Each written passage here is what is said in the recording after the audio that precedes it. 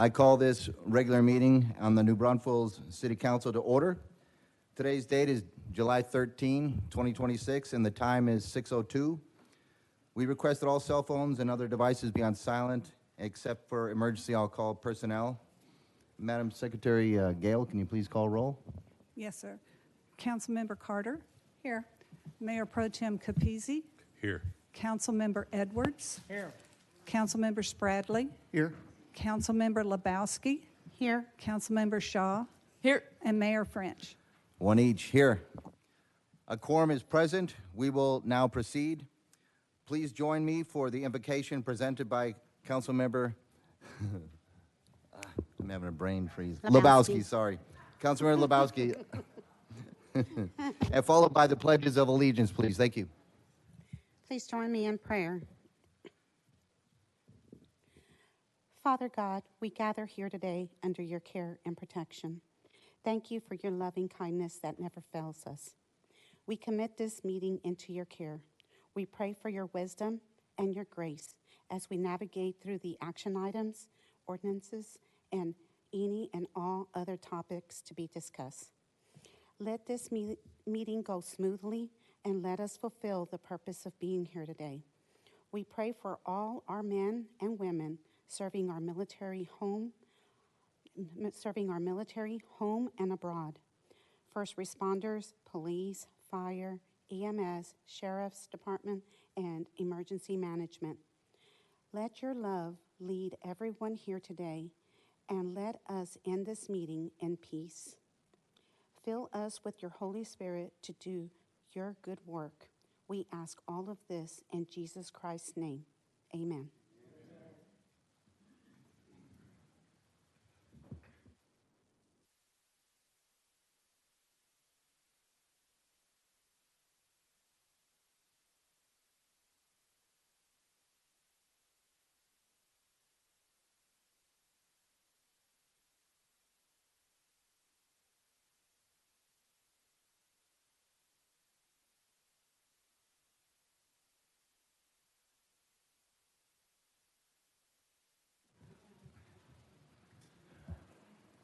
All right, ladies and gentlemen, we're going to have fun with the proclamation, and this is for Parks and Recreation Month.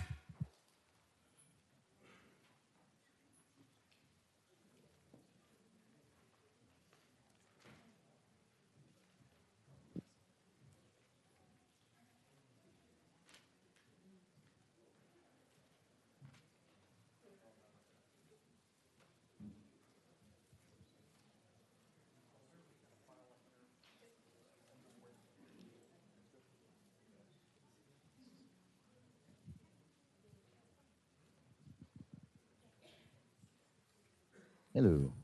Now, this is pretty exciting. This is my first proclamation. So I'm going to read this whole thing. Everyone here, do I read it while everyone's behind me? Yes, sir. You can invite them up. Parks and Recreation.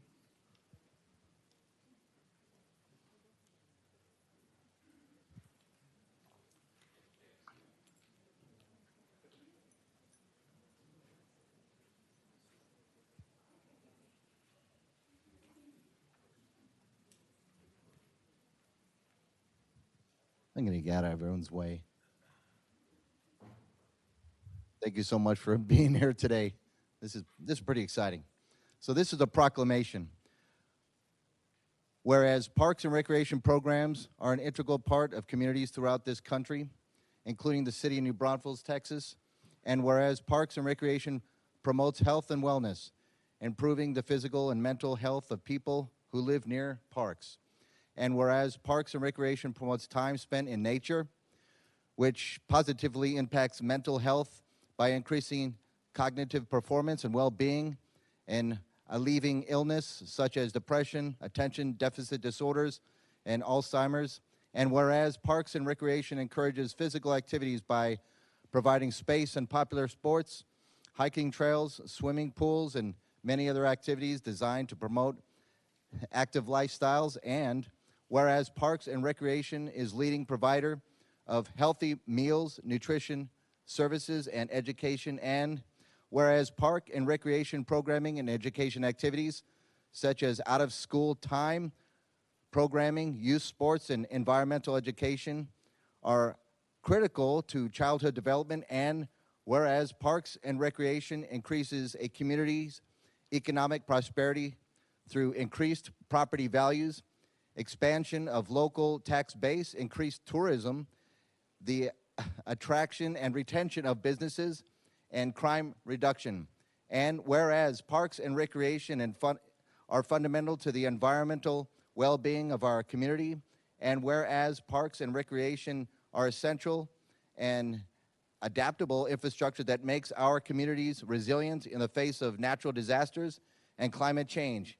And whereas our parks and natural recreation areas ensure the ecological beauty of our community and provide a place for children and adults to connect with nature and recreate outdoors. And whereas the U.S. House of Representatives has designated July as Parks and Recreation Month.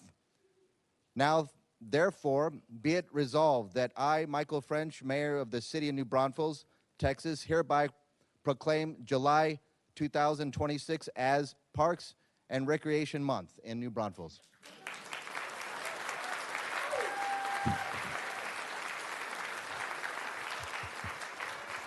Anybody want to speak? Yes, thank you, Mayor. Thank you, Council. My name is Jeff Bransford. I'm the Assistant Director of the Parks and Recreation Department. Mayor, Council, we want to thank you for all the support you've given the Parks and Recreation Department.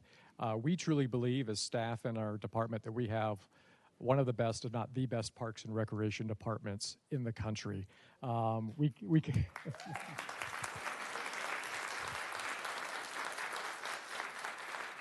We believe that our park system and our natural resources and the programs and events that we offer the community help make New Braunfels what it is. So we also want to thank you, the residents of New Braunfels, for all of your support. July is Parks and Recreation Month. I guess if you were to choose one month to celebrate Parks and Recreation, it would be July. We have slated a variety of events throughout the month, and we have a few big ones left as we round out July. And I have to use my note card because we have so many events. But this upcoming Friday, the 17th, join us for Family Fun Day at the West Side Community Center at 3 o'clock. Next Friday, July 24th, come out to DOS Rec Member Appreciation Day at DOS Rec, or out at Fisher Park for Fisher Flicks. We're going to be showing Encanto, free event. And then what's proven to be probably the most popular event is on Friday, July 31st, the third annual food truck party in Landa Park at 4 o'clock on Playground Drive. Come early before they run out of food. So again, Mayor, Council, thank you very much. We appreciate all of your continued support.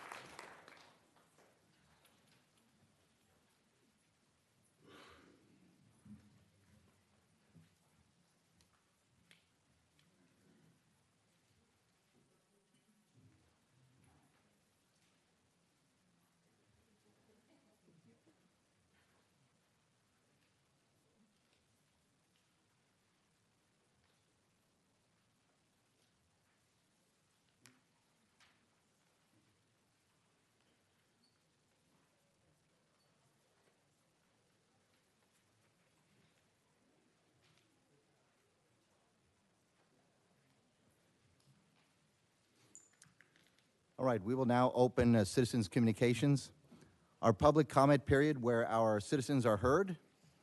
In the interest of time and structure, this period is specifically for individuals to address the City Council on issues and items of concern that are not listed on this agenda. There will be no City Council action at this time. Citizens will be provided the right to speak on posted agenda items which we will recognize later when those specific items are called. In the interest of protecting the city's network and data security, we cannot accept flash drives or electronic files at the podium. Please use hard copies on the overhead projector for council to view. Individuals desiring to speak, please line up behind the podium and be ready to speak. This is your time to address your city council. We do only ask, ladies and gentlemen, that you remain respectful for everyone in the room and be courteous. Everyone in the room, that's including us up here, please do that.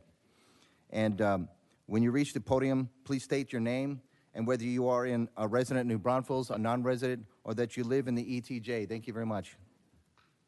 Come on.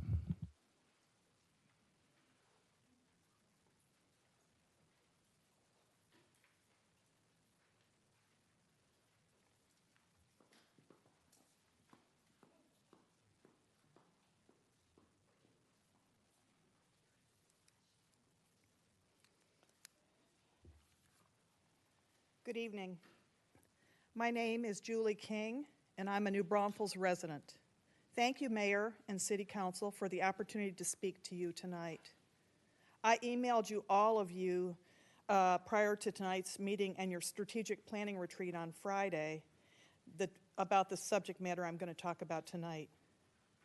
I personally believe that the city's strategic plan, the guidepost for a number of recent high-density and other initiatives advanced by the EDC and city leaders, does not reflect current views of the majority of NB citizens. For some who may wonder what Envision in Braunfels is, it is a consultant speak for the city's comprehensive plan, initially conceived in 2018 and recently updated by a California-based urban planning firm in 2026. A 70-slide presentation was made to City Council by the Assistant and Deputy City Managers on April 27th. I would invite all in the audience to look the video up online on the city's website. At approximately the 1 hour and 23-minute mark of the presentation, Mr. Werner made the following statement. The strategic plan is a living document designed to evolve as priorities, data, and community needs change. The Chamber of Commerce has a similar planning document called Confluence, again created by an outside consulting firm. We citizens need to become way more familiar with both of these, as their findings are the reason behind projects and funding that we have seen approved over the last few years. When New Braunfels was considerably smaller, we inherently trusted our elected representatives and city-supported entities like NBU and the Chamber to steward our community. We all understood that NB would grow, but we relied on others to keep citizen interests at the forefront of the planning process. Sadly, what I have witnessed time after time at multiple committee hearings and city council meetings is that we citizens are often the last to know about how our community will look and feel in the future. The positive news is that the recent election sent a strong message to leadership. Taxpayers demand to know more about how city decisions are made, and we plan to be far more active in the future. Some of you who may have attended or seen a video on the June 15th City Council meeting witnessed 5 candidates for openings on the Planning Committee publicly questioned by you on the dais if each were aware of the comprehensive plan as a precondition of their ability to serve. Those that were selected all passed the purity test to follow the city's planning blueprint.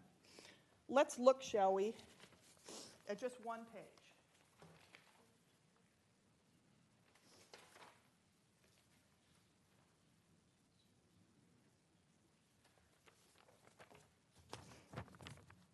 It's a little busy, the print is small, but this is the economic mobility blueprint of the Strategic Planning Committee, or of the strategic plan, which outlines 9 objectives that the consultant has advised our city to follow, and they will be benchmarked. Again, this document can be found on the City of New Braunfels website, and I would encourage all in the audience to look up and read it.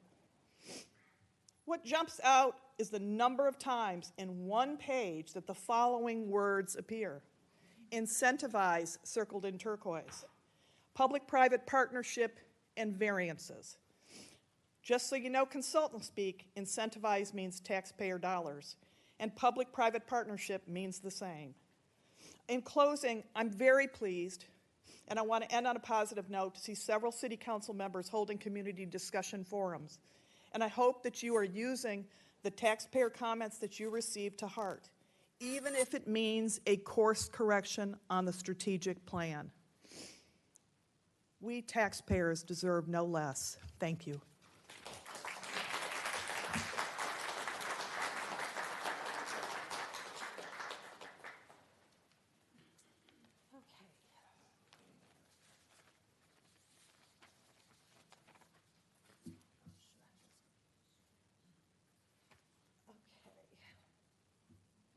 That up. My name is Eva Pepitone, and I am a New Braunfels resident. Thank you, Mayor and City Council, for allowing me the opportunity to share my thoughts about the consulting firm that the city has hired to prepare and advise on the strategic plan that is now being used to guide New Braunfels into the next decade. Within the last 2 weeks, New Braunfels was identified by Moving Place magazine as #1 city in the entire U.S. in terms of inbound move-ins. Not surprisingly, when asked during the last election season about their #1 concern, current residents repeatedly shared the urgent priority for our elected leaders to more responsibly manage growth for those who already live and work here. Consultants, per se, are not inherently bad. They offer fresh ideas and perspectives to governing entities and officials so they can better identify key priorities. New Braunfels has chosen to work with MIG, a Berkeley, California-based urban planning and consulting firm, to assist our city leadership. I moved here from California. I don't think I need to tell anybody that Berkeley is the most liberal city in the most liberal state in this country. Why we chose them, I have no idea.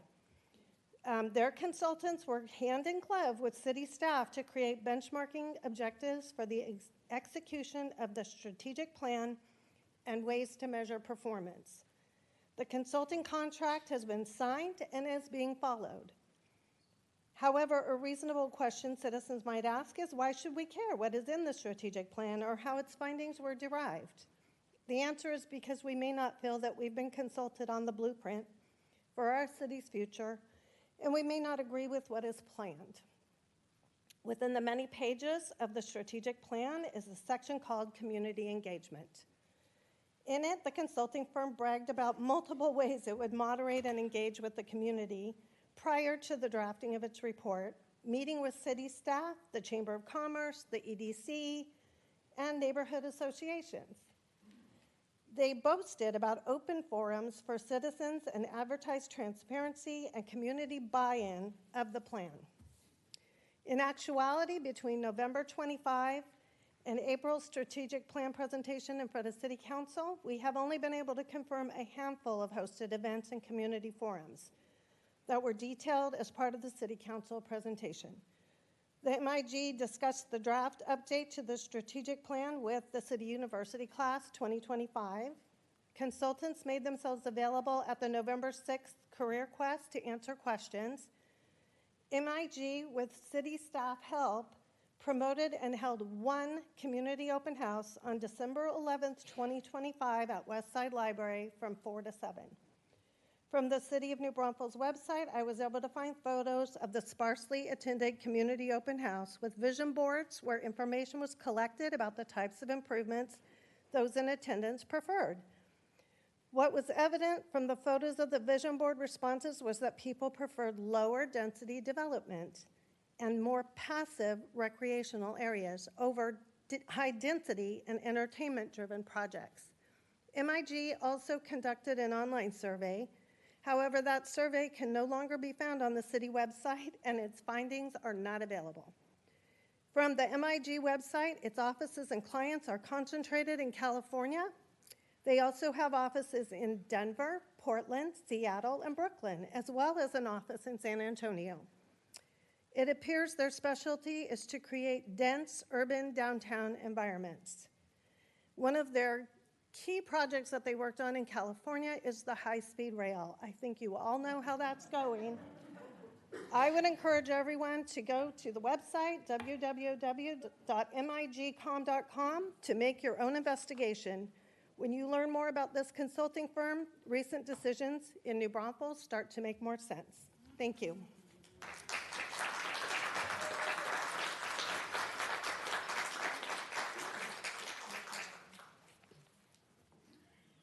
Good evening. I'm Donna Wolverton, a resident of New Braunfels. I rise tonight to share something Councilmember Edwards, in whose district I live, said near the close of Saturday's community conversation event. He spoke about his responsibility to govern in the best interest of all of his constituents, ensuring that he hears and understands their voices, applies logic and knowledge to that information, and makes the best decisions possible, not just for one constituent, but for all. I believe that applies to all council members and, in fact, to our leaders at every level. We heard a lot during the election campaign from you, Mayor French, about citizens coming first and listening to the people. I'm hoping that your leadership will bring that to bear in the manner Councilmember Edwards has described. And I'm hoping that the phrase, "we the people," when used, will really mean everyone, not just the loudest voices or the voices that happen to agree with a specific position. Think about it this way. What has been described as an overwhelming mandate from the people in the form of increased turnout and 60+% of votes cast being in favor of the victors in the runoff election, it might be quite the opposite. Though certainly high for a local election, a very low percentage of registered voters actually voted in the municipal runoff. Just under 15% this time. Counting those who voted for the other candidates and those who didn't cast a ballot at all means that about 90% of registered voters living in the city of New Braunfels did not vote for the winning candidates. While voting is certainly a very important way to communicate needs and preferences to elected officials, there are so many other ways. Town halls, email, phone calls, speaking during council meetings and city forums, serving on a city committee, attending meetings of other organizations in the community where leaders are speaking, following and engaging with official social media accounts.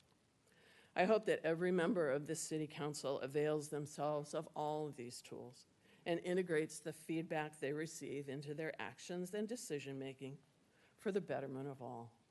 A representative government where we all feel heard and engaged. So let's get to work, the people's work. We, the people's work. Thank you.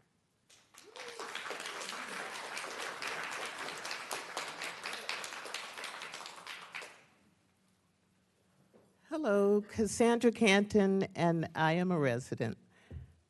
I started coming here in about March, and it has been, by the way, thank you for that prayer.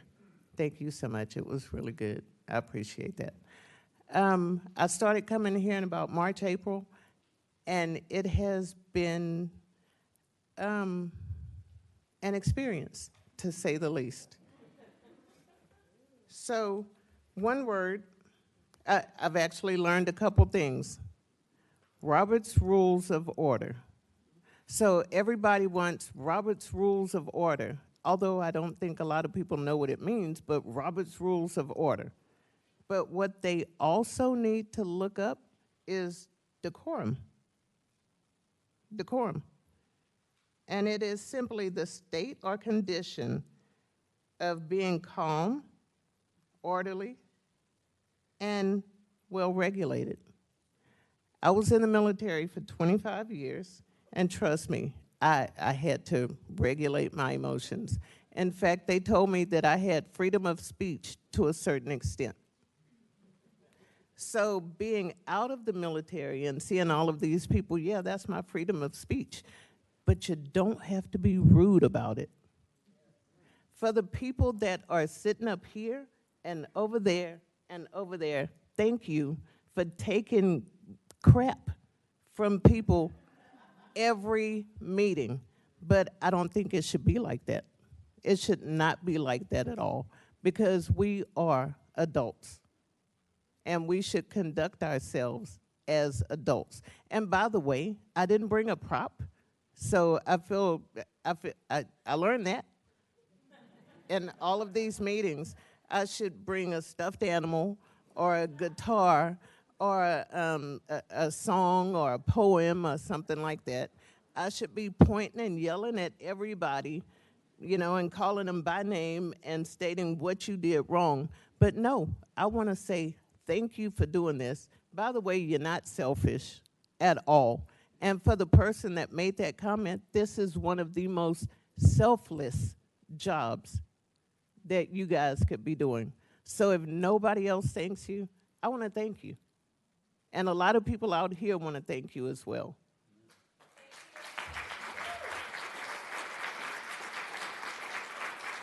So my word of the day is decorum. We just started. So decorum. And I'm not going to talk about your kid. I love her. Okay? I'm not going to talk about your hair, even though you look like Snooki today. I can appreciate it. Thank you.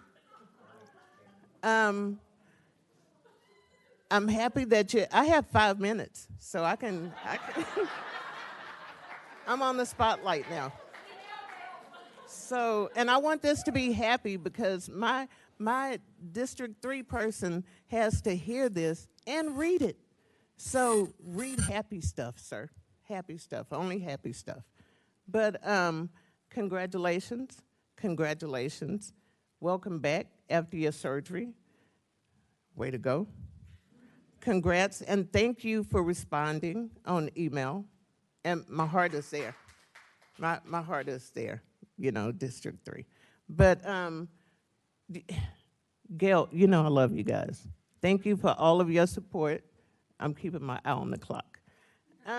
Robert, it was so nice meeting you and your staff. You guys rock.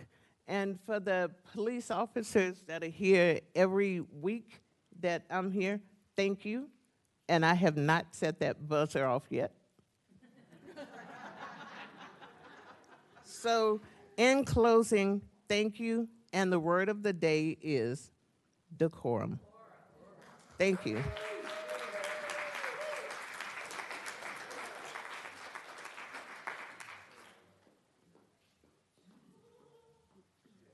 Yeah, opera. Good evening. My name is Elizabeth Hurlitz-Cortez, and I'm a resident of the city of New Braunfels. I've lived here for 15 years. So, people throw around the word transparency a lot these days, and it often gets tied to vague words like change. And I'm not sure everyone knows the difference between true transparency and weaponized, orchestrated gotcha moments. One is a standard of governance, the other is a stunt. But transparency isn't a new idea, it's a very old one. Limited government doesn't mean less accountability, it means more of it. Because the fewer decisions government makes, the more scrutiny each one deserves. A government that governs less has no excuses for governing in the dark, right? The city is about to hire two of the most important people who will ever sit in this building. A city manager who runs the daily businesses of people's water, roads, and public safety.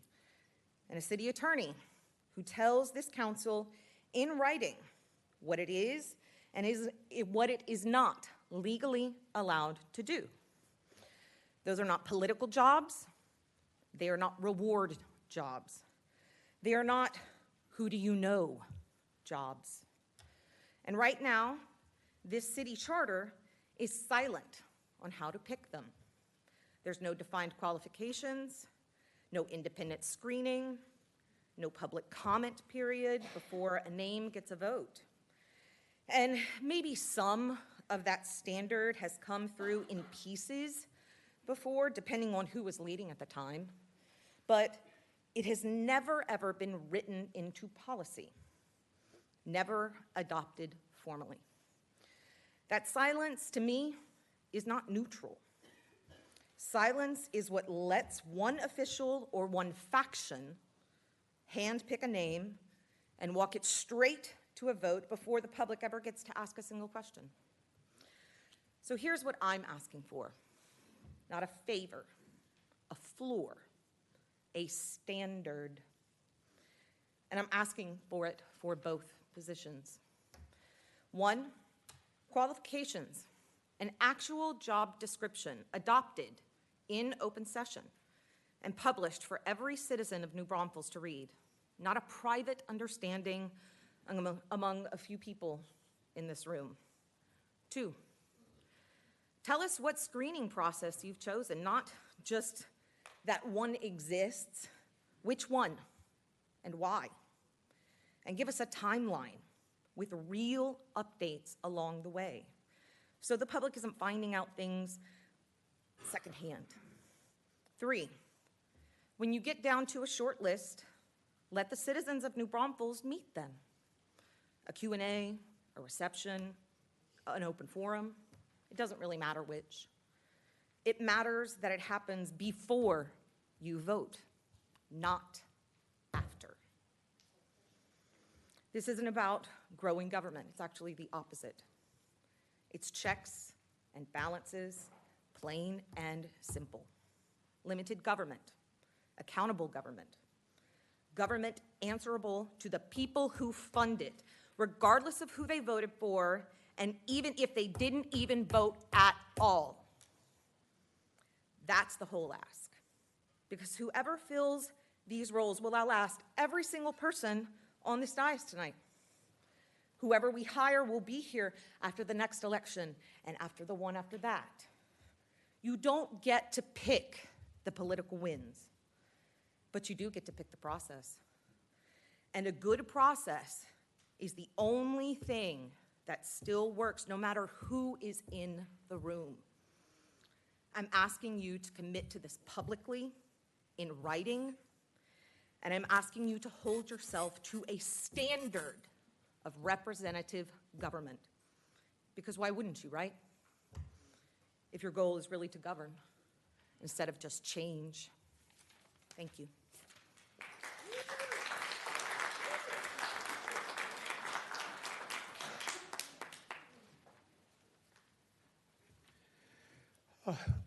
Good evening. My name is Bill Miller, and I'm not that Bill Miller.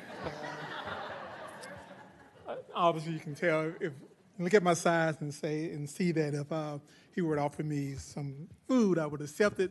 Say I'm not that mature. But my wife and I moved here about a year ago, a little over a year ago. First-time grandparents, and we have really enjoyed New Braunfels. And we have also attended a few city council meetings. And really I was personally taken back a little bit last council meeting, some of the comments and the tone and so on. So I was disappointed in myself last time for not getting up and to follow up those comments. So I may be a little off kilter today, but there is a familiar theme here. What I want to do is to accomplish three items. One, to thank each of you for your commitment to leadership and accepting accountability for critical decisions that will help change or lead our community, have lasting impact for our community.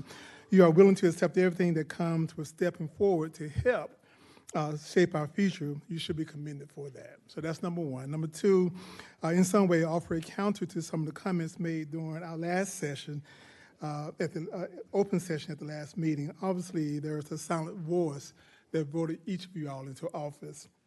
And that voice wants to see a government that works, maybe not perfectly, but definitely to be productive as a council. So that voice helped vote you into office. Otherwise, you would not be sitting in those chairs today. And then the third thing is to make a request of your constituents, actually our community, our neighbors who may not want to be front and center, to still be very intentional with their voice and offer constructive feedback so that we can, again, shape tomorrow. And make a positive change for our community. So as I mentioned, my name is Bill Miller. I recognize that I may have some negativity in my comments, but having also held senior positions, as you mentioned last session, in corporate America. I've chaired, I was the chair of a trustee board for a university. I was the chair of a foundation that was well over $100 million. I also started my own company from the ground up, so I understand how tough it is to be a leader and be the target of the many. But you guys have stepped forward, if you will, to do so.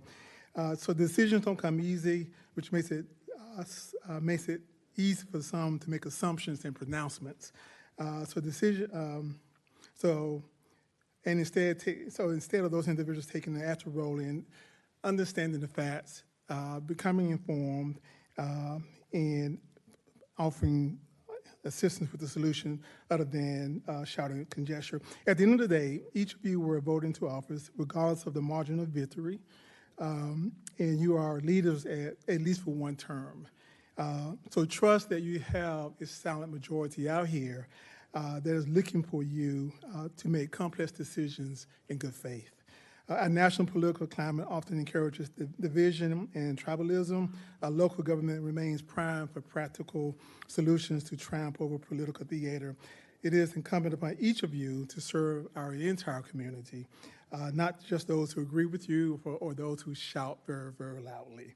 And certainly we need policies, protocols, and practices that embraces our entire community, and everyone should feel welcomed. As residents of this fastest growing city, we face significant opportunities and challenges. The time is now for collaboration. Help our community be vibrant and thrive from your diverse backgrounds, your beliefs and ideologies, and political ideologies, and find ways to work together. We see what happens. We see what has happened in Washington, what's happening at the state level across the country. The most successful organizations really thrive through disagreement. And so we have this opportunity here. So tonight I simply want to encourage you to continue the challenging work that you have accepted. Thank you for stepping up.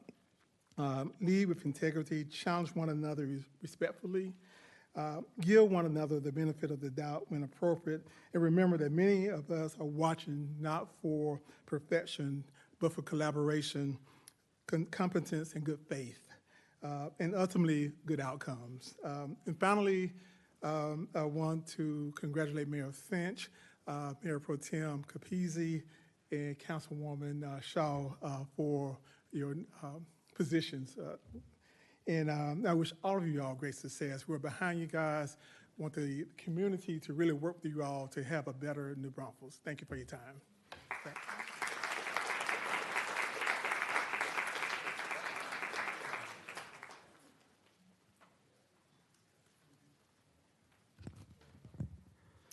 Good evening, Mayor, City Council, and fellow citizens. First, Mr. Capizzi, I owe you an apology.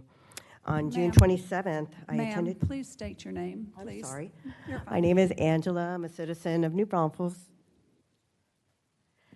Good evening, Mayor, Ma'am. City Council. I'm so sorry. Can I have your last name? Keller. Thank you. Good evening, Mayor, City Council, and fellow citizens. First, Mr. Capizzi, I owe you an apology. On June 27th, I attended your Coffee with Capizzi event, and I questioned you about building the police department. And I may have said jail, I don't recall. And I was wrong. Let me correct myself. Jaris General Contractors built New Braunfels Police Headquarters and the Veterans Memorial.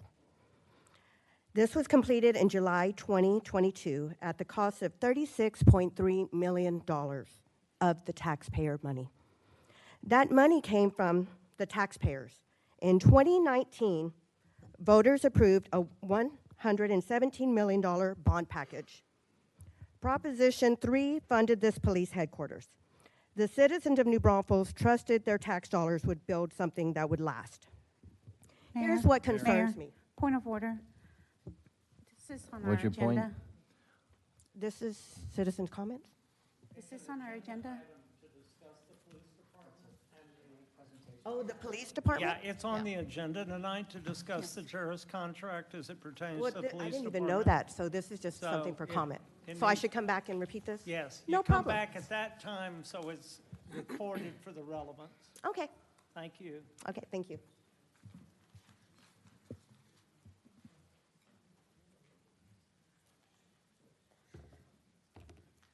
Okay, it's my first time, so if I mess up, I'm sorry. One moment. I would like to make a statement on that. Texas Open Meetings Act, you can talk about whatever is on the agenda anytime you want. Okay? Thank you.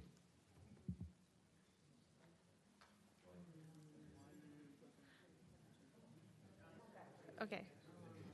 So, according to the agenda, Mayor, the way that you all have set forth your agenda, you've defined that if you want to, if citizens want to speak on an agenda item, they should speak on that item. And so this part of citizens' comment is for items that are not on the agenda. Mayor, you can change that, but because of the way that you've posted that, I would recommend that you adhere. No, yes, ma'am, I did make that change, but it was crossed out. But under Texas law, you can. Thank you very much. That's the end of that.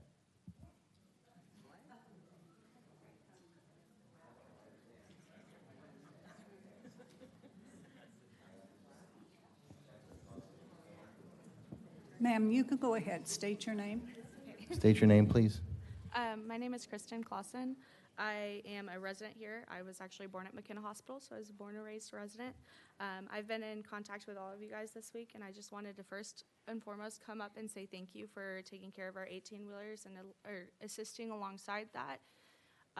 We were able to work with some really amazing cops who are a part of the Commercial Vehicle Division, and we are very grateful that our concerns were taken seriously on River Tree. The other thing that I wanted to say thank you for was expediting our speed bumps, because originally when we were given the yes for our speed bumps, it was suggested that it was going to take up to a year. And I believe it was Ms. Lebowski who pushed and said after campaigning in our neighborhood, no, this needs to happen now. This neighborhood is very dangerous. So all of that has been really, really great. However, I am coming on behalf of our entire neighborhood. Our entire Facebook group has been blowing up in regards to this cut through that has been opened in our neighborhood and the safety concerns, because we do have kids who actually play outside and it's beautiful and they play with their neighbors, and my 18-month-old goes over to the neighbor's house and knocks on the door to come play with kids 4 times his age. It's crazy. And so that's just the kind of beauty that we have within this neighborhood and this community. And so right now what we're experiencing is an influx of 16,000 cars coming through our neighborhood a week. That is an extreme amount to go from it almost being a private little oasis in New Braunfels to now everybody is just blowing through our town. And so because of the through our neighborhood, sorry. Because of the speed bumps, it has definitely helped with some of the speeding aspects, except for only 3 out of the 4 proposed and requested speed bumps were approved. And because of that, as soon as they get past that last speed bump, they go flying through the rest of the neighborhood, zooming past our mailboxes, which makes it unsafe for our residents to check their mail or drive down to the lake access that we have. Don't tell anybody because it's beautiful. If you're considering buying in that neighborhood, yeah, I would highly agree. And so we're coming here, and I guess this is kind of the beginning of me coming out and speaking publicly to say we need to lower the speed limit. And in regards to that as well, we're not just asking for the speed limit to be reduced within our neighborhood. We're asking that y'all take our neighborhood as an example of the serious dangers and risks that are put upon neighborhoods like ours that are involved in the thoroughfare plan. Our neighborhood is supposed to basically go diagonal with 46 eventually, and if that actually does happen, that puts a lot of our neighborhood at risk. Some of the homeowners on River Tree are already complaining that their homeowners' evaluation, like how much their money or their house is worth has drastically gone down already, because who wants to buy a house on a street that every time you back out and pull back in, you're at risk of getting honked at, possibly hit, And sometimes they just don't even care and zoom on past you anyways. Who wants to buy a house in a neighborhood where that doesn't have sidewalks, so then you have to walk down the street to get to our lake access? And that's part of the perk of our neighborhood. And I just think that, you know, obviously there's nothing we can do about what has already happened in our neighborhood with that one cut through, but possibly look at our neighborhood as an example of what this thoroughfare plan, the risks that it has involved. Okay, thanks.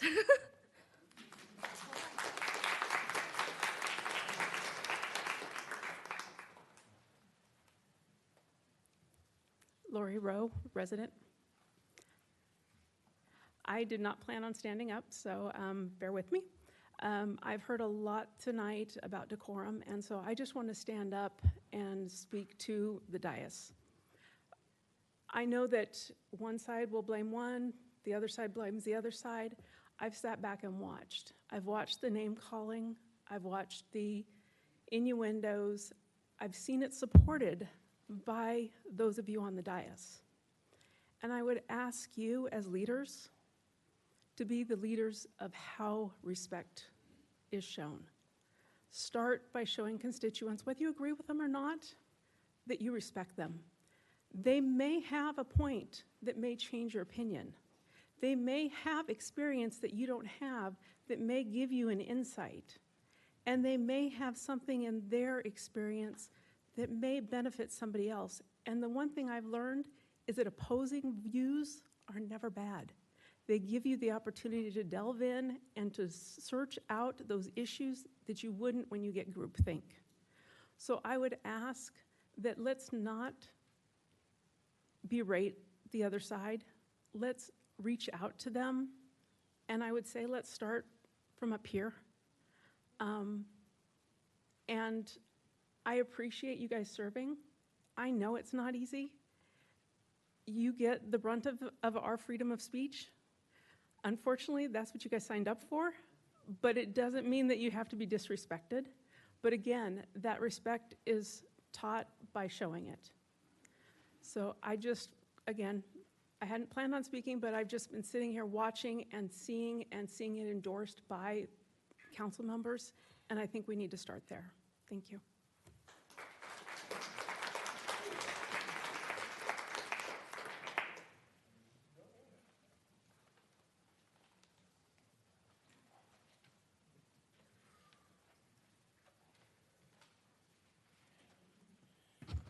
David Warmke, District 5. I was going to do this last meeting, but I waited for this meeting. And it's a little bit of a light note, but, you know, it's July. It's time to start thinking about Christmas. So what do I want from Christmas? Well, I'm going to show you, if I get this thing pointed the right way. From our new city council, a top 10 list. And I need to remember the clock is there now, sort of. Top 10 things I want from Christmas from city council leadership in New Braunfels. And this is just a quick overview. Number one, take a close look at the ADM Mill redevelopment project. Huge project, 1 million square feet, 12,000 cars minimum a day in and out. It is going to really detrimentally change our downtown. We really need to look at that. Number two, kill the idea of the convention center on top of the civic center. This has been around and just won't seem to die. There's much more appropriate places to put it. Behind the marketplace over by I-35, there's plenty of space, there's good access, and it's not stupidly expensive trying to put something on top of a building that's already there that wasn't designed for it. Number three, TERS, kill them. They essentially are taxation that's not equal. And we wind up with people that are outside of the TERS paying for things like police and fire, because a lot of times that isn't fully paid for by the TERS. 4B to 0B, stop the blue coat group thing. It's all about money. That has been around for about 30 years and has grown. It's gotten so insidious now, and I essentially call it what essentially it is on the worst level. It's just a slush fund that money is spent without a whole lot of accountability. Rein in the crazy growth. Start seriously looking at water issues. And I know that's something on your agenda, Mr. French. Presentation at City Council with facts and real information, not smoke and mirrors. You've seen some of that in the things last session. We had a bit of that y'all drilled into. Full disclosure for NBU debt, the hidden cost of growth is pushing $1 billion. Preserve the inner loop of New Braunfels. It's not broken. It's still a great, unique place. And if we do increase density infill, which is a grand plan, it's just going to kill it. Stop using outside consultants, use our homegrown talent. We do way too many outside consultants. Stop wasting time and energy on pie in the sky master plans. Envision NB with no BS. Now, things I want, there's more, 13. Stripes on the roadway. Wow, what an amazing thing. Maybe down at the plaza so people could get to the plaza without having to take their hand in their lives. The deer. We need to urbanize them and get them to vote. They could be a voting block. I mean, they're useful. They could be a voting block. And last but least, there's supposed to be music, but it didn't start. Let me see if I click again. Yeah. Lord, won't you buy me a Mercedes Benz? My friends all drive Porsches. I must make amends. I had that clip in there, but it didn't play. So, oh, there it is. You know, I've been gone from here for about a year, and Lord has had me just do music. And now he said it's time to be back. So I'm back. And the name on my chair and Trey and Candy, that's sort of a joke. But you know, at one point in time, Mr. Spradley said, I need a name on my chair. People get up and sit in my chair when I speak. So the next 6 months, those 10 issues, basically each week, each city council meeting, I'm going to do some detail on that. And thank you for being here. Thank you, city council. Thank you, our city staff. And most of all, I want to thank the people that speak up and came tonight. One last thing. I want the citizens of New Braunfels who have stepped up to change things to understand they are important and they can make a difference. I've been so pleased tonight seeing people come up here and speak, and it's not the usual group, and thank you. God bless you. Merry Christmas.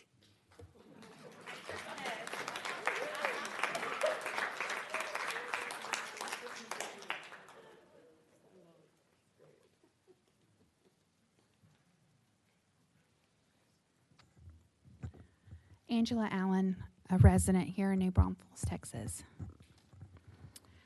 Good evening, Mayor and Council. My name is Angela Allen, and I'm here tonight because I believe that we have a responsibility as elected leaders to take care of the residents who are already calling New Braunfels home. Before we approve the next subdivision, the next rezoning, or the next development, we have a duty to make sure that the infrastructure serving our existing neighborhoods is working. I recently received another message, which is following up with residents, assuming that a problem had been taken care of, to find out that it had not. Residents in Champions Village have told me that the sewer situation has gotten worse. For the past 10 days, NBU crews have been on their street cleaning sewer mains and homeowner service lines.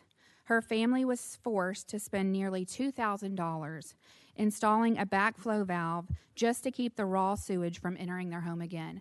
May I state, they're probably in their 70s. Her husband's battling cancer and was going to MD Anderson the next day.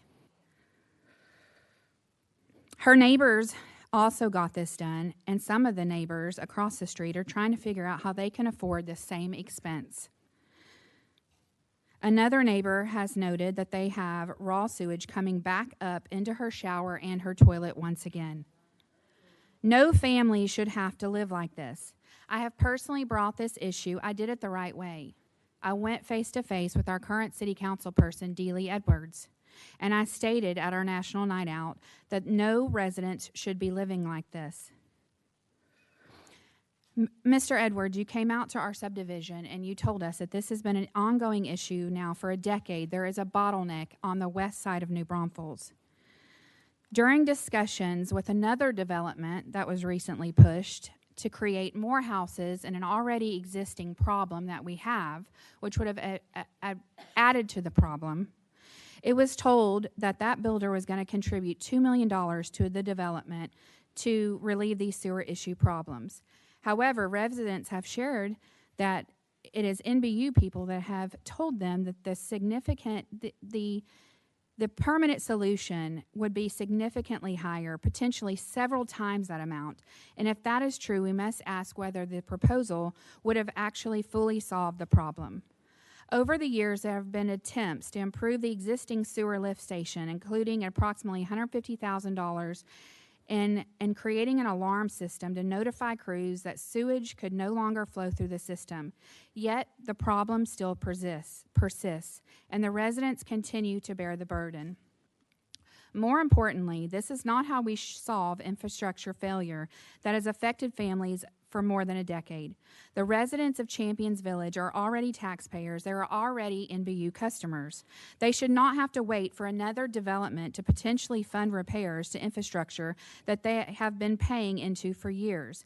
They deserve a permanent solution because they have faithfully invested in this community, and they deserve basic services that were promised. These are not simply infrastructure problems. They are quality of life issues. They are potential public health concerns. They affect property values, financial security, and the peace of mind of families who simply want to live safely in their homes. And I have to ask, why would we move forward with an NBU headquarters project estimated at $140 million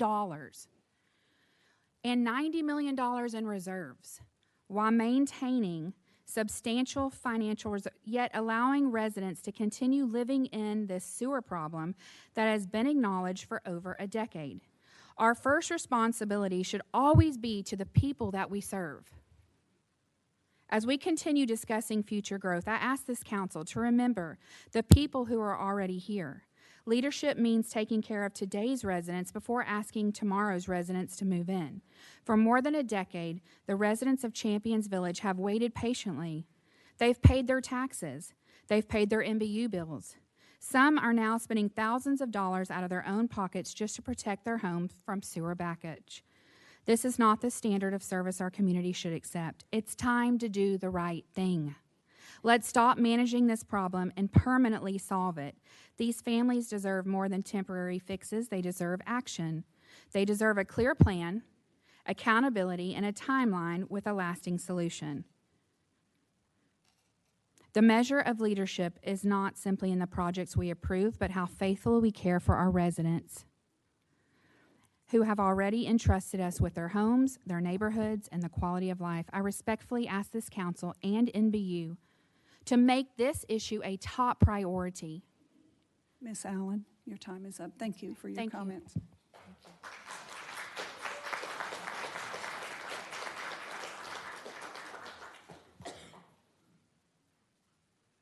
Hello, Lee Brown, resident of New Braunfels. Mayor and City Council, thank you for the opportunity to speak. I'd like to address some false statements that have been made about Envision New Braunfels. The strategic plan wasn't created behind closed doors. It was a result of a lengthy process that involved dozens of public meetings, hundreds of hours of citizen involvement, more than 700 volunteers serving on advisory groups, and nearly 9,000 people participating in the process. It was truly a citizen-led vision for the future of our city. Many of the voices speaking so forcefully against it today were not residents of this town at that time. I actually think that says something. If the citizen-led vision for New Braunfels was so terrible, why have so many people from outside this community chosen to move here since then? Does that mean the plan is perfect? Of course not. Communities change and plans should evolve. But let's not rewrite history or dismiss the work of the thousands of residents who invested their time and energy into creating a vision for the city they loved.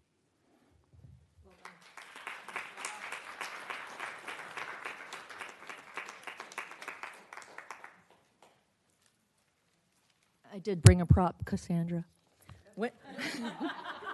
I don't know where to put it, though, first. Just in here? Okay. So, good evening. My name is Joyce Compton, and I'm a resident of New Braunfels. I'll start with a story with a few messages. Don't worry, the messages aren't hidden. It was a Tuesday around 10 a.m. on November 19th, 1991. I was sitting in biology learning about osmosis. I was 14 and I wanted to be anywhere but science. A student runner knocked at the door and said I was being summoned to the office. I had no idea what I had done, but I was so excited to get out of class. I nearly skipped to the office. When I got there, I locked eyes with the school secretary. She motioned to my right, where I saw my mom sitting on a couch, tears streaming down her face. That's my first message. Be careful what you wish for. You just might get it. My mother told me that her father and her uncle had been murdered by their neighbor. In Port Arthur, where my grandparents lived, mailboxes are grouped in posts in front of the yard by the street. My grandfather's mailbox was grouped with his neighbor's on a joint post, and this neighbor had decided he didn't like my grandpa very much. And he sawed down their joint post. That Tuesday morning, Grandpa went out to do some yard work and saw the mailboxes lying on the ground. He called over his brother-in-law. Just so you know, I'm not lying. Somebody would lie about that. He called over his brother-in-law, my great-uncle, and together they worked at putting the mailboxes upright. And the neighbor came out with a gun in his hand and shot them both multiple times. In an instant, life as we had known it had changed forever. Mid-morning on a Tuesday, my beloved grandpa and great-uncle were dead in cold blood over a mailbox. So that's my second message. Love thy neighbor. If you believe in God, it's the second greatest commandment. That day shook me to my core. I had attended Catholic school, but I couldn't understand how this had happened. I couldn't understand how God had allowed this to happen. Today I'm pushing 50, as my niece tells me, and I still grapple with spirituality and religion. All that to say, my third and final message is this. It's the word of the day, decorum. Be yourself, but be kind. We are all sharing this planet.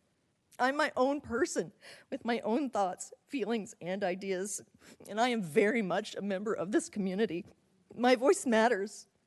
While I don't know much about my councilman, Mr. Edwards, I know that he is my representative in this city, and I trust that he will take into account all of the voices in District 3, regardless of who is the loudest, the most pushy, or who is the most God-fearing.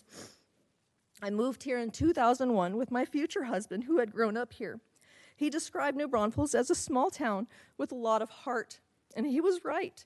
It was so different from where I had lived. Everyone was so kind and helpful, it made me want to get involved. I have volunteered with at least 15 different organizations in the last 25 years. I want to be a part of this community, so I give back however I can. In the last few years, though, New Braunfels has changed, and not for the better. It doesn't have to do with the growth or the traffic or the new buildings. It's the people, the ones who think they're better than everyone else. Natives, new folks, and everyone in between. There are a lot of people acting like their voices matter the most. I may not have the strongest relationship with God, but I know we are all the same. No one is better than anyone else. I'm certainly not. I do know that we, as a community, need to get our, excuse my French, shit together and start acting like decent human beings, or the city is going to fracture even further. I know this is going to get a lot of scoffing from the crowd, but Mr. Lennertz was right. Social media is the devil's tool. Behind the keyboard, we are all angry and evil and saying the most awful things to our neighbors, our community members. I know this all sounds very goody two-shoes and like inspirational mumbo-jumbo, and trust me, I rolled my own eyes at myself when typing this out. I'm just a resident who actually loves the city where she lives, and I want to at least like the people who live here too. I'm raising my kids here, and I want what is best for them and for everyone else's kids. That should be what we all want and what we all strive for. Moan and groan all you like, but I remain hopeful we can drop the name-calling and the insults and work together to get that sense of community back. We had it before, and I know we can get there again.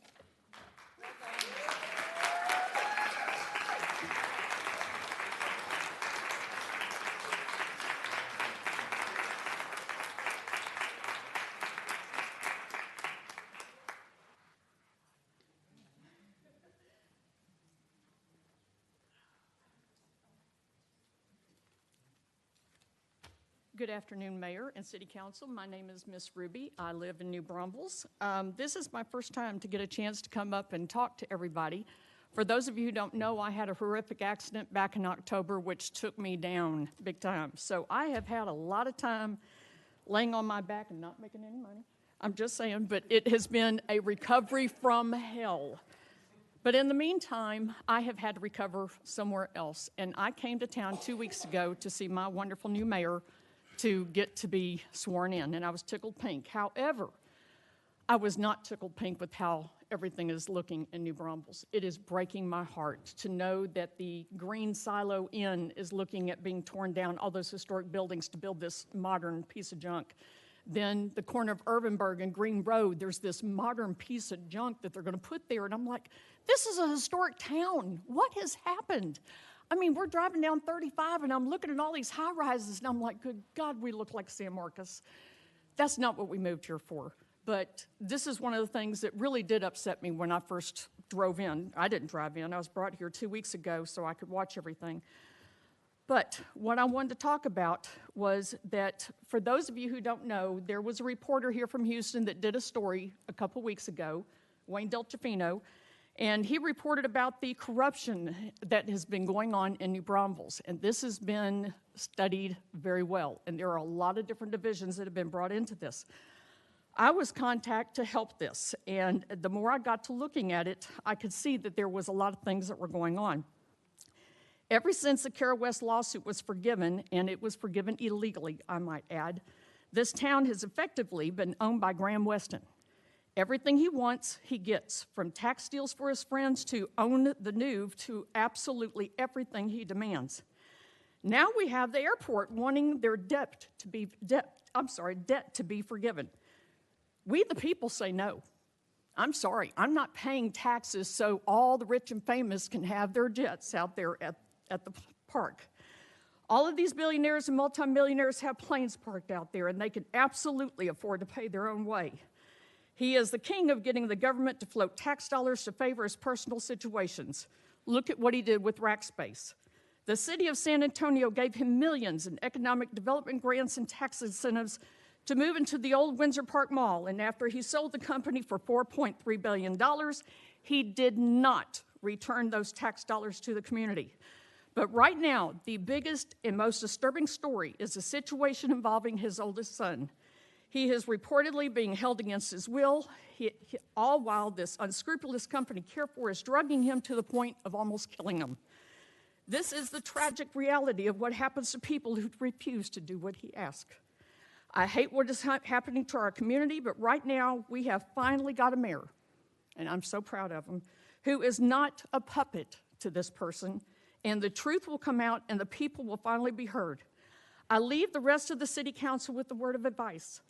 If any of you are entertaining business dealings with this man, I want you to just stop and think about what kind of person does that to his own child. He is not the kind of man that I want to be helping out. And by the way, even though I'm a diehard Republican, I've got a Democratic dog, so I'm very fair. Thank you.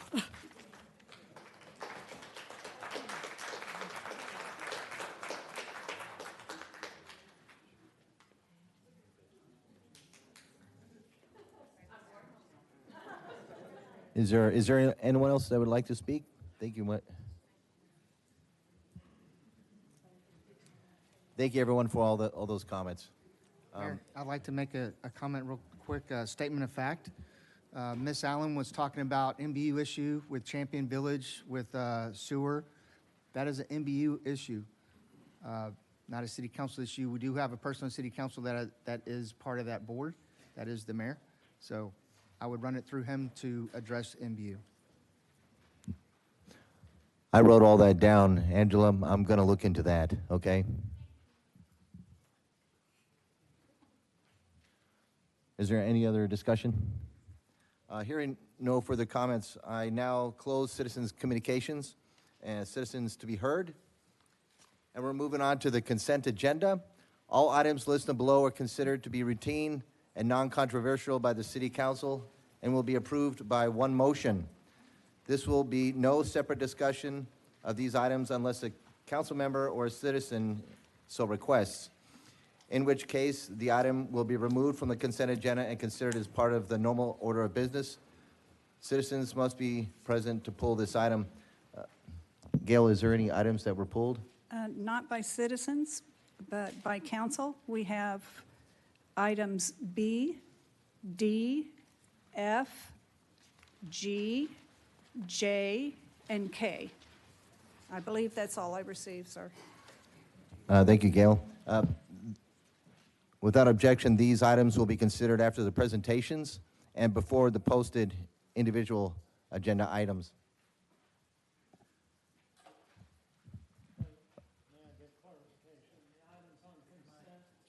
The items on consent to be voted on are A, C, E, H, and I. Is that correct? All right. It looks like it's correct. I would make a motion to approve those. I'll second. All right. You want me to read the items first? You don't have to, sir. Okay.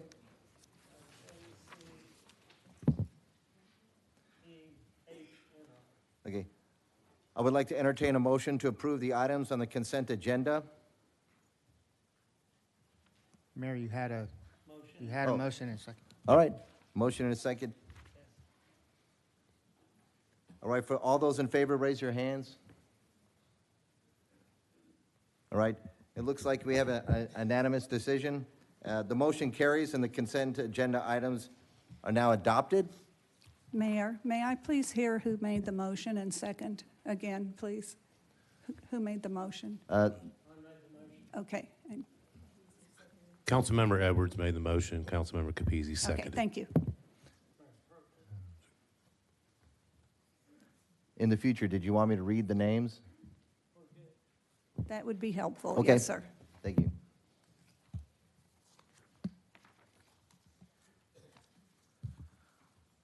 All right. So I would put item B, the consent agenda as first.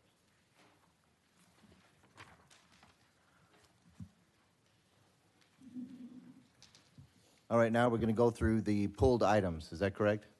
So approval of a contract award for the, No, sir, we were going to go through the presentations first and then go through the items that have been pulled from consent.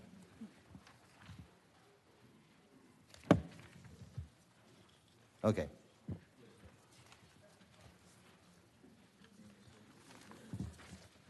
All right, we're going to go to presentations. Mayor, I'll be recusing myself for presentation A. All right, thank you. For the first presentation, Mayor Pro Temp Capizzi is excusing himself in the room. All right, the first presentation.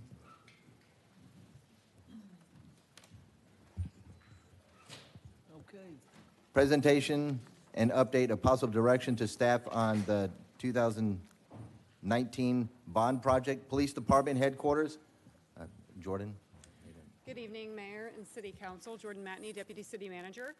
This evening, we have Gary Ford, who is our Director of Transportation and Construction Services. He's been with the city for about 15 years now, serving in various positions, rising to the rank of Director. He joined this project in late 2021.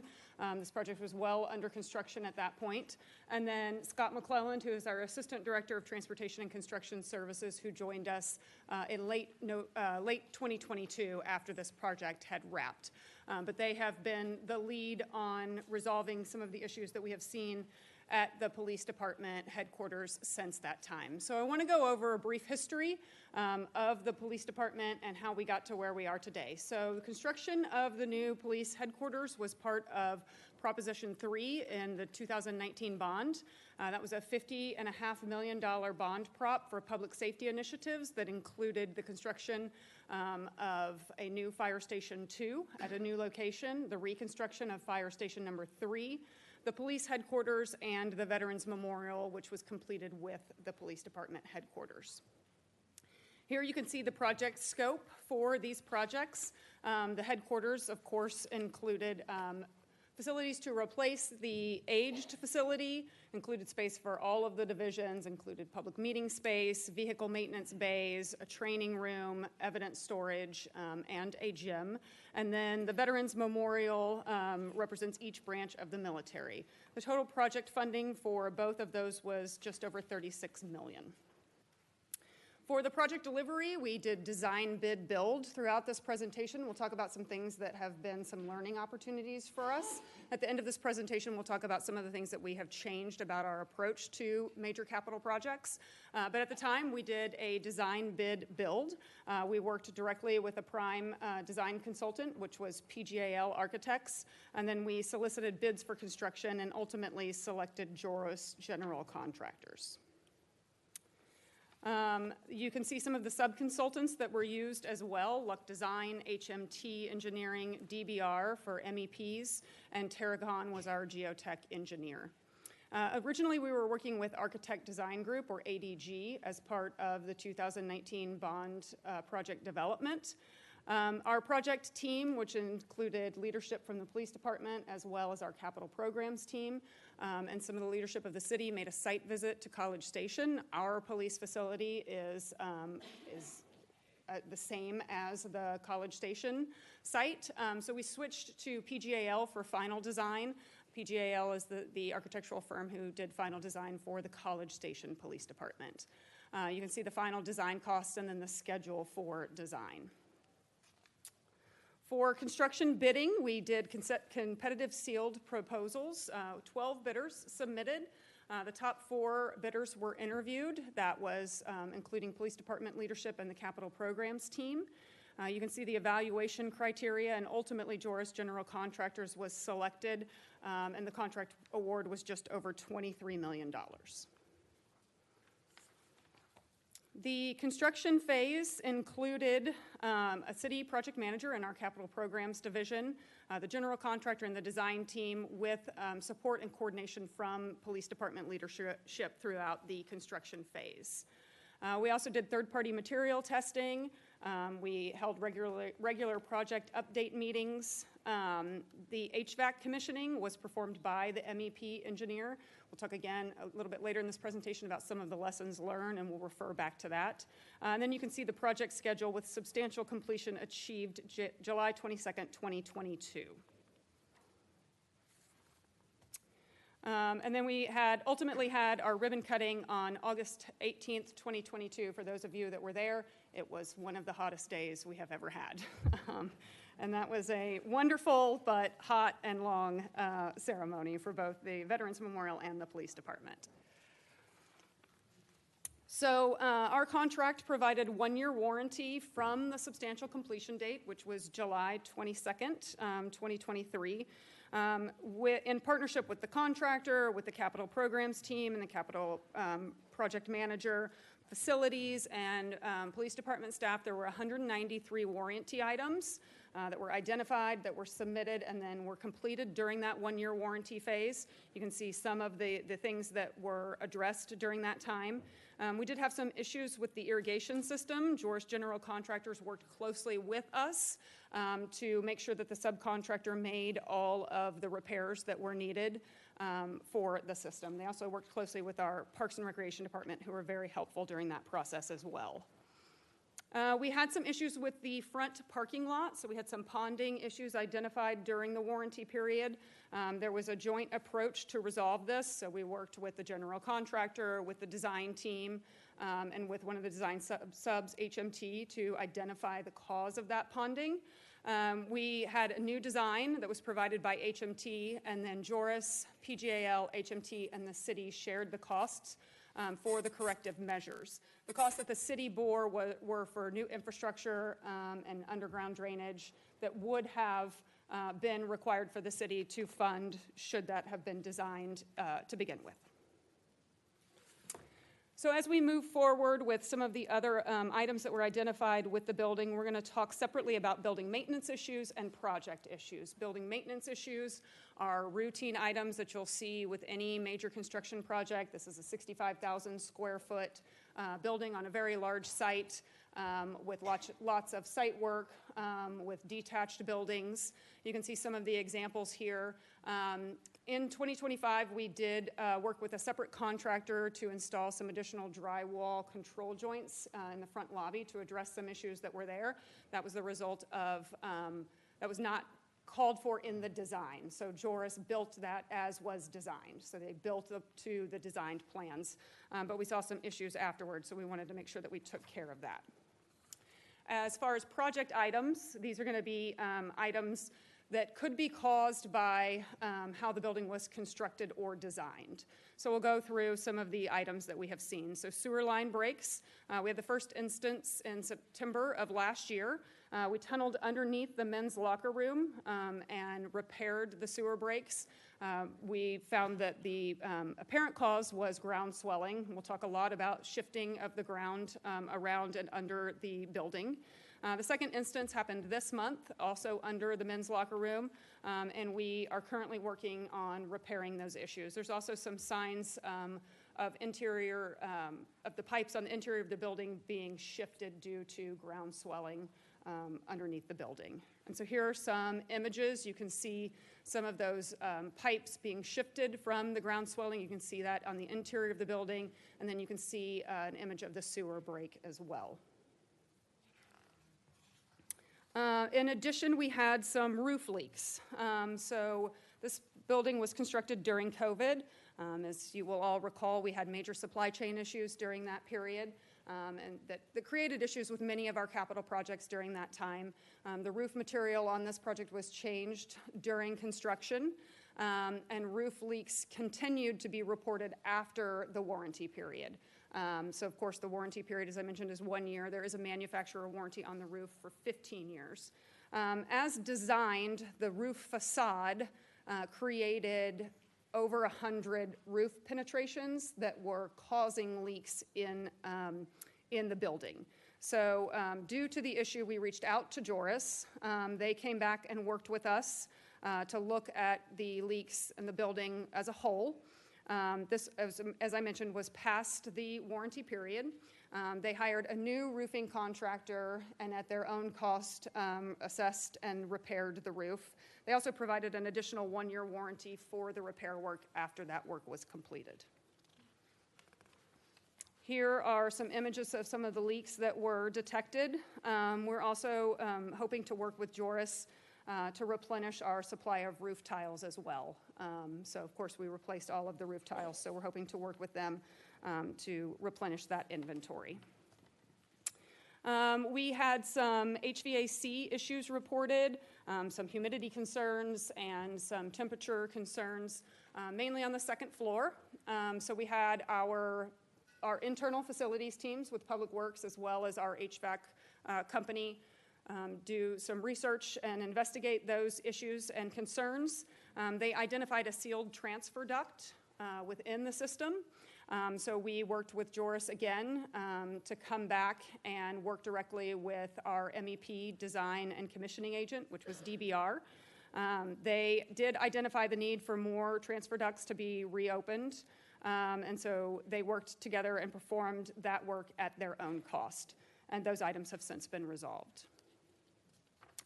And now we'll move on to site issues, which is one of the more visible to the eye issues that is taking place at the police department headquarters. So we're seeing lifting pavers. We're seeing shifting fence panels, which has created some issues with the gates. We have installed and repaired the gate so that those gates are operational now. We're also seeing some water infiltration in the electrical conduits. So we're working with third-party firms to investigate each of those issues. We don't want to go out and make repairs. We need to understand what is happening first. So I know that it can be frustrating to continue to see those issues linger, but we need to first understand exactly what is happening and who or what is responsible before we can go in and make those repairs. Here are some visuals of some of that concrete shifting. These images probably don't illustrate as much some of the shifting, kind of those images aren't really showing some of the separation that you can see from the doorways to the flat work, and then some of the shifting pavers. So we have been working on a forensic site movement assessment. We're working with Robba Kistner. So they have done soil samples, they've done site evaluations, they've reviewed our design documents. They have found that there are highly plastic soils with lots of movement, potential to shrink and to swell depending on the moisture content. They found that the design for the building footprint itself mitigated for the clay soils, but there was not mitigation for all of the site elements. So that's why you're seeing shifting outside of the building footprint. They had several recommendations, as you can see outlined here, so checking for additional leaks, rerouting the roof drains, so they currently discharge straight down at the perimeter of the building, so rerouting those to discharge into the parking area, and then mitigating for moisture under the pavers. For the sewer line and roof drain assessment, we're working with a third-party engineer to do a full analysis of the sewer and the roof drains, identify underlying issues, and then provide a mitigation plan. You can see the timeline for completion. That has been funded. It is currently underway. That was funded by the 2019 bond reserves.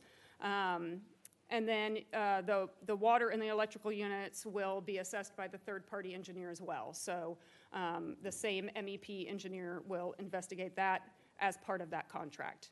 As far as roof leaks are concerned, should we have additional leaks, if additional leaks are identified, Joris remains involved and committed to taking care of those at no cost to the city.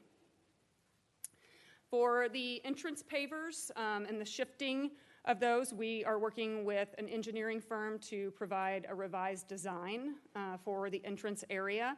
That design, as you can see lined out there, will mitigate for moisture. It will look at the limits of the pavers and the concrete. There may be an opportunity to go in with additional sod to eliminate some of that shifting issue, and then evaluating some of the planting beds and landscaping to make sure that we don't have water infiltration. That is underway currently as well, funded by 2019 bond reserves. And then as far as the site concrete, we will address that once we get final design for all of the entrance pavers. Make sure we understand exactly what is taking place before we move forward with addressing the flat work issues.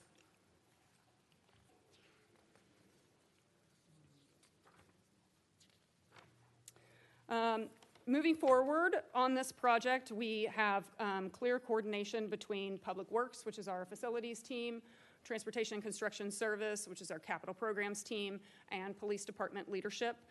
They are in regular communication, have regular meetings scheduled. Joris has agreed to monthly on-site meetings with our TCS team to continue to evaluate as we move forward with additional repairs on site, and as we receive information from that third-party review to understand what the underlying causes are. We also will provide quarterly updates to the City Council via email. I want to talk a little bit about some of the changes we've made on the Transportation and Construction Services project delivery side. We talk a lot about growth, right? And so as this organization has grown, we continue to reorganize, we continue to add team members, and as this organization has grown up, we have really looked at how different departments are managed. So the Capital Programs Division used to be an independent standalone division, a little bit siloed in our organization.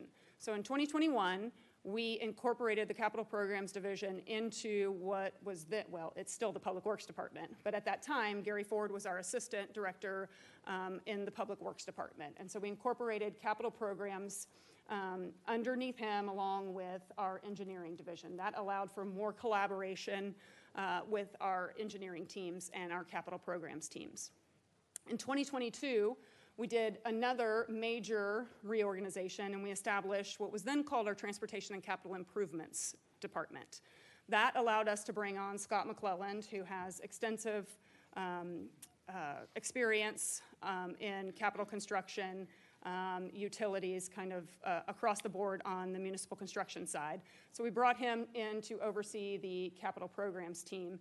And then very recently, as you have heard us report, we did another reorganization, renaming TCI to TCS, Transportation and Construction Services. That brought in our development services team. So now we have cross collaboration in that department where our capital programs teams have direct access to our engineering team, our development services team, our building safety team, our inspections teams. So it's allowed for a much deeper review of our capital projects and a lot more collaboration. And then, of course, we collaborate with other stakeholder departments as well. But all of these construction projects are now led by TCS. So they are their projects until they turn those keys over to the department that we are delivering that project for. As far as process changes are concerned, we have, at the beginning, I talked about a design bid build process.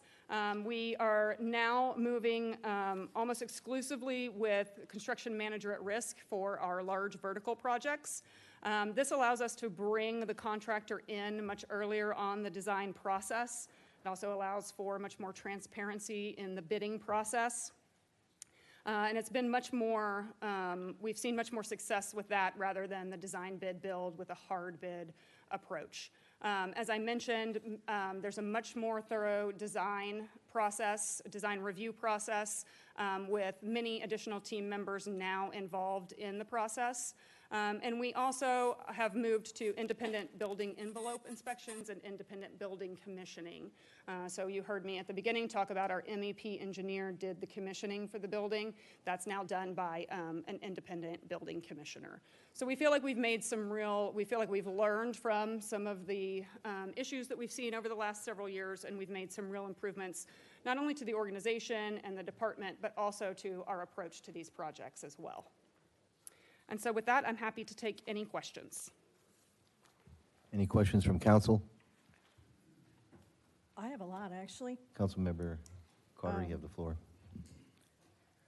I brought this topic to the floor for a reason, and I'd like for Gail to go through the slides that were provided to you. Do you have those? Did you send them, Mayor? Or did you get them?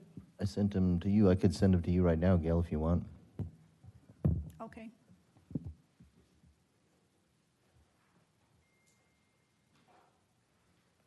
And thank you, Jordan, for your presentation. Of course. So while, I sent it to you. do you want me to send them? Yep.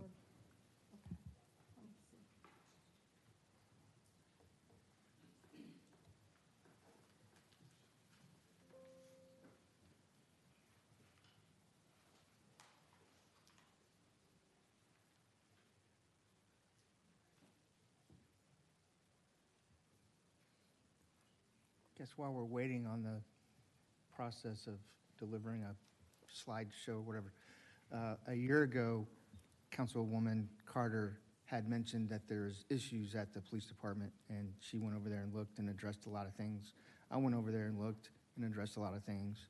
And then last Friday, I went over there with Mr. Scott and took a look at things. A lot of things are completed inside the building.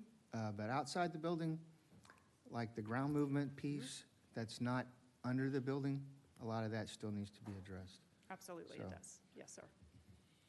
But I would also like to mention that there are two very rare things. There's a building of this size, it's extremely rare that you're going to have a completed project this far after completion with zero issues, right? Even my house has issues. So it's expected to have issues. And how long has it been since the warranty period has ended? The building is over 4 years old, so it's been more than 3 years since the So warranty 3 years period. past the warranty. It's also rare that a general contractor is willing to help fix things pro bono on their own as we continue through this process. And they're still willing to have, like you said, have meetings once a month until all these items are addressed. So Yes, sir. I appreciate that with Jarvis Construction. I don't know if you want to, can you read this into record? Oh, you don't have it? Yeah, they're sending, it's just a big file. Yeah. So, Councilmember Spradley asked me to read a letter that Joris submitted to our city manager. Dear Mr. Camareno, I'm writing to let you know that we will be unable to attend the meeting on July 13th regarding MB Police Department. Please accept our apologies for the short notice, and rest assured this does not reflect any change in our commitment to the project or to you as a partner. We remain fully committed to the City of New Braunfels and the Police Department partnership you've come to expect from us. Our goal is to work through any open items together and land on solutions that keep the project moving forward for everyone involved. We recommend meeting monthly with the PD and city staff to stay on top of any issues you need assistance with. Please propose any dates or times that work for you. Partnerships like ours are built on trust and communication, and a single missed meeting won't change how seriously we take that. We value the relationship we've built with the City of New Braunfels and are committed to seeing this project through with the same care and partnership from the beginning. Bottom line, we're not slowing down on our commitment to the police department or to you. Let's keep moving this forward together. Sincerely, Dan Byram. So I just want to say publicly, I appreciate the collaboration from Jarvis Construction with the City of New Braunfels. 3 years past the warranty period, I think that's very important. Right. And if I could just add, I think you make it a good point. You know, there are going to be ongoing maintenance issues. This is, as I mentioned, a 65,000 square foot building. There certainly are going to be ongoing maintenance items that will be addressed by our facilities team, as they are at any city facility throughout the city. This project in particular, we are seeing a lot of issues with site movement. Joris has been a partner with us in addressing items that we have determined that were a result of construction, and they have worked with us hand in hand. We're at the point right now where we're trying to identify what the underlying issue is, and we need to be able to do that prior to moving forward with any solution. So as I mentioned, it is frustrating for all of us, for our teams. It's frustrating and it's embarrassing that we have a project that we delivered 4 years ago that is having issues. It's frustrating for the contractor as well, but we are trying to figure out exactly what the underlying issues are so then we can move forward with repair. Also, I think that there's some concern about the structural integrity of the structure itself. As I mentioned, when we hired a third party to review, they did find that the design mitigated for some of that site movement under the building footprint itself. So from everything that we have seen, we do not have concerns that there is a structural issue with the building itself. We are having movement of the site, and there doesn't appear that there was mitigation outside of the building footprint, and that's why you're seeing so much of that shifting of pavers and concrete. And the building itself is on 30-foot piers? 40-foot piers. 40-foot piers with, what do you call those cables? Tension cables? Yeah, there's grade beams connecting the 40-foot drilled piers, and that's Yeah. what the slab is And rested then, on. and then since we have bored under the building, that foundation looks fine. And all the bricks, the outside bricks and the outside facade of it, if the building was structurally not stable, you would start seeing cracks. There's no cracks in the building, at least that I've seen. There might be, but I didn't see any. So I think the building is stable, but outside the building, where none of that work was done, it was just underneath the footprint of the building, the difference between the two is pretty significant. Yes, sir. Okay. Did you have any more comments to make right at that moment? I brought this up for cause. It's incumbent upon me to keep the public informed. That's part of what I'm here for. I went to visit the police station just on a tour last year. I've heard about this police station one time, and it was a few days after I visited. I went Saturday with Councilmember Shaw. We have pictures of 300 serious defects in the building, and it most certainly includes the facade of the building, the outside, the inside, underneath, and you'll see pictures now where I believe it's a water main is submerged. So could we page through those? We just have given you a snippet of the pictures. But I think the public needs to be aware of the money that's going to be necessary to take care of this building. Councilmember Carter, I'm sorry to interrupt. Do you want me to just keep going? Yes. Okay, thank you. And this is as of 7 a.m. Saturday morning.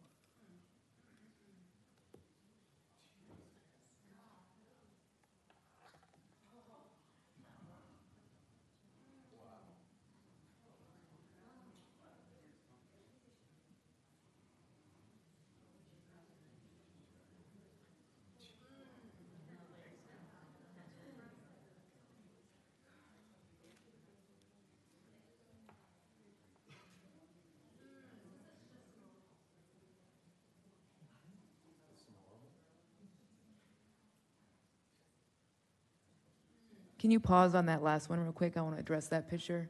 So this is the arms room, and they have 3 dehumidifiers running 24 hours, 7 days a week, with a constant flow of water coming out of the arms room. And why that's a concern is ammo and weapons and humidity cause rust and misfiring ammunition, and they've experienced that. So that's very concerning. I do have a comment too. When I did visit, it was the evidence room. It floods. So that may be a big concern there. Thank you.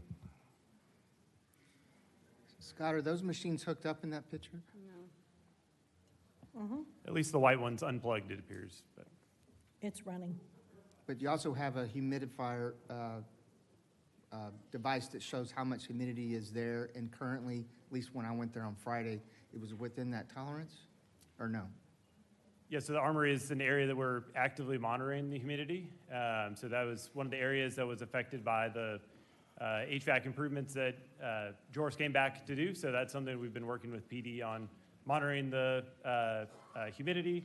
The units are there, still there, obviously, and so that's something we're continuing to monitor. But yeah, not sure about that white one, but Okay. it appears the other one might be plugged in. But we're working with facilities. They're helping us monitor that as well. My concern is the engineering. All right, so we're in an as-built process, so the public understands. As we do the design and we do the certification with subcontractors and whomever, and then it's bid according to that, and the builder's held to build what we present to them. I can tell you from my experience, this is an engineering problem. We have high elastic soil. I'll bet you've got differentials of 10 to 15 easily in that soil pattern. It looks like the concrete was under spec or under rebarred. It may not have been stabilized into the substrate deep enough. That's the engineer's thing. This is a real serious case of bad engineering. I've gone through it on a couple of projects, and our redo has been far superior to the original design. But we had a differential in price point, obviously. But the question becomes, how far can we hold the engineer accountable for bad design that has led to a real cluster in this particular case? This is disgraceful. And I would like to see what we're going to do, what the plan of action is that will help correct this and not put the citizens at a negative impact on this to as best as possible. We're already buried in it. We got to figure out how to dig us out. And that's the process that we're in right now. We're in the investigative process, working with subcontractors in order to understand what the underlying issues are. So if there are underlying engineering or design issues, we will work with the design team to remedy those, just as we did with the ponding in the front of the facility, and just as we have with the contractor for some of the items that have taken place interior to the building. My other concern is we've had issues with a couple of roads where our engineering didn't cover us, and we've had to go back and redo. And now we've got a building like this, and we've had to redo. I have a question about what we're doing to double-check the engineering on that, and who's double-checking their work. And so that's some of the reorganization that we've done over the last several years. So starting in 2021, we have worked very hard to move forward reorganizations that bring all of those experts within our own organization into the same department. So when we talk about we engineer, we hire a design team to engineer the project, to design the project, but our internal experts are reviewing all of that from the very beginning. They're heavily involved on our engineering team, our building safety team, our building official, our chief building inspector, and are working through the process from the very beginning. And so we're seeing that our projects, that since we have been making these incremental changes, we're seeing successes with those approaches. So not only the reorganization that we've had internally, but also changing some of our processes. So moving to a construction manager at risk process, to having third-party building envelope inspections and commissioning as well. So you're doing a full forensic analysis? Yes, sir. Correct? Yes. So the MEP is going to be looked at to see where they were. Same thing on the structural side, and the same thing on the foundation and the civil side. Yes, sir. And then we'll come back with a full institution on that to make sure what it is. And Absolutely. then, with that, so where were we on the engineering? And then did the contractor deliver it to the engineer's design? And were there anything caught in inspection that says that it wasn't done to design, or there were subcontractor errors that were not seen, right? Okay. Correct. Right, and Jordan, when is that analysis supposed to be completed? This fall? Fall? Yes, sir. Sometime this fall, right? I think it was October. Yes. Sometime October, after the fall, November. we'll be able to make a determination of where we need to go. So Yes. the bathrooms and all this stuff with the safety tape that says stay out of there, we're not fixing any of that We're not going to fix anything. until we figure out Correct. what is happening. Okay. So what you saw with the restroom facilities is the men's locker room in one of the back corners in the down. That's where the sewer break and a lot of the site movement that we have seen underneath the building.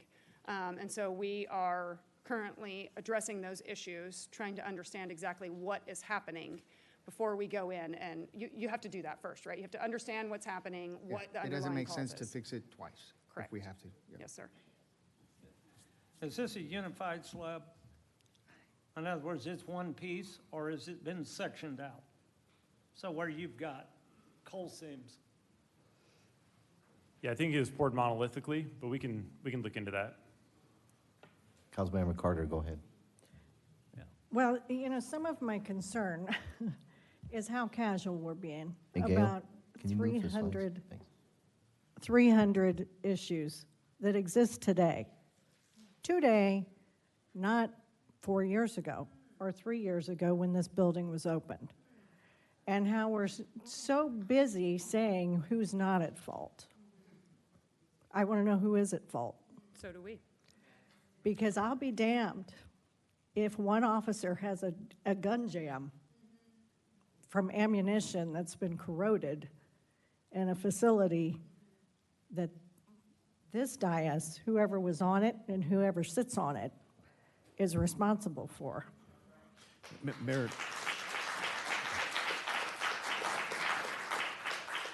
Because if one of them get killed, hell hath no fury.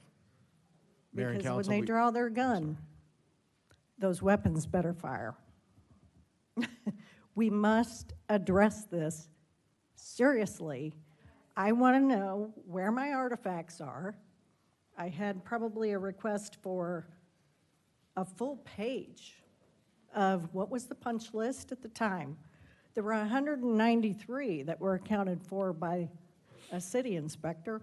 Why did I come up with 300 4 years later? I'm not an inspector, but my list is pretty long. I mean, did you see the same thing I did? Mayor and This council. is not a minor problem. I'm sorry, I apologize. Go right ahead. Okay.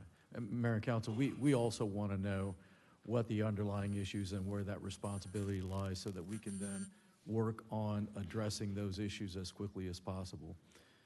I apologize to the department for having to experience these and work through these issues, but we are taking this very, very seriously. And Councilmember Carter, we will work on providing you that information. We were just trying to work on, actually just focusing on the update for you, as well as 7 or 8 other presentations for a meeting that we have coming up with you all as well. So we've just had a whole lot of work to do, as well as some of the items that we knew were being pulled from consent tonight, being prepared for those items as well. But we will pull those for you, ma'am. It should never be the last one to know. Nobody up here should ever be the last one to know. I should have been getting updates every week. It's just is that simple. This is serious. I'll take responsibility for that, ma'am. I We'll certainly- appreciate that. We'll certainly do that. We will provide the council with updates frequently. But the more excuses that I hear, the more we're going to drag this out for the public. Because this is millions of dollars. Millions. I question whether this can even be fixed, is how serious it is. I mean, do you have any comments? So I'd like to go back to the beginning and see the site survey, because I'm sure the ground just didn't start swelling or whatever in the last 3 years, if that was even a suitable place to build the PD to begin with. To Councilmember Carter's point, there's some of those interior to exterior doors that don't even open because it's settled or swelled or whatever it's done to where the doors, you can't even egress out of some of those offices and some of those buildings. So in my opinion, that is a safety risk for our police officers that are working in that building every day and all night. If they need to get out of the building, they can't. Yeah. Some of the office doors wouldn't even close. Some of the office doors you had to put your shoulder in to open. I mean, it's really scary to me because I love the police. I love our police force, and they're in that building. And I don't know if it's safe for them to be in that building. And I want to know where the independent inspector's report is that tells me that that building should be open. I want to know that public folks can walk in that building. I want to know who's going to insure that building. Anybody working in insurance? You think that building's insurable? It ain't. My family runs a commercial insurance agency. It is not. Everything would be excluded from the loss. If it burns down, blows up, or whatever, it's all going to be because of this shift. It's not just a shift. It's not a little shift. It's big. So I don't want it covered up. I want it in front of the public because this is millions of dollars of corrective action. It also could be an officer's life on the line with that ammunition sitting in a room that has humidity in it. Anybody that knows anything about ammunition knows this. And I dare anyone to controvert that. Your safes at home are to be humidity proof. So it is very serious. We were there, we saw it, the mayor went in, and it's just, I want these artifacts out in the open. We have no problem. We are happy to provide, as I mentioned, quarterly updates to the City Council. I do want to state very clearly that nobody is making any excuses. We are stating 100% what is wrong with this facility and what we are working on and trying to remedy. And this team, our Transportation and Construction Services team, is the most respected in the state and in the region. And they and I will get this project completed. Nobody is making any excuses. And we are doing what we can to move forward and identify the issues so that we can make the repairs that are needed and that the police department, the citizens, and the rest of the organization deserve. What are the preliminary results of the testing that's being done? I don't know why there's just now testing being done. There should have been tests at the time. Did the test say that it was viable to build there? The tests that we have had recently, the preliminary results show that there is highly plastic soils, that there's movement, that they swell and shrink, that there's excess moisture in the soils. But as I mentioned, there's the sub-consultants that we've had that have walked the building, and from everything that we have seen, there is not a concern about the structural integrity of the building.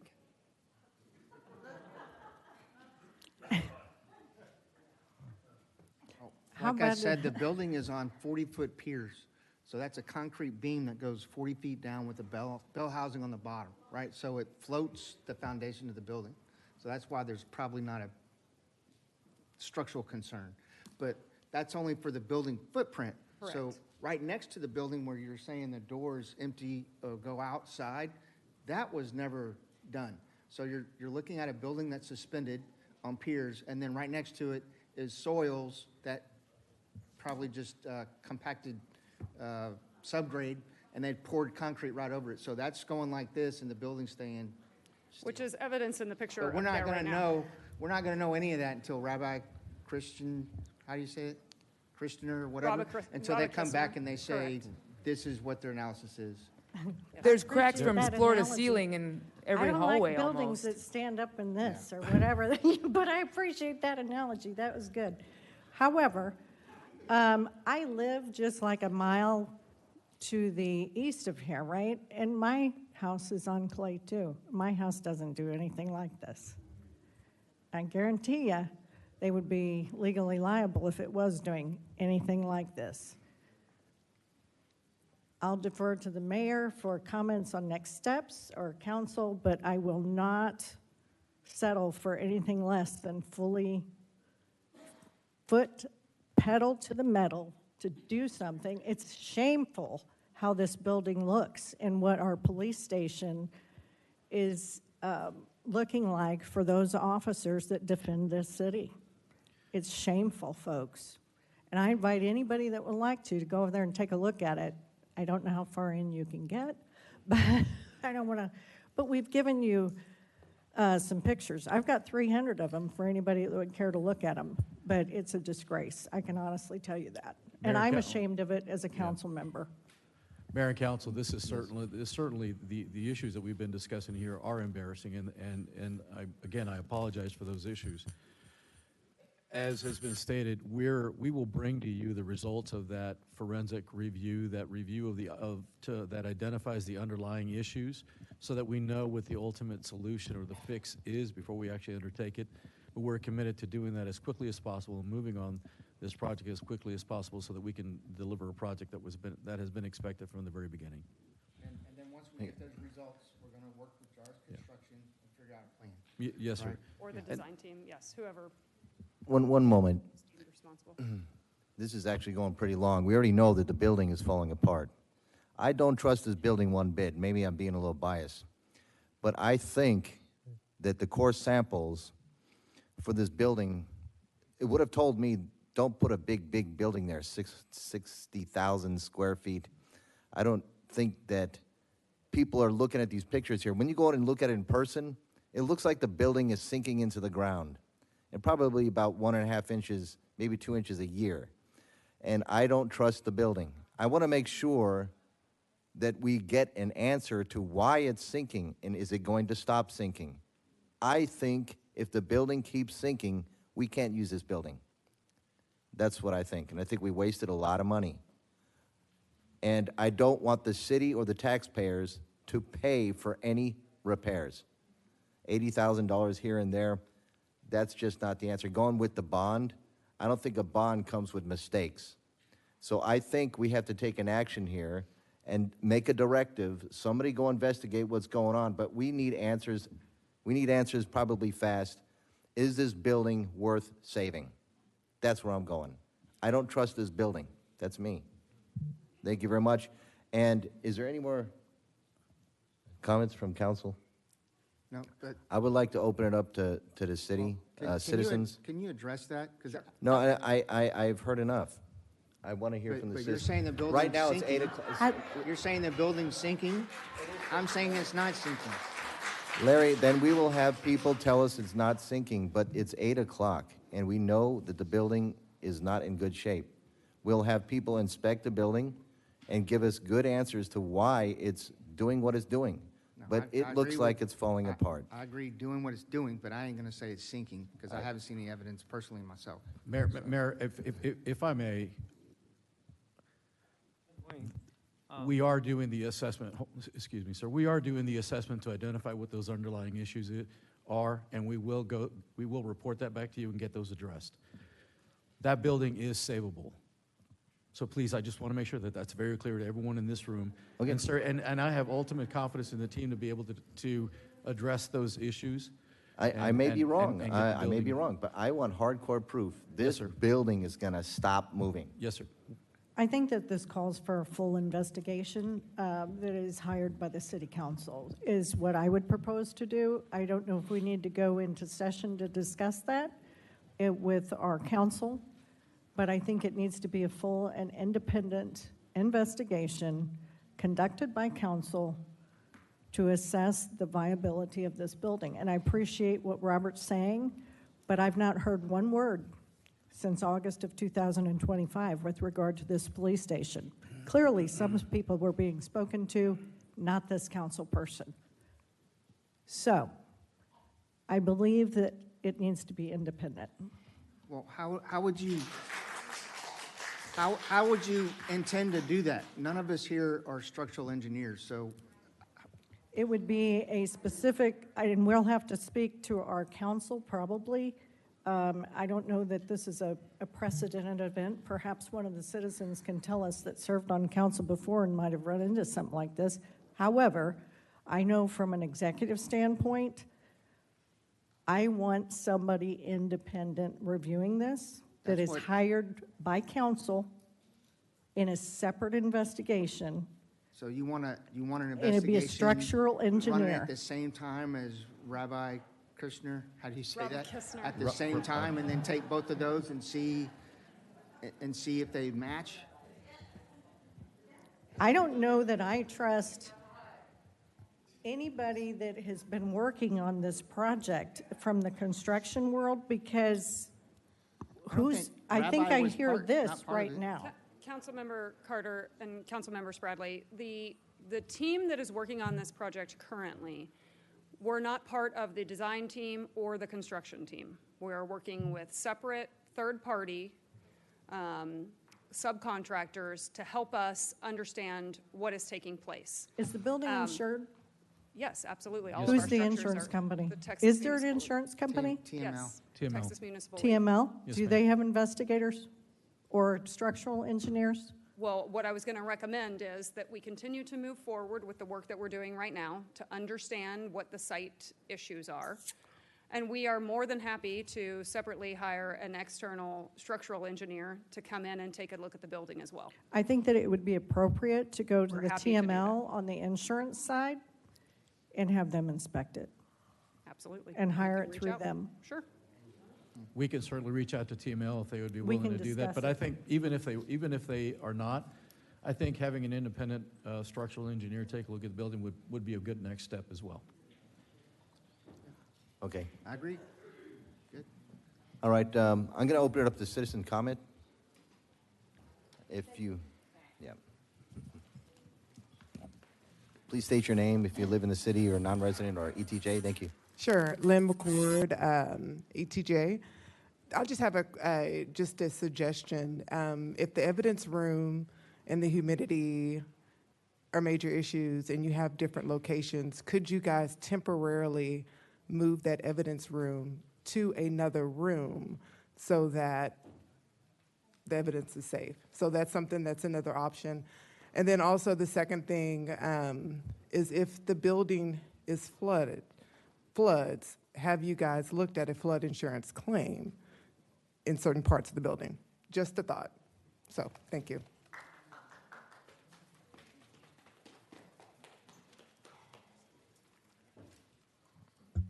Mikey Farias, ETJ. I grew up on that side of town, and one of the things I'm very proud of is the memorial there. It memorializes my cousin John, who was KIA in Afghanistan. That place does mean a lot to me and whatnot. One of the things that I'm trying to wrap my head around even as a teenager, living on Michigan Street, that neighborhood, we called it Barrio Seco, the dry neighborhood. And reason being is really dry. During those drought times, you'd have big old cracks in the mud or in the dirt and whatnot. So the thing that I can't wrap my head around is, with this scale of a building, how could they mess up that foundation in an area that is known to have dry soil and shifting soils and whatnot? So that's all I got to say about that. Just very disappointing.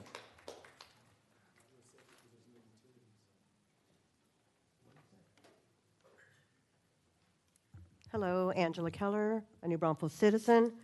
Well, I guess I won't be able to apologize to Mr. Capizzi because he had to recuse himself because he works for Jairus. So Mr. Capizzi worked at Jairus for nearly 10 years as senior superintendent.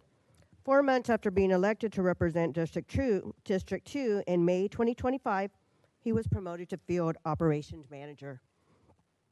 And now in 2026, photos that were circulating about the cracks that I mentioned at his coffee with Capizzi, which he said he had nothing to do with. Then he said for me not to quote him.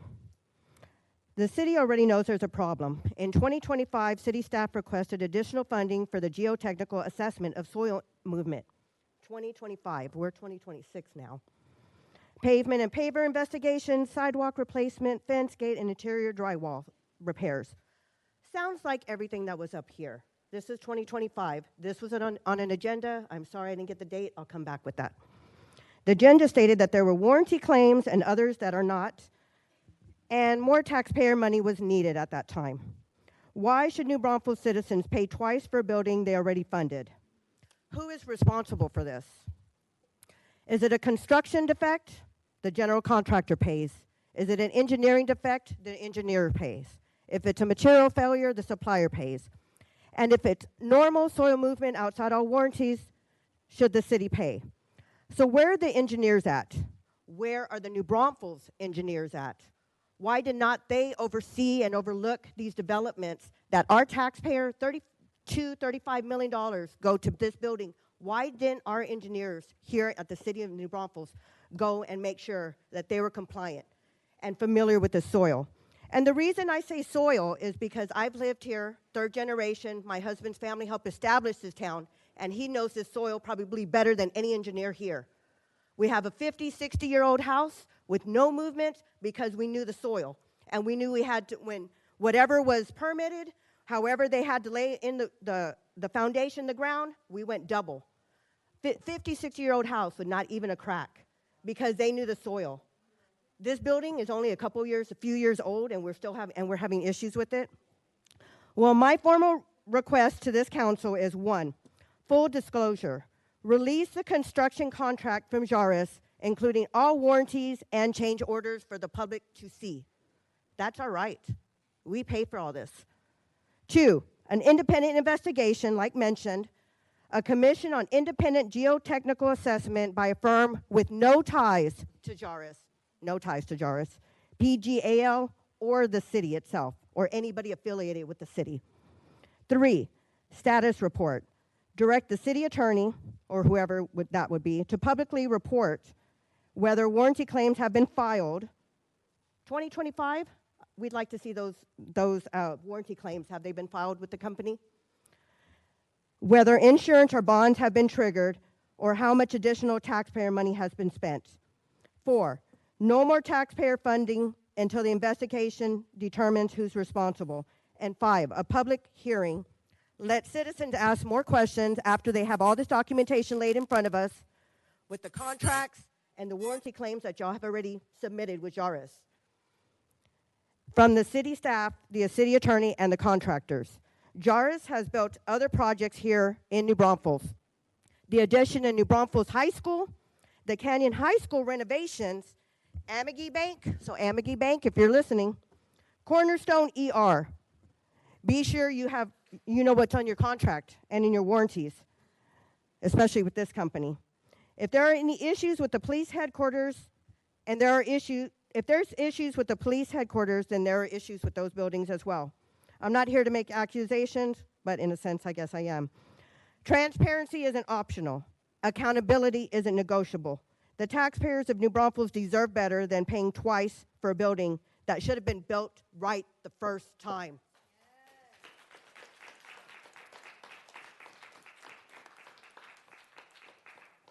That was fabulous. My name's Rita McNeil. I just have a couple of quick comments, but Angela covered everything beautifully in great detail, and she obviously knows what she's talking about.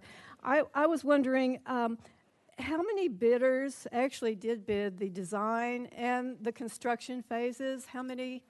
And also, what is our total sum? You know, we've heard $1 million here, 27 million, et cetera, throughout the presentation, but what is the total cost, from step one all the way through till today? What have we spent so far on this building? A lot of this is common sense, but we need to know. And then the soil is not going to change. It's the same soil that was there when they first inspected it and decided whether to build on this site. So why the heck did they build there? And also, let's see, what was the other thing? Just the design, and we're trying to figure out who to blame on this, the design or the construction or whatever. We've got a potential conflict of interest with the construction company and all of that. But I just want to know if the bid initially that we went with was only for the 1 year. Was every other bid only a 1 year period? That sounds extremely small as a guarantee period. 1 year, that just blows me away. On a building of this magnitude and cost and importance to the community, surely there was a construction company that was confident that they could guarantee it for more than 1 measly year.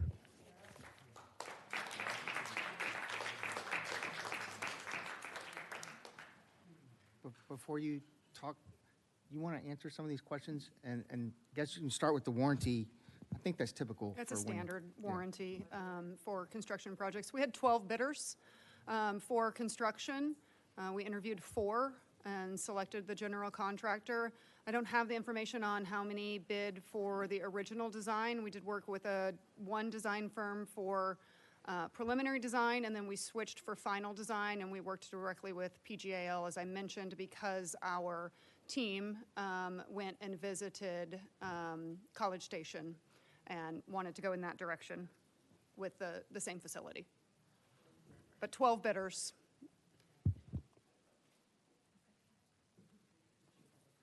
Thank you. Thank you, Council. Thank you, Mayor. I'm Tiffany Kelly, resident, District 4. I hate to be Captain Obvious here, but Mayor, I'm going to ask you to take this to NBU also, because they're building their headquarters. We're investing money in their headquarters right down the street from this police station, this police headquarters. And the soil's going to be similar construct soil there as well. So are we looking at additional issues down the road with that facility as well? Thank you.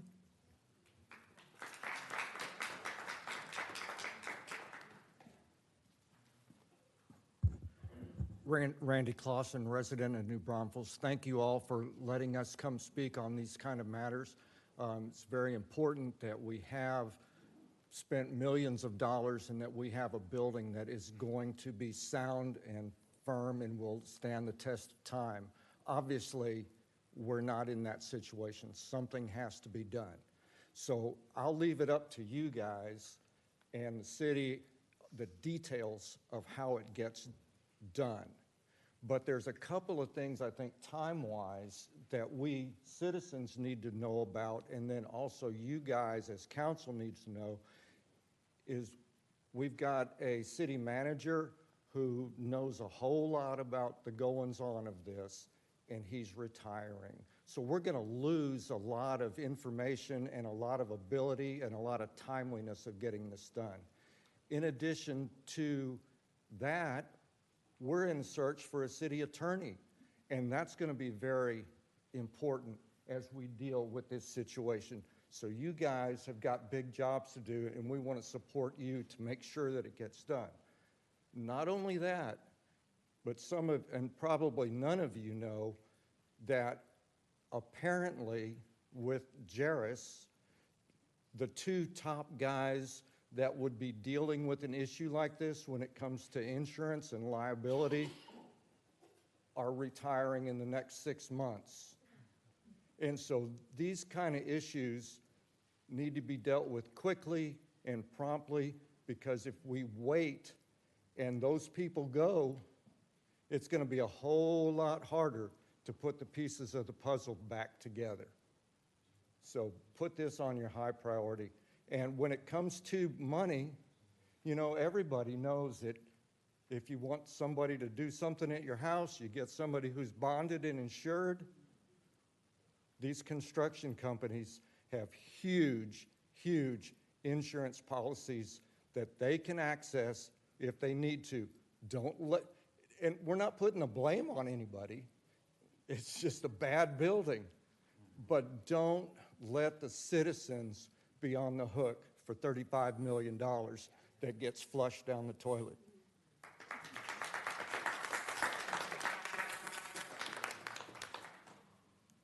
Hey, Mayor and Council, Joey Lynn Masaros, resident.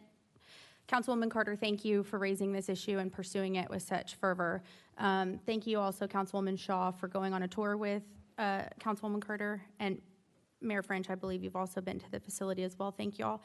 And if any of the others of you have been there as well, thank you as well for your attention to this matter. This is supposed to house and resource and equip New Braunfels' finest.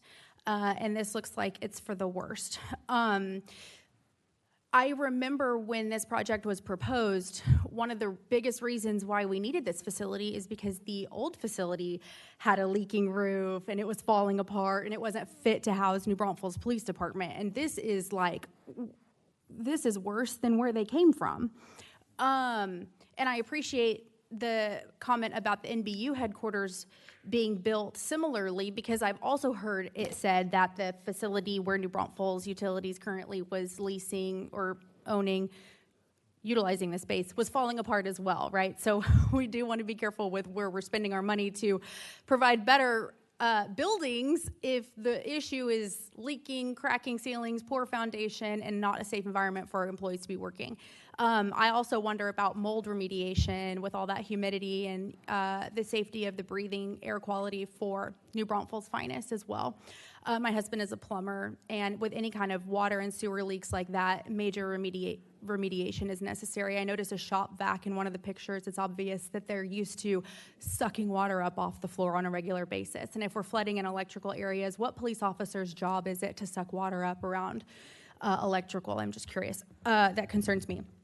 But I will say, we keep saying that like this is slightly embarrassing. I heard Jordan Matney say it's slightly embarrassing. This is like incredibly embarrassing. Just want to put that into perspective. It is not slightly.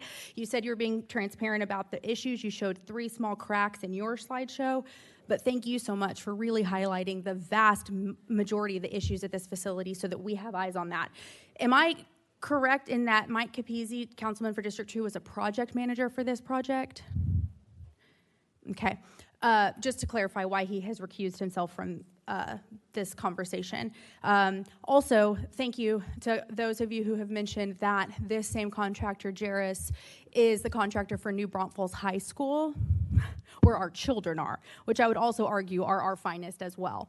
And it concerns me that we're entrusting them with more jobs and projects when this is the quality of their work. They don't even believe in themselves enough to issue a longer than a 1-year warranty because they don't want this responsibility. And offering to patch the roof or come back and work with it, they couldn't have a representative here this evening, but they had a representative campaigning for Neil Leonards at the library on Election Day. That's surprising to me. But thank you, Larry Spradley, for being their voice and providing a letter to them. I assume Mike Capizzi gave that to you so you could ask questions, softball questions and suggestions for them on his behalf since he's not in the room. So, would decorum be y'all shouting out like that? Just curious, because y'all like your right to do that, right? So y'all can do that, and I'll say this. I've still got a minute and 39 seconds, and I think I'm being pretty peaceful considering the fact that our police officers' building's falling apart, and y'all care more about the fact that I'm calling it out than for our police officers. But I'll keep going. Now, I would like to point out the biggest contrast is that our sheriff's department is across the street, and it appears to be on a firm foundation, well-built and stable, to the best of my knowledge. Who was the contractor that did that? I'm curious. What were those soil samples like? I'm curious. What is the difference? I'm curious. And it is possible that this building could have been built well, is all that I would like to say.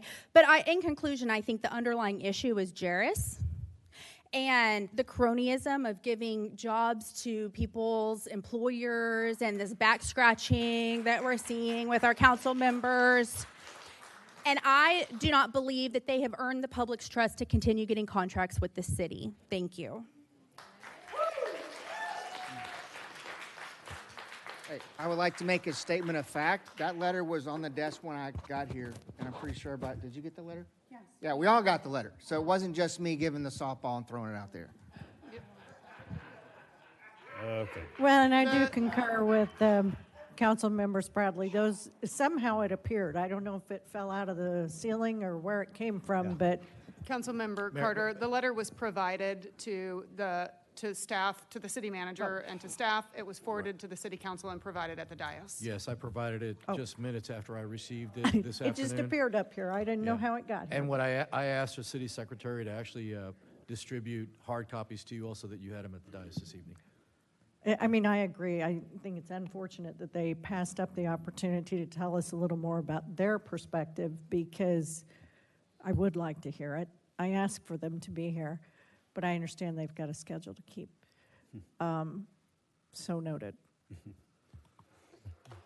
Thank you, Council. I've just got some information for y'all. My name is Timothy Davis, and I'm a resident. Ms. Lebowski's my representative.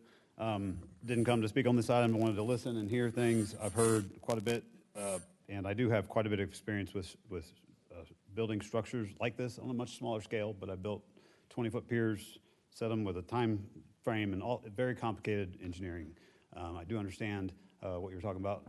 Larry, a few things about, we need to be careful about one thing, using the word sinking, okay? Because the deflection is what's going on here. We don't know if it's sinking, rising, anything. So we don't want staff to come back and say, well, it wasn't sinking. And then that still doesn't mean the building is structurally sound. So I would suggest staying away from the word sinking and talk about movement and deflection. There are many things that could have been misapplied in this. It could have been a combination of the engineer and the contractor. There's a lot of things to look at here, and I would volunteer to help out with that in any way, to point the finger in the right, correct direction, regardless of any bias. If y'all would allow me on a committee or anything like that, I would like to offer that to y'all. Please be careful. Staff, I ask you to it was very clear that you downplayed a lot of this. This isn't the time to do that. Early on in the process, I would ask, that would be fine. But the optics of it is horrible, and it's dividing the city. We just need to be truthful and come out and say, you know what, here's the pictures. We know they're coming. Just be honest, please.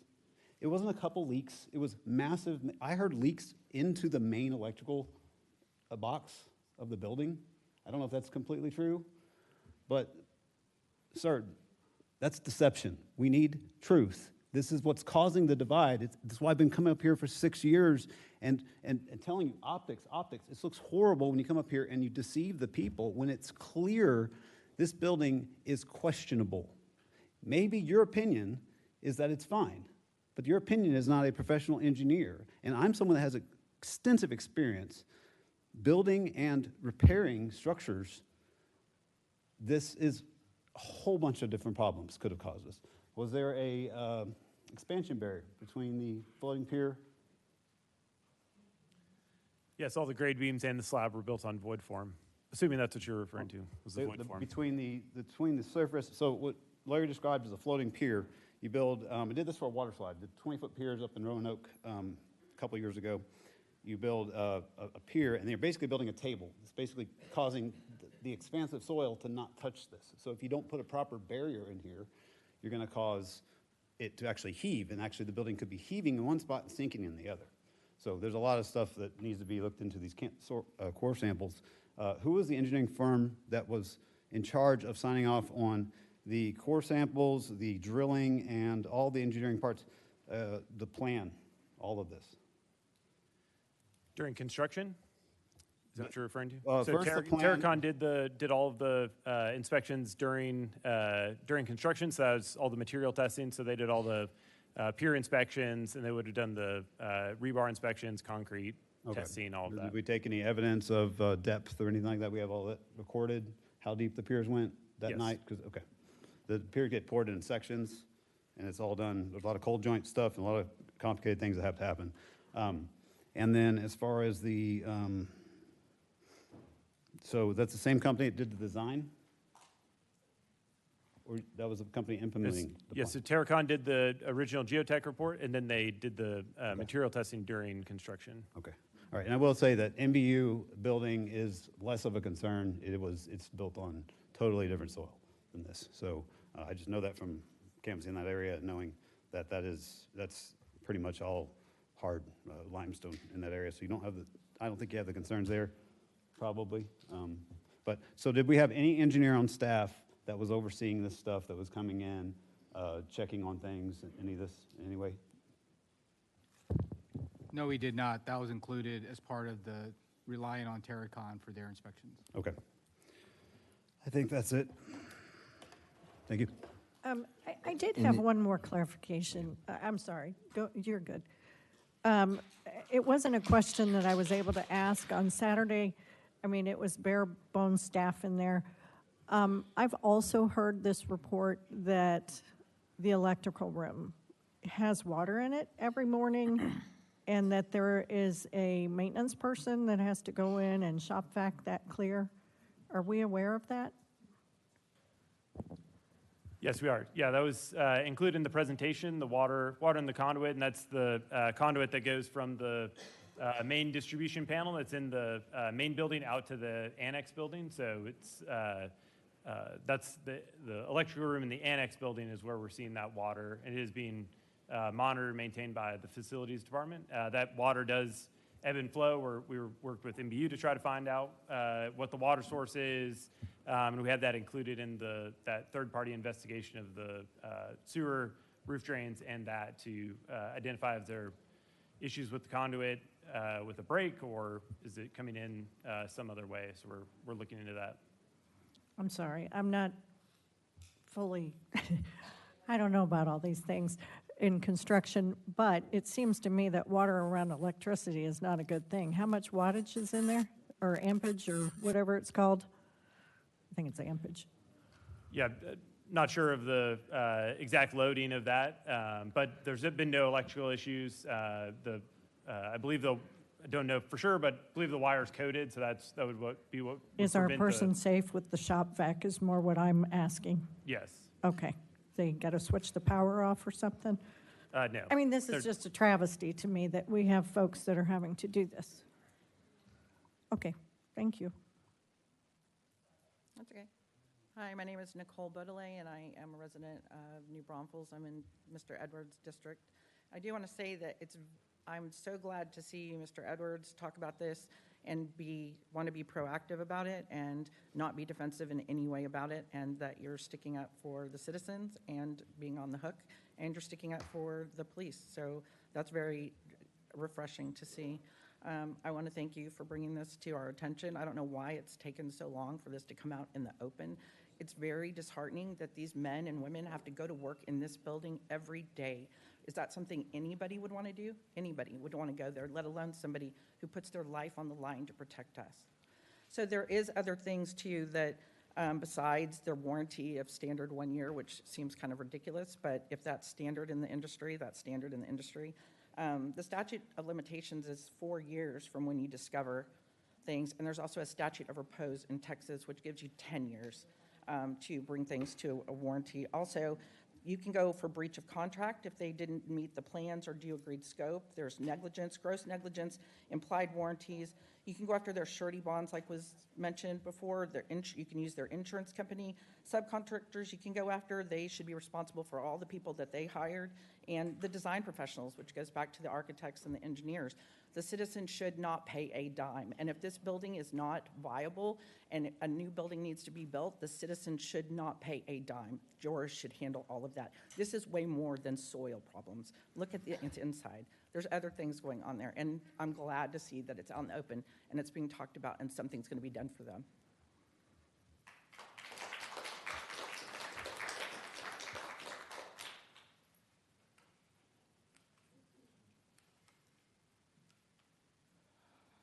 Good evening. Sorry, I haven't done this in a while, so I apologize.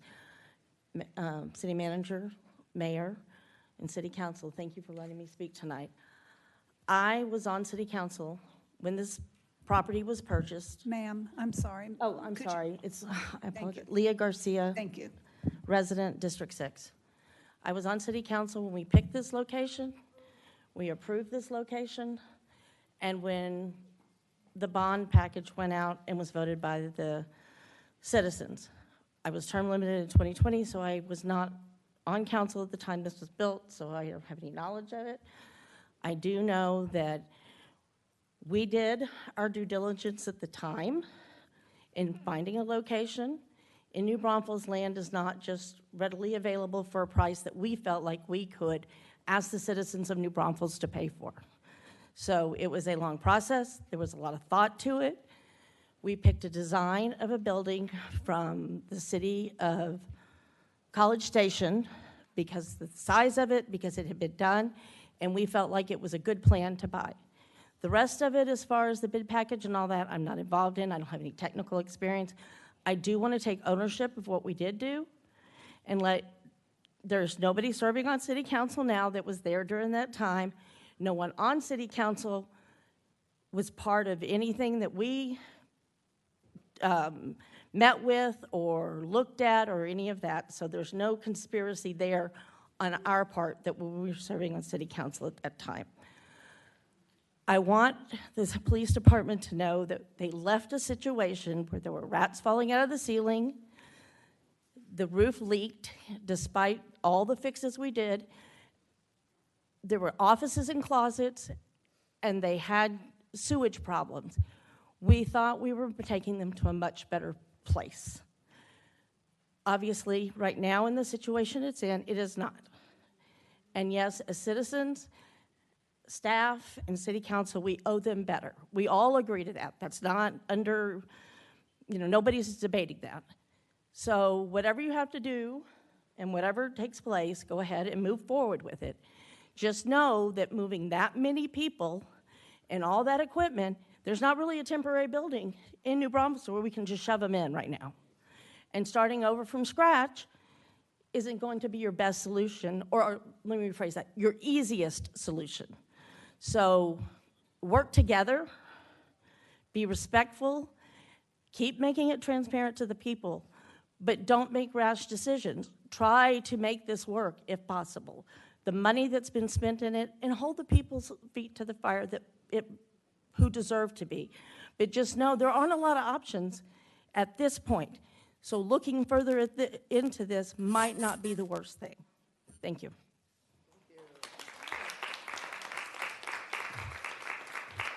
We have one more.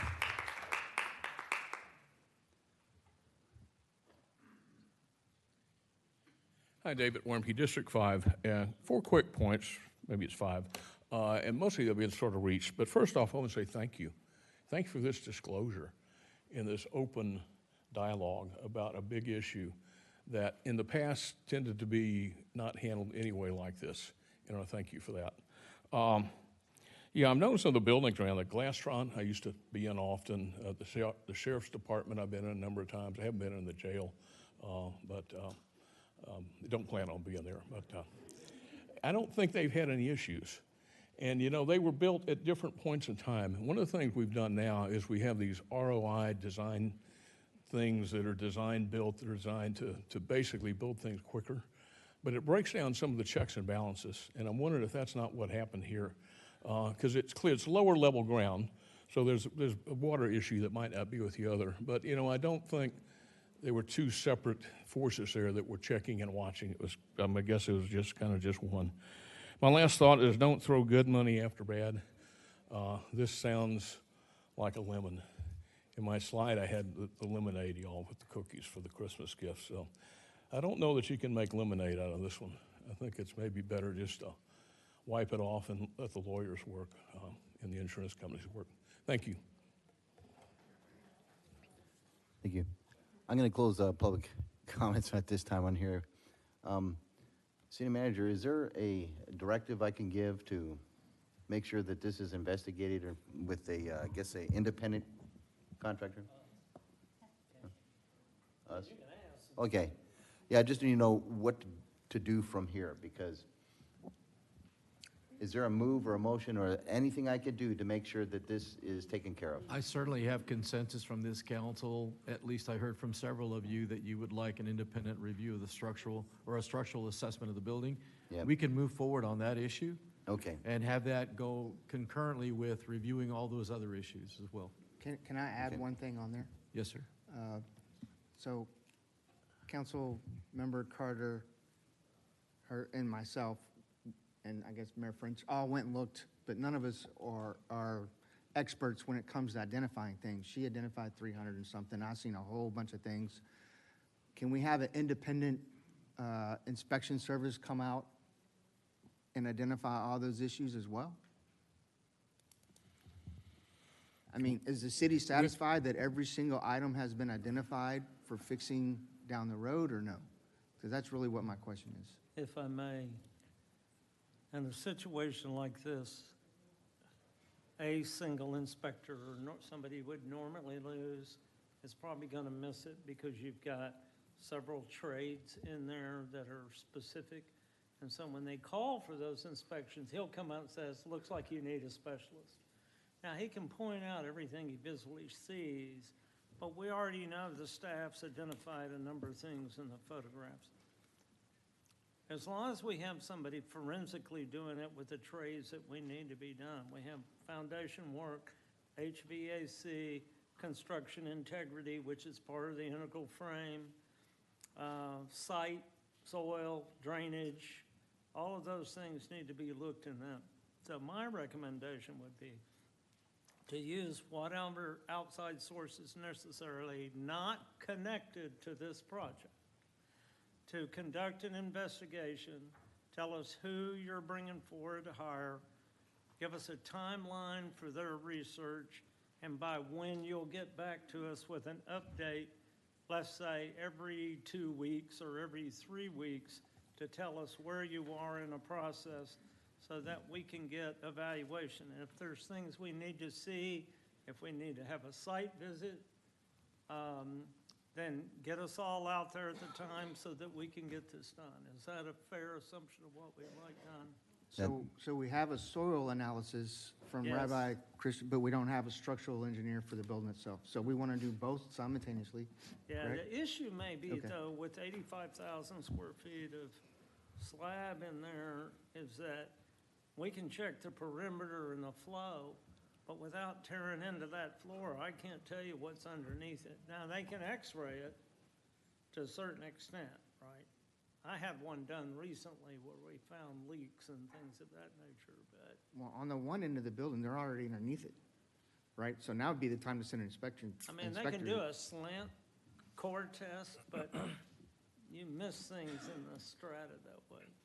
But I think they should be able to come up with a good reference for us if this is actually what they need. And then if the forensic guys say we need something else done, we need to follow their recommendation. Okay, I agree with that. Well, and I also think we need to add in our legal counsel, consult with them, and perhaps we can do it an emergency session. I don't know if this is warranting an emergency session from an attorney's perspective, but I think, one, they should advise us what our range of options are, because we'll need a budget for this. the reporting of it, because I think we need to require legal reporting, the bonds that were associated with this contract, because Mr. Clausen, I believe it is, he is correct. Construction bonds are big, multi-millions, and every contractor has to have them. I want to see those in my artifact request as well. But I think council, we need to speak to our legal counsel about what actions we need to kick, because it doesn't sound like that's been done yet. Mayor? All right. Yes. I, I have a question. okay. This question is for Chief Flores.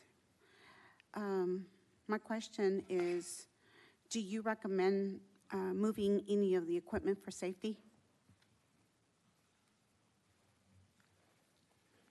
Good evening, Mayor, members of City Council, Osvaldo Flores, your police chief. One thing you should know is that we're working very closely with city departments to analyze any issues that come up and then any continuing issues that occur for us to make any operational changes. So as we look at that, if there is something that we need to pivot and make a decision on, we will make that. We're not at that place, even though you've seen the photos that are there, that would warrant, unless I get some sort of safety inspection that says otherwise. I'm certainly not in construction myself, but we are monitoring this very closely. I just worried about, equipment that y'all use. I want to make sure that that you're able to use it correctly and for your safety. Right. And we'll be looking at that as well. That's a good point, Mary Ann, in asking, and I appreciate you doing that. And I should address her as Councilmember Lebowski. I apologize. I noticed that every shower that was available to officers seems to be down. Is that a correct assessment? I didn't want to run through the men's shower room, but I was there for an inspection, okay? And I did not want to run through the women's shower, so I don't know about I theirs. have to disclose I was there. But I do know that currently, and it could be because of the work that they're doing under that section in the men's locker room, that those locker rooms or facilities are unavailable to us at the moment. And it has not always been that case. And I want to, council, correct me if I'm wrong, but I think everybody up here can be united in saying to the staff of the city, if there are auxiliary services that can be procured or rented or whatever, so that these gentlemen and ladies can take a shower when they come off of midnight shift or whatever it is that they need to do, or they had been spit on in a stop that they have or whatever, I'm sure those showers are there for a reason. They are totally out of commission. I would ask that we get on it and make that available to these officers, unless there's objection from this dais. My question was about the armory, the arm. So that has not, the validity or integrity of our equipment as it relates to the armory has not been an issue that's been brought to my attention yet. With this presentation, though, that'll be something that we certainly continue to look at, should that change, based on humidity standards and those kind of things as well. And should that occur, then we will make a plan to be able to mitigate that and at least move the items to a different location to be a little more secure in that decision. Thank you. Yes, ma'am. I want to try to wrap this one up. So I guess the direction is that we're going to look into this. Yes, sir. Okay. We've got the direction we need, thank you. Okay. And we'll certainly look into that as well, Councilmember Carter, the showers. Say it. Mr. Camerino? Yeah, we're good to go on this one. Wait, could you restate your last sentence? I couldn't hear Oh, well, you. we'll certainly look into the issue of the showers, Councilmember Carter, and see if there's something available. Also kind of get a timeline for when the repairs might be made, and really kind of identify if we need to get something in sooner, or if the repairs are coming online soon enough that the timing of the issues really kind of conflict with one another or don't align. But we will look into that. Yes, ma'am.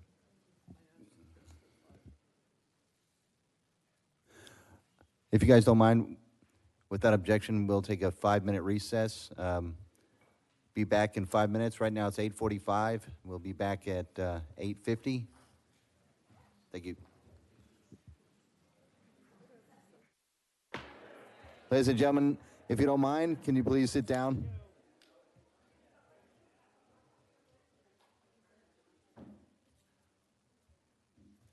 All right, for the interest of saving time, I'm going to move my next presentation without objection to the next meeting, if you don't mind, for the paid parking.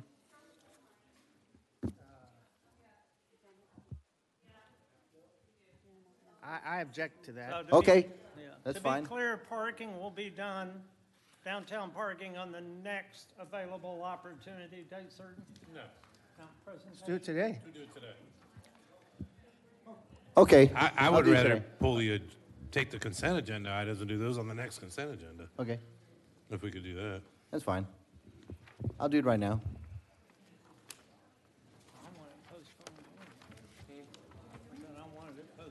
Presentation B? Is right now, this is presentation B, and it's the discussion and possible direction regarding amending the downtown paid parking program to include 3 hours of free parking for resident river parking permit holders.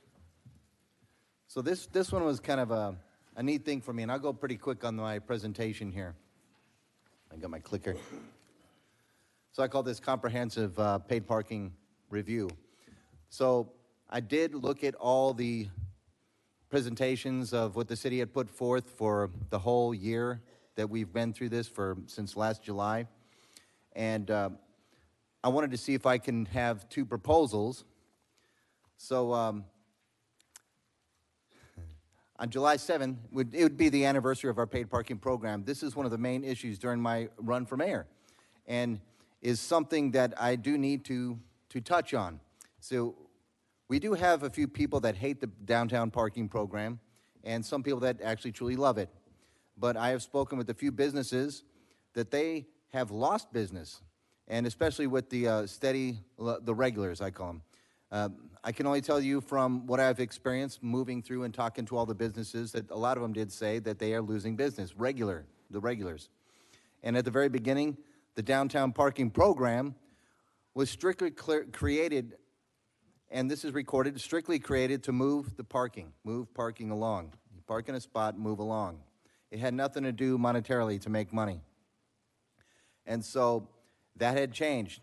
This program did generate over $600,000, and the city received a little over $200,000, maybe more than that, to use for land area beautification, sidewalks, repair, and all that. So it gradually changed from parking, move right along, to, hey, we're making money, and we're going to use it to beautify the downtown area.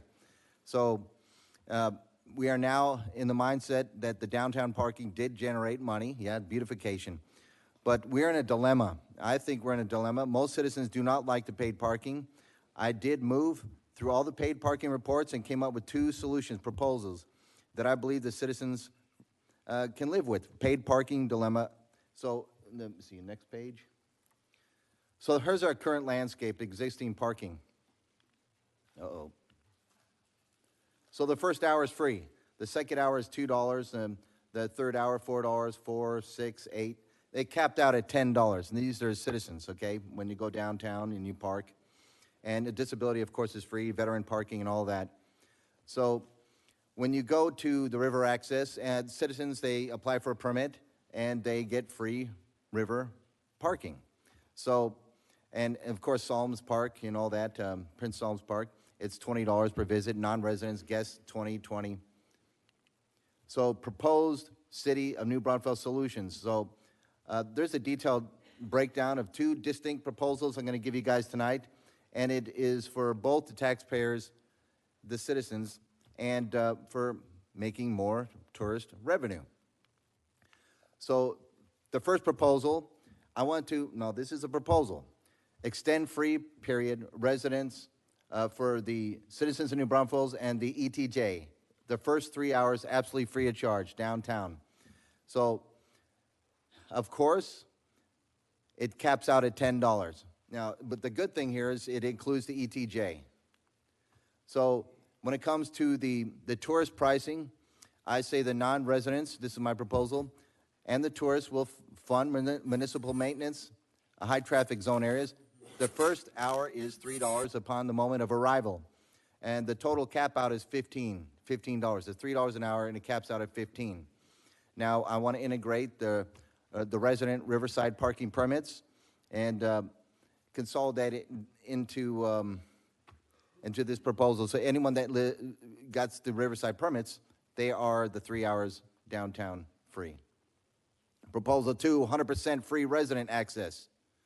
Now, under this proposal, any registered resident of the city and ETJ will receive completely free parking with no limits, nothing. And when it comes to, you just have to register your vehicle. You live downtown or in the city of New Braunfels and ETJ. Any time you have an envelope with New Braunfels on it, you have no fee at all. But when it comes to the tourism, it is the same, that they first start out the first hour, $3, and then it goes up, it caps out to $15, that you don't pay more than that. But, so right now, our current system, and if you look and you see it says current system, second column from your left, and we have the first hour free, then it goes down to resident extra hours is $2 after that, and it caps out at 10. The ETJ, they don't fall under that at all. And then your tourist rate is first hour free. After that, second hour is $2, $10 max. First proposal is that the resident time, first 3 hours are free. The next, first hour after that is only $2. And so it's a $10 max out. And the ETJ, they do qualify for that. So the tourist rate, of course, first hour is $3 and max out at $15. The second proposal, no fee at all for the residents. Residential hours, it's all the time, 24/7, 365. ETJ the same way, but the tourism the same. They start at $3, $3 or $4, and then they cap out at $15. Now, here's the projection when it goes all the way to the first 3 lines that we did have from New Braunfels. They did give us this. We made through our, what's going to be projected for 2027 to 28 is $640,000. And then what the actual revenue the city will get for land area beautification is $399. Now, for the proposal 1 for 3 hours free, and then the first hour after that is $2, all the tourism, they pay $3, cap out $15. I did estimate with my educated calculations of 15 times, and I got an average. The city will gain at least $456,000. That is about $57,000 more than what you are projected to get. Now, I did make it bigger so everyone could read. We will get about $57,000 more. In this proposal, I do want smart people to look at my projections to make sure that I'm not just saying this or doing whatever.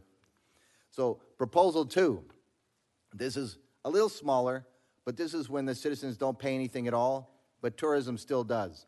In the end run, at the end of 2028, we'll have, instead of $399, we'll have $433,000, and that's about $34,000 more than what you will get. So I'm looking at that, and I'm like, that sounds pretty good. So in the interest of monetizing everything, I still think that the money we will make will improve the sidewalks, the streets, the paint and all that, the flowers, land area beautification. I think we'll have a little bit more money on that. So the only thing you have to do is just register your vehicle. Go down and register your vehicle if you're in the ETJ or the city. That's it. Is there any questions on that? I'm going to have smart people look at those proposals to see if I'm not full of crud, okay?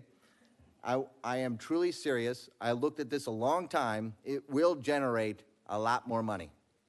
All right. Any questions from council? I don't have any questions, but how do you come up with these numbers exactly? Okay, so, no, that's a fair question. So there is a few things I did. I said, well, 80% was tourism, and then I did 70% was tourism, and then I did 60% was tourism, and the first hour was free. Now, the money that you were projecting was about $600-something thousand a year. If I did about the first hour free, people stay about 2 hours average. So 2 hours, at the first, it would make only $2. And a resident, $2. That's $4 for 1 2-hour stop. But the first hour would have already projected $3 for that tourist, no dollars for anyone else. But when it comes to the 3 hours after, that's 246 right there, and then it starts at $2. So the first, this is the calculations I'm trying to do. So when I do the first cap out of $10 or the first cap out of $15, it's a lot more money. But I can actually send these guys my calculations. But on offhand, when I took my first 8 hours, it was projected more. When you have 3, let's see, 1, 2, 3, 4 hours times 3, that's $12. But if you do that with the first hour free, that's 246, is double the amount. That's where I'm getting at. And that's just a tourist stay. So Yeah, but I will. how do you know how many tourists use the parking spots? That's what I'm saying. I am going to get the smart people to look at my Because- proposals, because look at this, the slideshow does not have calculations, and I am not an No, I like that we uneducated want to person. be free. Everybody wants free. Oh, yeah. That's But- one proposal. But the reason this was brought up, at least the way I interpreted it, was because the downtown businesses have workers. And the downtown businesses that have workers were parking all over downtown, right? Not allowing anyone to park anywhere else, right? So the idea is to generate, not money, but to generate the revolving of the parking spaces. Turnover. So it's not technically about money. It's about moving parking spaces along. Oh, that's correct. It was moved from that to now a monetary thing. But it's not about money. No. I'm saying it moved to a monetary thing, to now everyone cares about looking at money. How much money did we make? And how much money are we going to spend downtown? I'm That's not all the everyone. reports I see. I don't care about the money. I care about the Okay. convenience. That's what a lot of people care about, so the convenience is switching the parking lots around. I personally don't think the jury's out yet of what, all the visitors versus people that live inside the city limits versus the ETJ. I don't know if we have enough information to actually go forward on any kind of, I like that, I like your idea, but I think we need more information.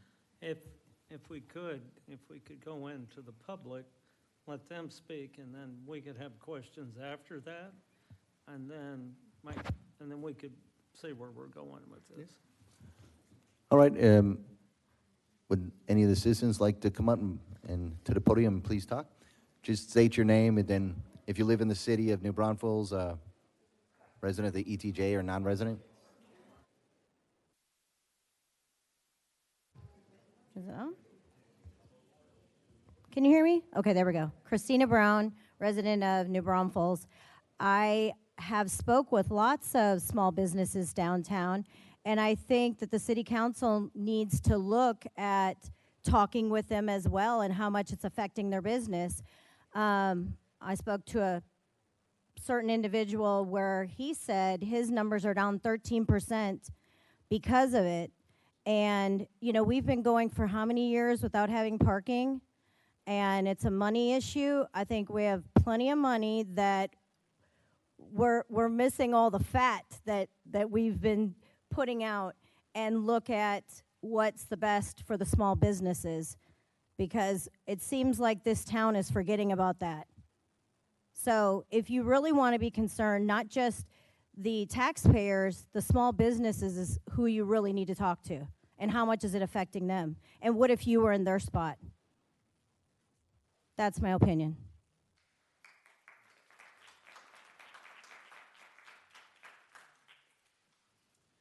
My name is Richard Kelsheimer. I'm a resident.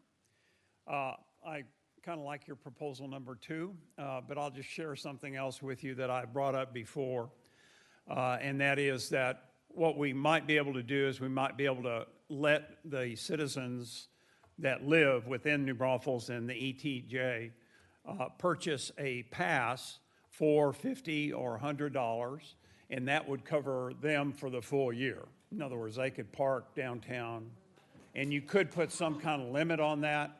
I know that the employers in the downtown area are concerned about the income, the reduction in the business that they're getting from their regulars. In addition to that, I think there is some concern for the employees that are working for those companies that they get off late at night, they're having to walk on the street, and sometimes unaccompanied, and it might be a lady, and they don't feel comfortable doing that. So that might be something to think about.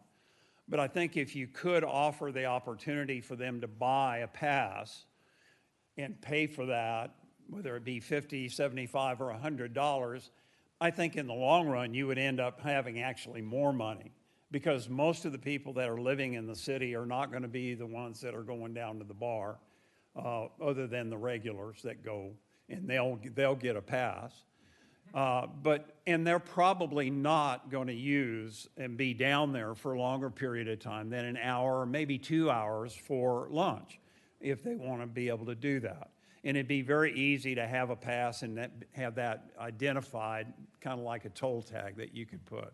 That would be my suggestion. I like your proposal too. I think that looks fairly, because 3 hours would cover most of that. So that's just my thoughts on it.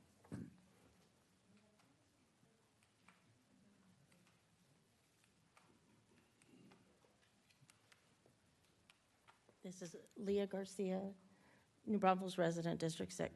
This used to be District 6 area, so I do know almost all of the businesses down there, and the 10 or 12 that have reached out to me, because they still have my email address, so you will find that they still reach out to you.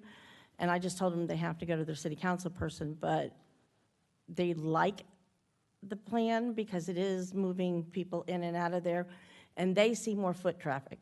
I didn't ask them if it translated to sales or not, but because of the turnover, they are seeing more foot traffic. And on a personal note, my husband and I have been going back downtown because we can now get a parking spot and pay. And for an hour, it's free. For 2 hours, it costs us a couple of bucks. And I find that worthwhile because I couldn't go and walk before. And I couldn't go to some of the places that were. So anyway, but I just want you to know that I still hear from people, and they prefer it this way. I didn't ask them about revenue turning over to beautify anything. I didn't ask them about any of that stuff, but they do like the turnover so that they can get more customers in and out of there, and it's helped them. Thank you.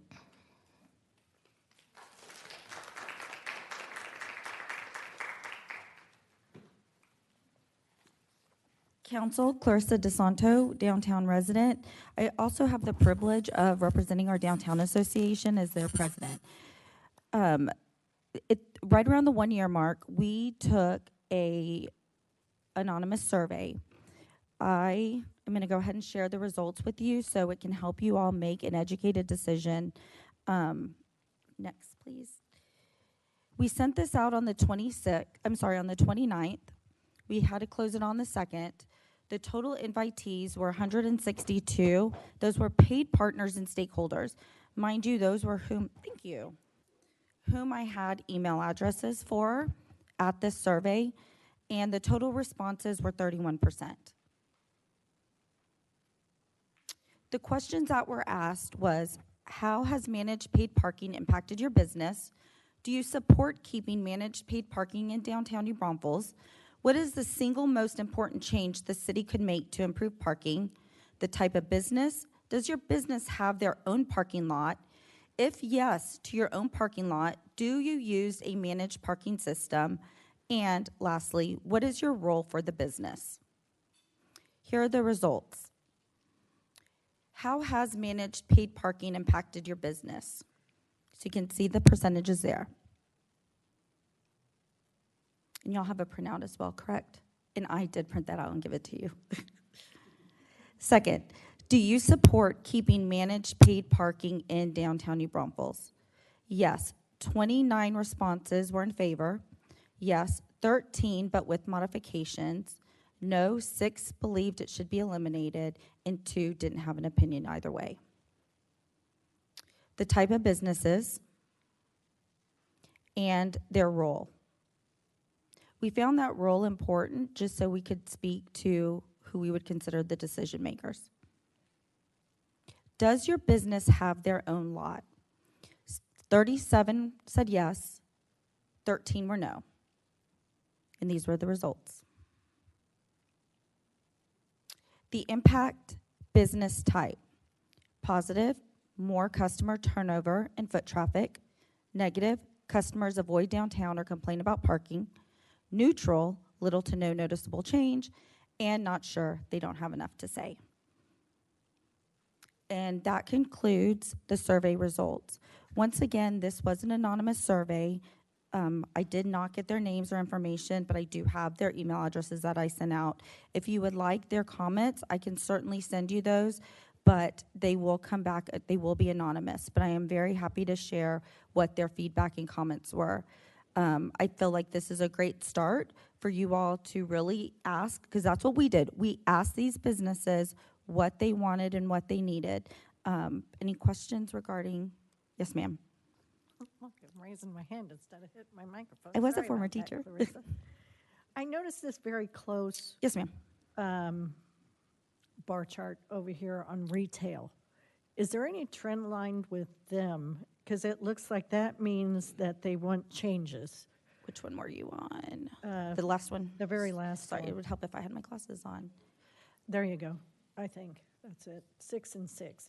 Okay, so retail, as an example, they thought it was positive impact and negative. They're literally split. Yes. Well, with some changes or modifications. Right. Correct. So is there something about retail, because I've heard this before, that the retailers feel like it hurts them more? Is there a reason that has been established to you or not?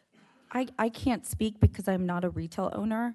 However, I can certainly present those results to you in their comments and feedbacks. From my understanding is they need that turnover rate so their customers can come in, shop, get what they need, and leave. Right. But on the flip side of it, where they want changes, do we know? Right, and those are in the anonymous survey results that I'll Okay, send so to you. they didn't expound on that then? They did in the anonymous. okay. Yes, ma'am. Oh, very Yes, good. yes, yes. But I want to make sure I send that to you and respect their Okay. privacy as well. I feel like those comments are their comments Okay. and need to be shared with you, y'all as a council, Okay. very because good. I just need to be very respectful of what. All right. Yes, ma'am. Thank you. Any other questions? Yes, ma'am. Is this email been sent to all the council and the mayor, or if it hasn't, can you send that to us? The presentation? Yes, ma'am, I certainly can. Yes, it'll be the exact same printout. And then what I'll do is, like I said, to protect their privacy, I will just include those comments. But like I said, I don't even know what the comments are, who they're from. But the comments will be included for y'all's review. Thank you. Thank you.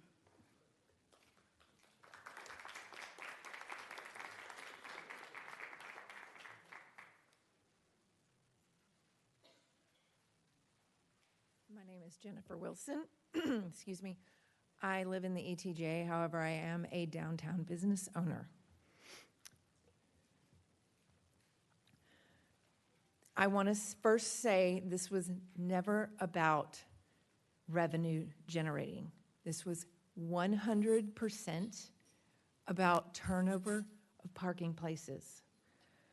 I own a restaurant downtown near the courthouse for over 20 years, and we have always dealt with people who work downtown parking in the spaces in front of our restaurant all day long and never having turnover.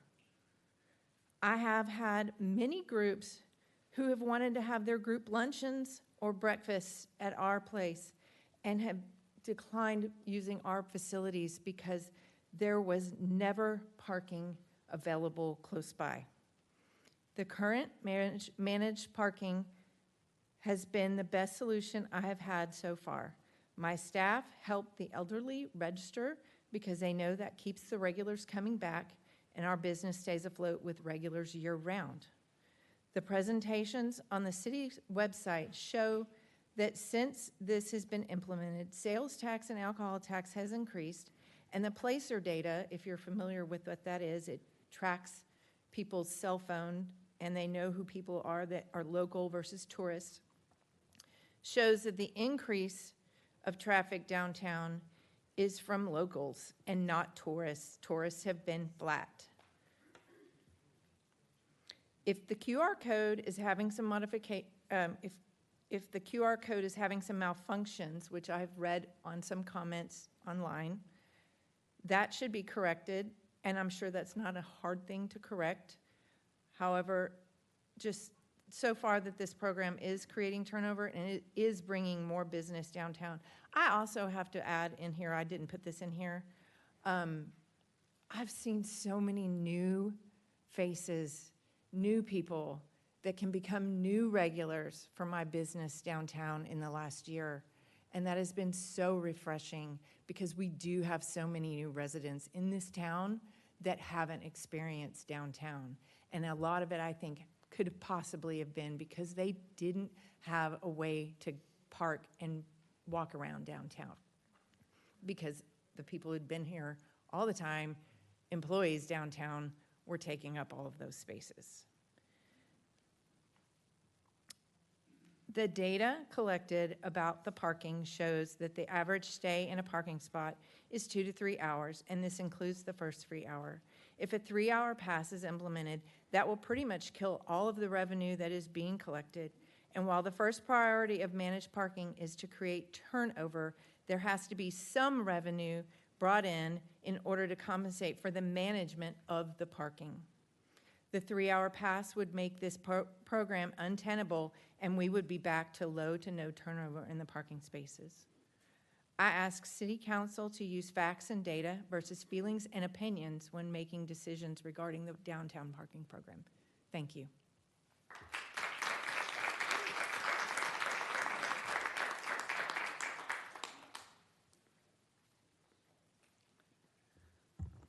Good evening. I'm Pat Butler. I am, I'm a downtown resident of New Braunfels.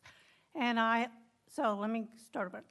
I have been a downtown resident for 11 years, and I have served on the downtown board for 9 years. So I have been involved in the whole process of this managed parking discussion for a long time. And we have been discussing parking for a long time, even much longer than I've been here. And so it was great when we finally were able to create a committee, and we came up with a really viable plan to address the parking situation and have the managed parking. And really what I want to speak to tonight is just about the process. So as you're looking at making some recommendations for changes and hopefully improving the process if it needs to be improved, and as you look at the data and everything, I'd like for you to respect the process, honor the process that kind of is already in place. So we had a parking committee as part of the downtown board that came up with the original kind of plan, and then city staff and the downtown board and that committee worked very hard to gather data, to get input, and to work with to find the right company to do the management. And so as you look at making some changes, I would just hope that you would direct staff to go back through that same process and go through the parking committee and the downtown board and see what recommendations that they have. So, thank you.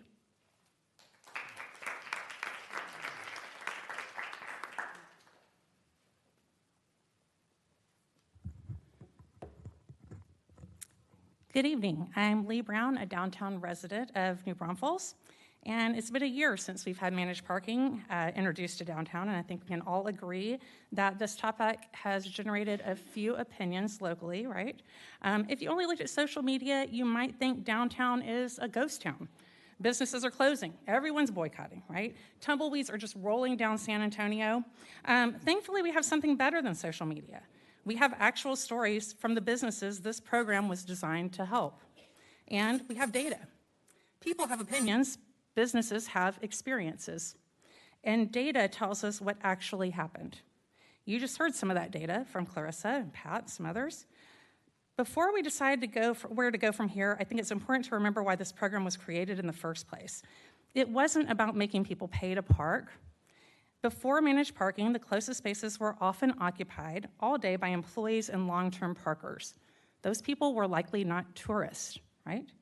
Customers drove around looking for places to park, and many simply gave up and left. As someone who eats and shops and spends a lot of time downtown, I can absolutely attest to that from my perspective. It was especially frustrating for people with disabilities and other mobility challenges because they could never find parking close to where they needed to go. Those spots were already taken up all day long. So downtown businesses asked the city for help, and last year the council at the time unanimously agreed that there was a real parking problem downtown. Managed parking was the solution they chose. So did it work? I think the answer is yes, but numbers only tell part of the story. Stephanie Richardson, owner of Gourmage, shared that 2026 is on track to be her highest grossing year in more than 17 years that she's owned that business. Sales from January through June are up almost 10% over last year, 10%. And remember, that's before the busiest part of tourist system is even in full swing. So it's reasonable to think that a lot of that growth came from local residents continuing to shop downtown. She's even hired 2 additional employees to help keep up with that increased business. And in her words, the parking program is working exactly as it was intended. Another longtime downtown business owner said paid parking has almost completely eliminated the problem of downtown visitors filling their private customer parking lot. And since the program began, street parking turns over more often, and the business's own spots are available for its customers. They were initially apprehensive about the program, but it's had such positive effect on the business and their own experience visiting downtown that they're in full support now. Those stories match what the data is telling us as well. Overall visitation is up, local visitation is up, and despite all of those posts claiming that locals are boycotting downtown, more local residents actually visited downtown than they did the year before. Visitors from farther away are up, sales tax collections are up, restaurant and bar sales are up quite a bit, over 8%. The program generated more than $300,000, and that money stays downtown and is being reinvested downtown. Sidewalks, crosswalks, lighting, landscaping, maintenance, better signage, and future parking improvements. Those are not the numbers of a downtown in trouble. Those are the numbers of a downtown moving in the right direction. And there's one more number that really stood out to me. The businesses this program was designed to help were surveyed, Clarissa just presented those, and 84% supported keeping managed parking in some form. I think it was 54% supported keeping it as is, and another 20-something% supported it with some changes. That tells me that the conversation happening among downtown businesses is very different from the conversation happening on social media, or perhaps in some of your ears, right, by some of the public. Now, does that mean the program's perfect? Of course not. No first-year program ever is perfect. I'd love to see better signs directing people to the free public parking lots. That part's confusing, right? We all know that. I'd especially like to see the private paid lots clearly post exactly what they charge, so we don't have anyone signing up for the $35 parking surprise, plus a tow at the end, right? I'd also support accommodations for seniors and others who just genuinely struggle with that technology. I think we could do better there. Those are the kind of changes that make a good program better. There's one other part of the proposal before you tonight that concerns me, and both of Mayor French's proposals would significantly increase the number of people parking for free. Before making that kind of change, I think there's one important question. What will that do to turnover? Because turnover wasn't a side benefit of this program, it was the entire reason we implemented it in the first place. Mayor French's proposals would also extend free parking to anyone with a New Braunfels mailing address. He mentioned city residents in the ETJ, but there are additional residents with a New Braunfels address outside of the ETJ as well. And there's still, of course, a huge question of the breakdown of tourist versus local. Ma'am, I'm sorry, your time's up. Okay, thank you. Thank you for your comments.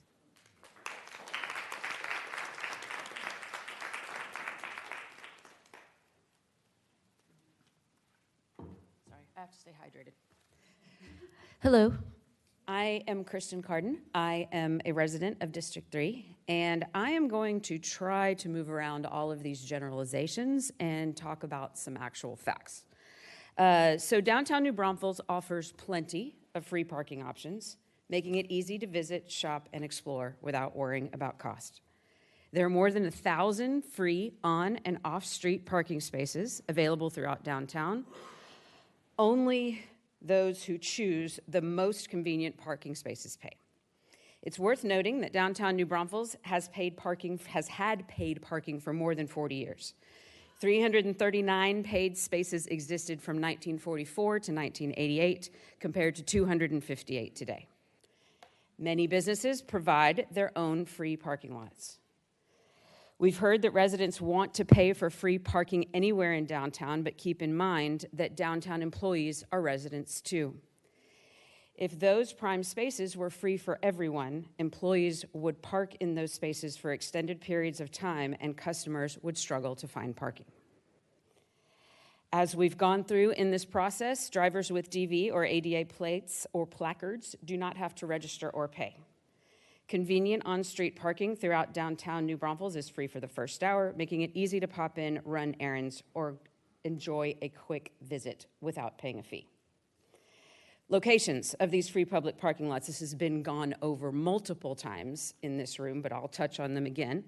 Landa and Bridge Street, Landa and Zink Street, Hill Avenue and West San Antonio, Call and South Castell, Castell and Garden, free customer parking at downtown businesses with private lots. As downtown grows in popularity, managed parking helps ensure it continues to function effectively. Here are what some people have said. This discourages people from coming downtown. In many successful downtowns, visitors expect managed parking because it improves access. Downtown remains a place for people to meet friends, visit businesses, and enjoy the community. The city has added free parking during high-demand times, including lots at NBU, the county, Caldwell Banker, etc. Downtown visitation, especially by residents, has actually increased since managed parking began, not driven them away. Let's see, what have we not already touched on? Managed parking is far more cost-effective than building new parking structures, which that has been a concern as well. People have talked about that. There are parking lots not currently being fully utilized, meaning capacity still exists. Special events bring unusual demand, but the city manages with parking shuttles. The priority is to maximize existing parking before investing in a multi-million-dollar garage. This hurts small businesses. Actually, businesses benefit when customers can find parking quickly and easily. Turnover means more customers per space per day, which increases sales. Spending in downtown has increased since managed parking began. Managed parking was never truly free. It was simply unregulated. Managed parking helps ensure the most convenient spaces are available for customers and visitors instead of being occupied all day, which many have touched on. And again, downtown has over 1,000 free on and off-street parking spaces available. Managed parking was implemented in response to feedback from downtown businesses. In a 2023 business survey, 74% of businesses said it was time to consider changes to the previous parking system. Many businesses support paid parking for the most convenient spaces, including evenings and weekends. Downtown historically has had paid parking, which I already touched on. A couple of concerns I've had since just tonight is all of these general statements of I've talked to certain individuals or employers concerned. I would love to hear who those certain individuals are, or if those employees have concerns. We would all love to hear them, because a lot of people in this room have been working on this program, including our city staff who worked very, very hard for over a decade now, not just this past year that it's been implemented. I encourage those people who have concerns or who for some reason think their sales have been impacted. I would love to hear some data as to how they can actually track that their sales have been impacted due to parking. And then we can talk about data and not generalizations, because that's how we move forward. I also am very concerned about all these general numbers being thrown around, especially from somebody that's in charge of our budget for our city.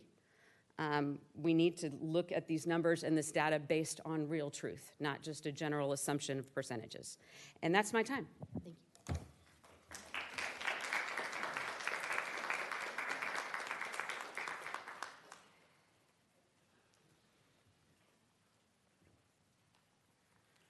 Hello, I'm Peter Landerman, resident. I'm also a downtown business owner. I probably spend more time downtown than anyone in this room. We could fight about it later, but I see a lot of how the consumer acts, how tourists are. I'm constantly walking around downtown between my businesses, and I'm constantly seeing what's happening. to her point, I do have hard numbers. My business has been impacted by the paid parking. My sales are up 3% this year at my ice cream shop downtown. A lot of that's due to turnover and there being more accessibility. Now, a big point that everyone's missing, or seems to be missing, or no one's touching on, is this has been a problem since I've been in the Downtown Association, since 2012. Parking's always been an issue, talked about. There's never been anything that's come to fruition of a way to solve it. It was before, we were all paying for parking management anyway, because the Parks Department was managing parking. So the taxpayer's always been paying for management of parking downtown, just to be clear on that. Now it's being subsidized by the consumer who is paying their fee if they are staying over an hour. Being capped at $10 for a day, I think is very generous. Most cities you see, you don't pay less than $10 for a couple hours of parking. So overall, I think that all of the effort, man hours, money that's been spent, research, public input forums that I've attended, there's been, I mean, I don't know how many months ago, we were all in the other room, the Tejas room, with a massive presentation from Jeff Jewell, from the CEO of the parking thing, with a lot of data that was very concise and clear of to like how, what, where, and why all of this is happening. Why we don't have a parking garage, how we have an oversupply of parking, how we have all of these other problems that have been solved. There's data there showing how long someone's parking downtown. There's data showing what hours they're parking. When we started this, the whole concept of 10 a.m. to 10 p.m. managed parking was we need to collect data, and we need to collect as much data as we possibly can. The only way to do that is through management. So we're gonna set this big window, 7 days a week, 10 to 10.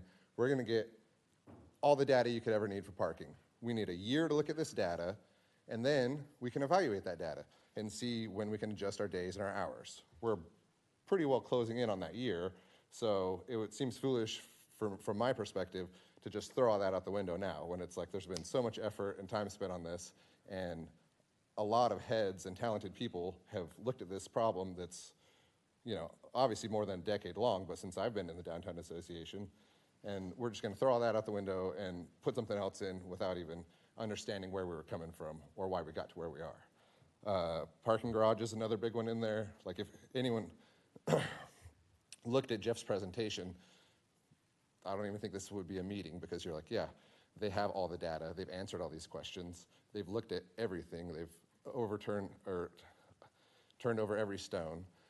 Some positive other things I've seen happen. There were a ton of private lots downtown before. Most of those lots were all managed by different people. So you have 10 private lots, 10 different management companies, a lot of confusion for the consumer. By going with this one managed parking company, now a side benefit that they didn't even look at before was that they're getting a lot of these private lots online with the same system.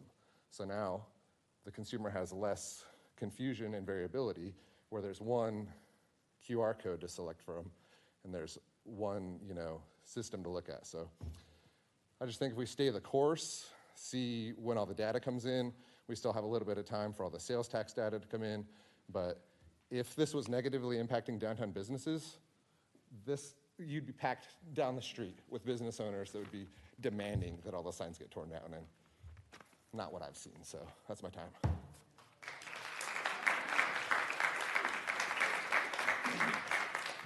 Mayor, just to let you know, we have 3 minutes before we reach the 30 minutes. All right, thank on you, one Gail. side. Thank you. Okay, does that mean I just have 3 minutes? I can do it, if that's what that means. I got it. My name is Ashley Alsop. I'm a resident, and I love downtown New Braunfels. There's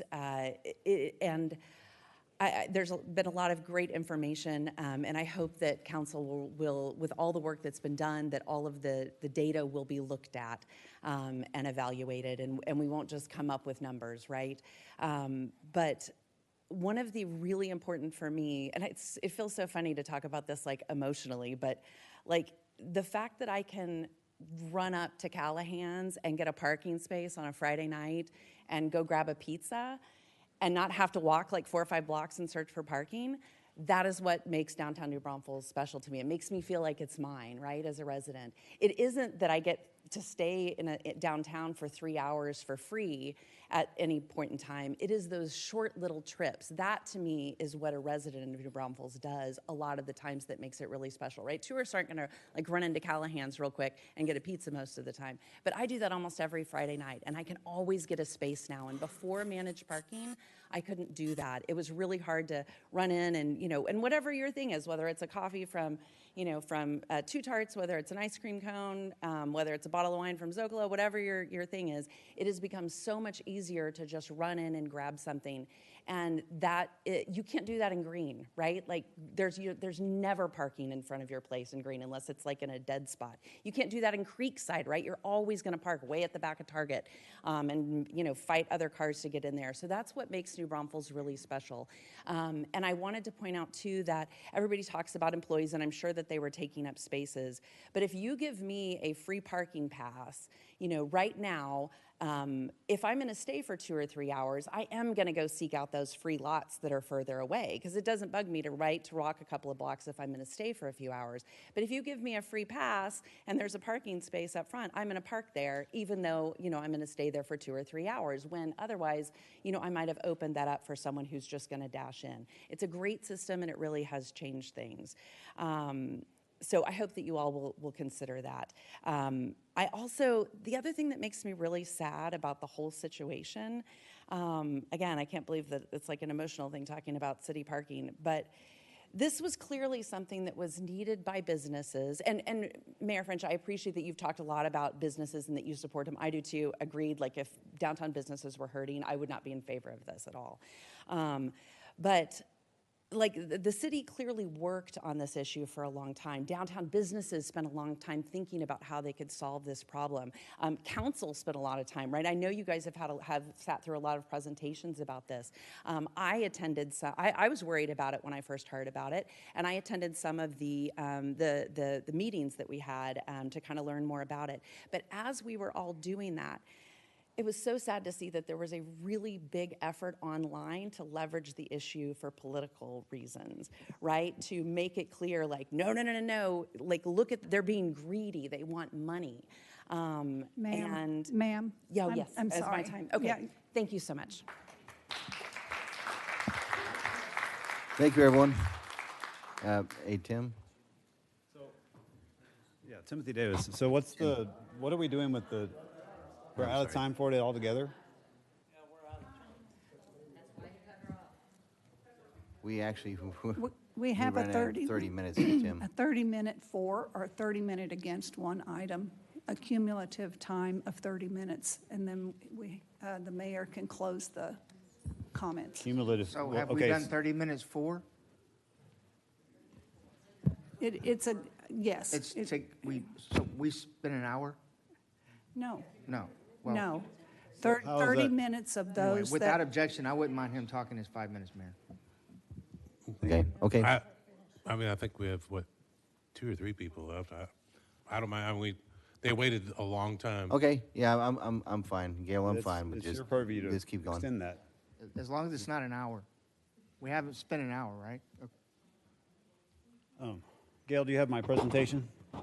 Would you hold off on the front page, and then I'll just let you know when to change. I don't have a clicker, do I? Oh, I do. I never use the PowerPoint, so that's fine. That's fine. Thank you. All right, Timothy Davis. I've thought about this for years, and many of y'all know I was running for office, and I have a lot of support on this particular item. It has nothing to do with the particular position I'm running for. However, I did canvass a lot of houses, and I talked to a lot of people, and I had a lot of very good, candid conversations with folks. I listened to a lot of folks, including business owners, and the problem I've seen with this from the beginning was it was a sudden change, and of course people don't always accept sudden changes, but we've had to folks like myself that have lived here for 20 years had to dealt with sudden change quite a bit. So I didn't invest in a town where I had paid parking, so it's a little upsetting, but I understand the turnover, and there needs to be a solution for that. 2 to 3 hours, and then a full $15 or whatever, I think that makes a lot of sense. That means people are going to have to leave, or they're going to have to pay. So, and then it's a management issue to some degree that can and should address this, not necessarily a crony government solution. So, that being said, I've come up with an idea to use this and more, and I'll try to get through this quickly. So, I've come up with an idea where we can use this pass for this and more. The discussion was, I've had with several folks, was that we can use the River Pass that we already use and integrate this into the system. This is not fully thought out. This would have to be discussed with many different departments to figure out how to make this work with the system we have. But to have a parking system where everyone can have limited parking. Everyone that's a citizen can have this. And I'm just going to go through this very quickly. I'm not going to read the whole thing. But the limited parking in fee areas, could also extend this to use this for the hazmat. And another thing that I've wanted to speak with you, Mr. Camarino, for years is why we have the landfill use and we don't get to go there just on a few times a year, basically like a punch card, and use that instead of lining up all together and waiting for one specific day, because it promotes cleanup. It promotes to allow people to use that. And this is to go and clean up their property and not have to worry about a certain date that they have to clean up their property. We got rid of the cleanup we could do. We could call them and have them do that. And sorry, I'm trying to rush through this. Anyways, long story short, there's a lot of uses we could use this pass for. I presented something. I'm going to email this to you. I'm trying to get out of here and not take up any more time on this. But there are a lot of issues. There's safety issues. There's quite a bit of issues dealing with going and scanning this thing in the specific spot. Going to do that is a problem. Going down and trying to do a quick in and out at a restaurant is a hassle for a lot of folks. I know a lot of folks, including myself, that don't go downtown anymore. It's a hassle. I talked to a lot of people door to door, and they liked my ideas here that I've outlined. I don't have time to cover it all, but there's other things you can do with this later on, and basically build a pass that does a lot of things. Promotes business, promotes small business, and it also has these things integrated, and it can be used throughout other areas of the city in which you can use this as a pass to do things like this here. You can get discounts integrated in this. You can do all kinds of things once you have this database, and people basically go like I don't know where you sign up for this anymore, where you would go down to the office that was by Landa Park and you would get a pass, right? Is that where you still get it, wherever you get this pass? You get the pass, and then it allows you the parking without having to worry about the scanning system. Now, how you regulate that as far as when you get there and checking in and those kinds of things have to be dealt with, but I don't like the idea that I have to go get out of my car, walk down here, scan the thing, report the spot, and all that stuff. It's very difficult to go in and out quickly into a business. I've heard problems about DoorDash and things like that not delivering downtown because of the problems this has created. And so there's a lot of negative effects to this as well, and what we need is balance between the business owners and the residents that pay the bills, that pay the taxes, that vote.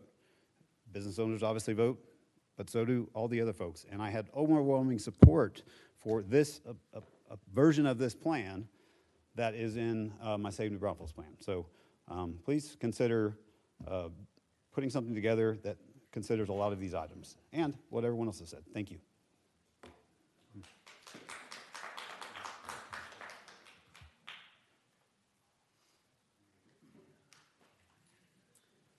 Hello, Mayor, Council. Chase Taylor, District 5. I'll be brief. I do want to say I think we're actually probably closer together on this issue than we are on a lot of issues. And if you listen to even Mr. Landerman, Ms. Clarissa DeSanto, and the data she presented, there is a large part of downtown business owners that do sound like they want some sort of modification to this program. And as they have stated earlier, it's not just about the majority, it's about everyone, right? So the other thing is, Mr. Landerman mentioned the year of data. I believe Mr. Spradley said we need a year of data, and that's what was presented from the outset of this was once we have a year of data, we can make adjustments as needed. So it sounds like by some pathway, we're probably close to making some adjustments. And I think that's all that's really being asked here is for some sort of adjustments. And thank you, Mayor, for bringing some proposals. And this is a discussion, so any other council members welcome to recommend proposals or modifications, and that's what it is a discussion. And so I think, again, we're probably a little closer together on this one than it may appear. I would, Ms. Alsop, do you want the rest of my time? Where are you? You're good? Okay, thanks.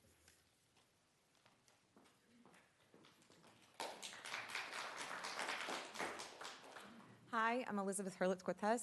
I am a resident of New Braunfels. You've heard a lot of numbers tonight. I'm not going to repeat them. Thank you so much, Clarissa. But I am going to remind you of something, that free ain't free, all right? It never is, not this program, not any program, not any promise from this dais.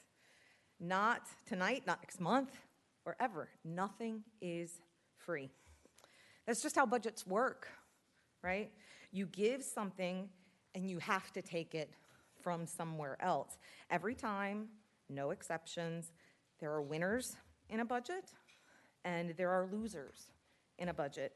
And pretending otherwise or promising otherwise doesn't change the math. So when somebody proposes free hours for River Pass holders or residents or for any subset of New Braunfels citizens, before the very committee that was built to study exactly that question has been given the chance to finish their job, I would ask the question of anybody. Doesn't matter who you are, doesn't matter how popular the idea is, what does it cost? And who pays for it? Because somebody does. Somebody always does. And in order for that fund to stay solvent, which is the purpose, it's everyone else who picks up the tab for free. But maybe that's the point, though, right? Maybe the plan with the proposal was never no cost to residents. Maybe the plan was no cost to the people who are cheering on getting rid of it. And everybody else just stays quiet while everyone puts the bill. That's not policy, my friends. So now I get the logic behind having tourists pay for it. We're a tourist town. I get that logic. But, let them foot the bill. But the problem with that is that this program didn't get built because tourists were clogging up Seguin Street. It wasn't built that way for a 6-hour stretch. It got built because locals were. Downtown businesses didn't come to this council asking for help with out-of-towners. They came asking for help because their own neighbors were parking in front of their storefronts all day long and their actual customers couldn't get a spot. That's the turnover problem. That's the whole reason we are here. So if you carve out residents out entirely from any of the equation, the very people whose parking habits created the problem in the first place, you haven't solved anything. You've actually just defunded the program. But again, maybe that's the point. And the part I really can't get past is this idea that if you redistribute a cost so one group wins while another absorbs it, that used to have a really, really bad name in this room and in this town and in this state and in this country, and it's a really bad name. It's funny how the name suddenly disappears the second the idea gets popular because someone says the word free. Look, I did not wake up wanting to be the one explaining economics to people who wear fiscal conservancy and fiscal responsibility like a badge of honor. I mean, me, seriously. Y'all all know who I am, me, of all people. I really didn't, but here I am. I volunteer as tribute. Because somehow in this city, someone has to pay for it is a controversial sentence, not a giveaway. Just simple math. So the ask is short. Data first. Process first. Then and only then decide, because that is how we make good decisions, right? Let the committee finish what they were built to do. Let the experts make the recommendations. That's the floor. That's the floor of good government. That's the floor and bare minimum of fiscal responsibility and the standard of government. And every single person in this city, the ones who voted, the ones who didn't, the ones who will vote next time, deserve that standard. Thank you. Well, thank you, everyone. It actually was a lot of great comments out there. Believe me, I soaked in every bit of it. But I'm glad I brought this presentation, and I do hear a lot of positives for the downtown parking. So I do want to make maybe one change, and then I'll just bring it as a directive, maybe to look at it at a different time. But maybe 3 hours is too much, and 2 hours might be okay. But we do have the first hour free, and much of it is the app. If we can change the app to make it, well, I'm presenting put an app. I don't like the QR code. Yeah, it's QR code. If the corporation or the businesses in charge of this can allow the citizens to download an app on their phone, they go into the app and they hit a red button that says, I'm here. They won't have to deal with the payments, the QR codes, the signage, anything. And I see that already, and I used it in San Antonio.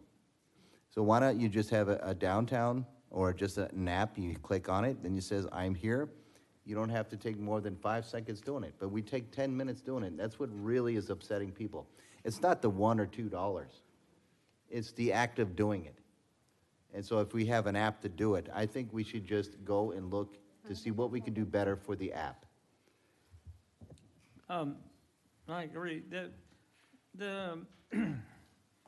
Some of the comments that have been made by some of the businesses to me were, if people were having a hard time with the QR code or with the app, if the store owners are taught and trained where people can come in and I can help you with it while you're using my store, it got a business and it got a relationship right there for seniors that may be having problems with it. It really is a lot of businesses are looking at the turnover side of it. So a change is probably not necessitated there, but the optics of how we work it are. I mean, I've had bars that call and said, you know, I really wanted to have 4 or 5 hours free because my guys stay here all night, you know. And then I've had some of them that said, you know, it's turning over too fast. So we have a report coming to us when, Jordan? We just finished 1 year of the program last Tuesday, I believe. We already have time scheduled with our Downtown Parking Standing Committee in August. So right now we're going through all of the data, putting together information. We'll be presenting to the Downtown Parking Standing Committee in August, and then we will follow up with a presentation to the Downtown Board and then bring it back to City Council after that. So we're Okay. moving as quickly as we can. And then some of the recommendations that came out, such as what's the pros and cons of a resident pass on Yes, the sir. ETJ, whether it's a $20 or $50 fee for them, that, and the So- impact it would be on the available. I mean, that was a Yes, pretty sir. good idea. So, And then, so some of the uh, things that were brought forward previously that we are going to be just continuing discussion on is digital chalking, so an option not to register, parking kiosks where you can pay at the kiosk, sort of like an auto charge card on file, resident parking privileges, expanded free parking, so hours additional Right. than one, free parking after a certain time frame or a modification of the program hours, and a couple of other minor items. So So- yes, we're working on it. So this will get us with their report. Then on the 27th, we have our beginning budget workshop.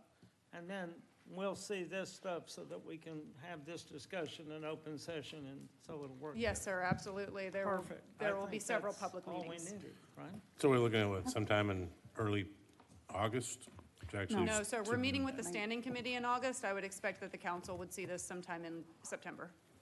Okay. We need, Okay. because we have a process that's established, right? So first, we take it to the Downtown Parking Standing Committee, which is made up of downtown business and property owners. And then they provide a recommendation. We take the same presentation to the downtown board who provides a recommendation, and we bring both of those recommendations to the city council with the accompanying presentation. And we Okay. will look at everything that you proposed as well, and Oh, yeah. we'll dig into it and do the I research. think I may change that to maybe 2 hours, but I do want an app to see if anyone can look into an app. The thing is just make So it it's- very, very simple. So essentially, You know? to sum it up, we're going to get the 1 year of data, we're gonna take all that Yes. 1 year of data, take it to the committee. The committee's gonna evaluate all the potential recommendations that we came up with and bounce that against the 1 year of data and see what is feasible, what is solvent, what manages the turnover that we're trying to get and what works. Correct. Yes, sir. One we of the talked things about that a couple months I want to mention Go ahead. is that it was not brought up was that I had complaints on was business parking signs versus city parking signs. At night, they look alike, so when they're scanning, even though it comes up as something different from the city. Yes, ma'am. No, Some we of know them- that that is an issue, that It- some of the it's- private lots, our goal is that the private lots that are charging become part of the Park MB system. Okay. So they're still private lots, but they're through our system, and we can make sure that they're a reasonable fee, that it's understandable for the patron, and that there's consistency. But we do get complaints that some of those private lots have a separate pay system that is unreasonable fees or results in large fines. Yes. So our team is constantly making contact and has done a really good job of expanding the Park MBTX into those areas, and that remains a focus. Yes, absolutely. And they've asked, several people have asked if you can make it where it actually does look different at night, those signs, because those signs look the same. So some people come in the daytime and they go and eat, and then they come back thinking that they've already paid, and they park somewhere else thinking it's to go have a drink, and they get a huge fine. We can't regulate what they do on private property, Okay. but we do continue to reach out and try to get them to be part of our system. Okay, So, well, and if they've we been can make successful. ours look different then, something, because people are getting, they think that they've paid for the whole day, and then they're getting tickets. We'll continue is the what conversation, what I've been absolutely. told. Yes, ma'am. The other is, I just wanted to say, I have the parking on I was able to save it on my phone as an app. And, I mean, I pay for it before I go downtown, but She I just- know that She it's. bookmarked it Yeah, I because it's a bookmarked it. website, Yeah, what I'm talking about is an app, like the Santa. no I know, more but- inputting credit card or vehicle information. Just open it up and say, press a button, I'm here, that's it. Right, but you That's gotta, you gotta still input your credit card somewhere, though. Well, it's already input, Okay, and that's it. You can tie it to your bank, whatever. It's just a simple app that says, here's my little red button, I'm here. And now it's already, your Yeah. credit card, whatever, is paying for it after the first hour or the second hour. okay. But also, can we also talk about the sticker? A sticker on a vehicle? In lieu of a sticker, help You me know, like, understand. remember how we used to have to put a sticker for the river parking pass before all of this? Antonio There's Park. still some seniors out there that don't want to have their credit cards saved at an app, or they don't want to scan. So are you talking about like a prepaid? They can Yes, load prepaid. payment on? Yes, okay. ma'am. Yes, ma'am. That's on the list. Okay, thank you. Okay, Ms. Matney. I We're have gonna one cover thing. all that in the, when everything comes back up again, right? So I mean, Is there- I don't think there's a I got one thing to say. whole lot of value in going through all this, because we're gonna have to go through all this again at a Yes, sir. later And- point, And so. and we have a list of what the council has requested previously for Yeah, us to look can I make into. sure there's one thing on that list? Yes, sir. That might have been missed? So we have veterans, disabled veterans. Yes, sir. But we didn't include Purple Hearts or Medal of Honor plates. Okay. Just because they have a Medal of Honor doesn't mean that they're a disabled veteran. Yep. Oftentimes, that's the case, but not all the time. And the same thing with Purple Hearts. Yes, sir. And those are very easy to identify, and there's not that many, so. And, thanks. and Mayor, we'll certainly evaluate your proposals and then come back with the analysis of your proposals as well, including all the things that Ms. Matney just talked about. Thank you. Okay? And I think caveat to him is if you look at the San Antonio app, it's called San Antonio Park. That's kind of what he's alluding to, if we had something like that. Okay. All right.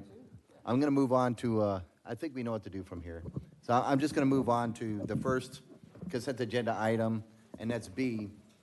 And so approval of the contract award for the construction of the Green Road and the Post Road intersection and the Zip Road and Old Zip Road intersection to Easy Bell Construction, and authorization for the city manager to execute any change orders or project expenditures up to the contingency amount. And is Mr. Gary Ford here? Oh. Yes. Well, A? No, I'm reading Bravo. Item B from the consent agenda. I'm sorry. Oh, Yeah, I'm going to go through these first. Go ahead, sir. Gary? Wasn't sure what the comment was, or the concern.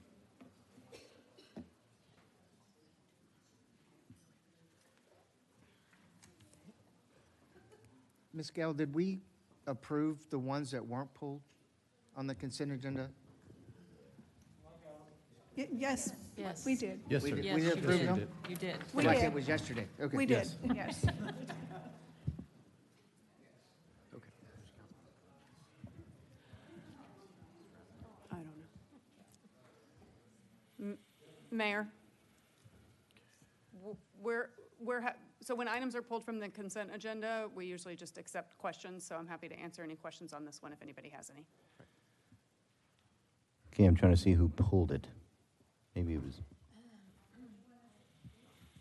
That was Councilmember Lebowski, I believe, that pulled this item.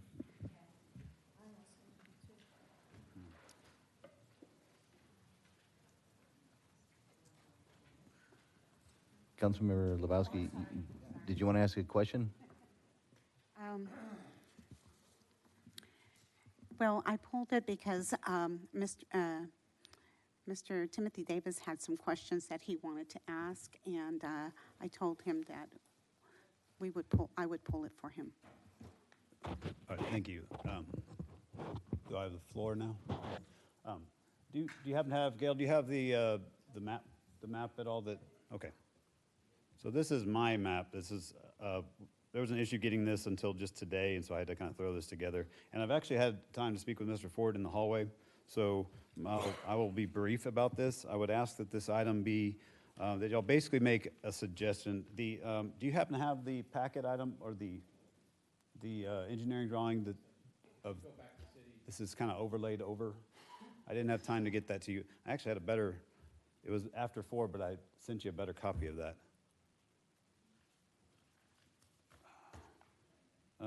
That's it, right there. Okay, so just to let everyone understand what this is Green Road and Post, and this is the end of, can't see my hand here.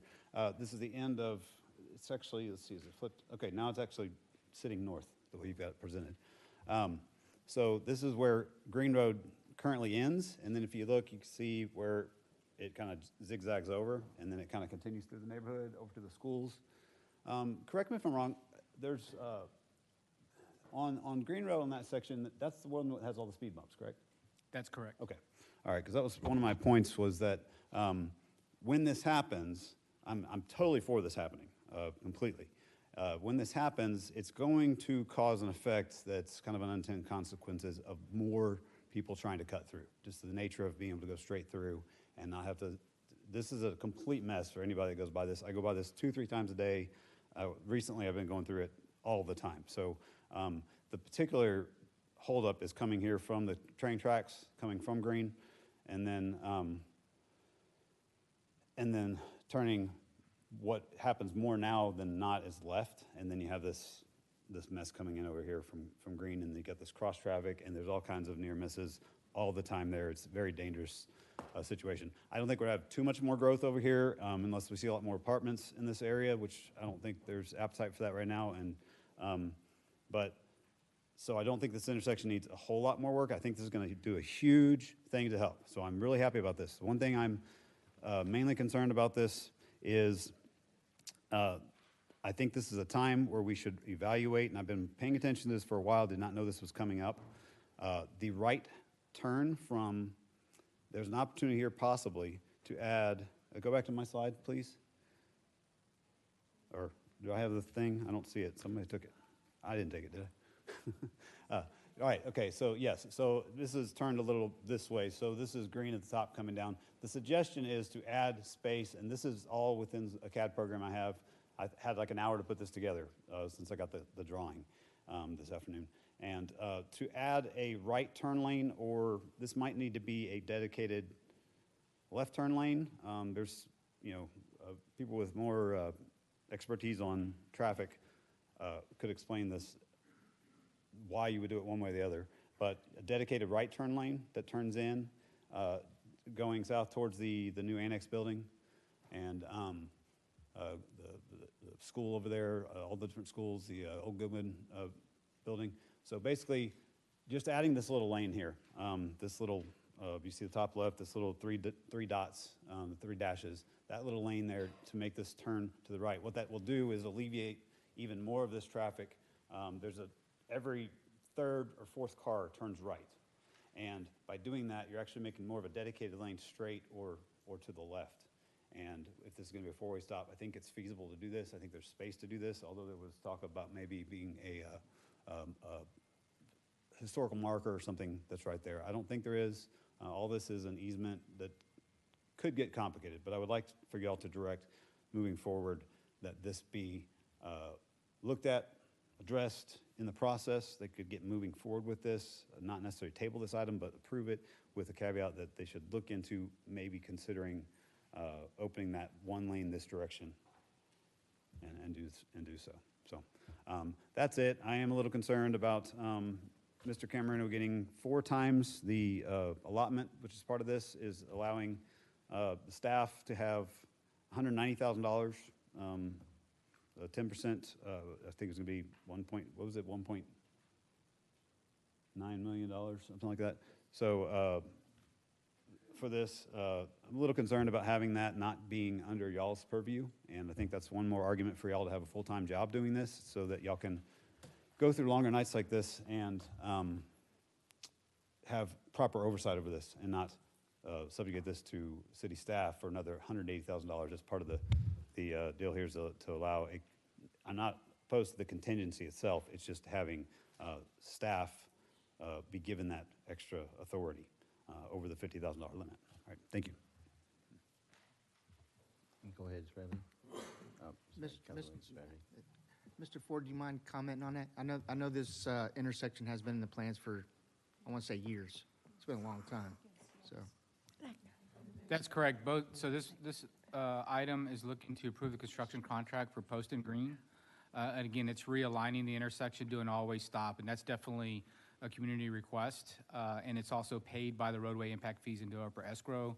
And this one's also taking care of Zip and Old Zip. Again, a similar situation where we're getting that intersection up to city standards. If you saw the last photo, there's some drainage concerns and then completing the sidewalk in an area. So again, both of those are paid by the roadway impact fee. And again, regarding the contingency, that's standard practice across, really the nation, the city. We've been doing that for a long time, and that allows for items that come up. You may have a quantity overrun, or you may make some changes, and that allows city staff to work through the process. So typically, our project manager works with the department director, gets that over to Mr. Camerino, includes me, also Jordan in the process. But again, that helps kind of move the project along. If we pull that out, have to take that to council, that'll definitely cause some issues where we're bringing those items out, have to schedule that as a meeting, and it's pretty standard practice on that end. So we would recommend maintaining the 10% contingency amount, but also, like Mr. Davis indicated, we would be more than happy to evaluate adding a right turn lane at this area. You know, again, we have some utilities or potential historic monument, but we can update city council and Mr. Davis on, we went through the process, here's the layout, and if we can add it or we can't, then we can inform city council, but we do recommend the item move forward. That way it's much needed improvements. in the I community. would appreciate if you would at least look at a right turn lane. And there's a lot of streets, not just this one, that would benefit from a right turn lane. So I'd rather have it done than not done, and then have to come back and look at it later. What Yes, about you? I was just going to say that. Yes, sir. And I appreciate you. And thank you for including Mr. Davis. On that Go ahead. 10% contingency, you document what that's spent on, if in fact you spend it, or, you know, Robert approves that. That's correct. We keep numbers of all our change orders. That goes through a process, and then we make sure that we're working within that contingency amount.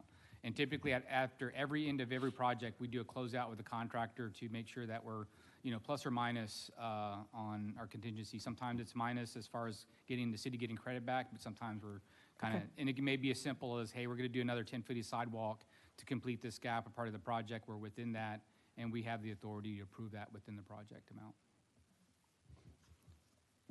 Thank you. Is there any further discussion by council? Nope. No. Yeah. I'll motion for approval. I'll entertain a motion. I motion.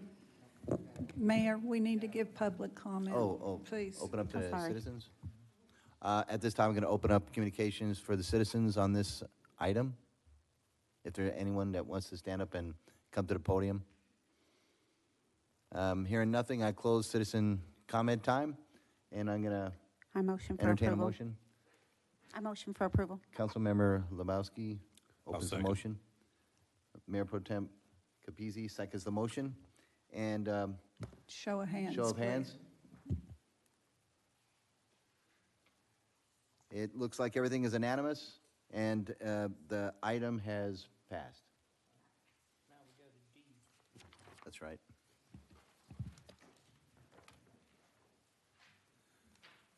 Item D is approval of Natalie Tham and Daniel Jones as contract municipal prosecutors under the existing contract with Denton Navarro Rodriguez, Barnell Sante, and Zach PC. Nathan Brown, go ahead. Yeah, Mayor, Council, if you have any questions, happy to answer.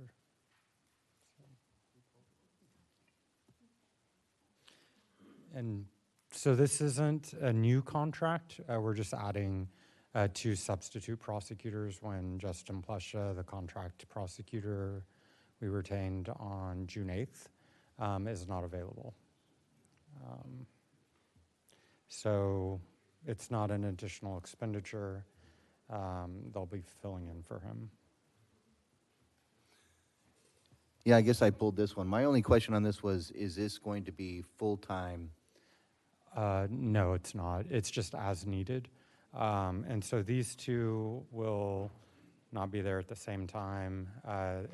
So basically it'll alternate between Ms. Tham, Mr. Jones, and Mr. Plesha as they're available. At-will prosecutorial. That's correct. So it's just adding resources is all it's doing? Yes, I should have. Dollar amount, or contract amount remains the same. Exactly. Scope remains the same. Just Exactly. adding resources to that contract. Yeah, when I originally brought Justin Plesha to you guys, I should have had backup. That had been our practice in the past, and that was just my first time doing an item like that, so. Is there any further comment from council on this item? Public comment. Right now, I'm going to open up to public comment at this time. If anyone wants to stand up behind the podium, please. There being none, I close public comment. And right now, I'm going to entertain a motion. I'll motion to approve. I'll second. Councilmember, That's all right. Councilmember Edwards first, Mayor Pro Tem Capizzi seconds, and all raise their hands. 4. They're seeing none of the none. The vote is unanimous, and the motion carries for this item. Item F. Let's see. Item F, approval of the budget amendment for the FY 2026 General Fund, City Attorney Department budget. And that would be Mrs. Becky Wytrek? Yes, That's probably, did I pronounce your name right? Beatrix, that works. Thank you, thank you. Go ahead. Yes, Oh, whatever questions you have, I don't have a presentation on this item. let me see something. One second.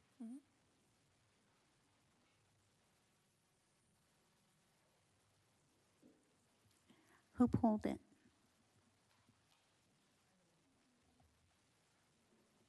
I know I was one that pulled it.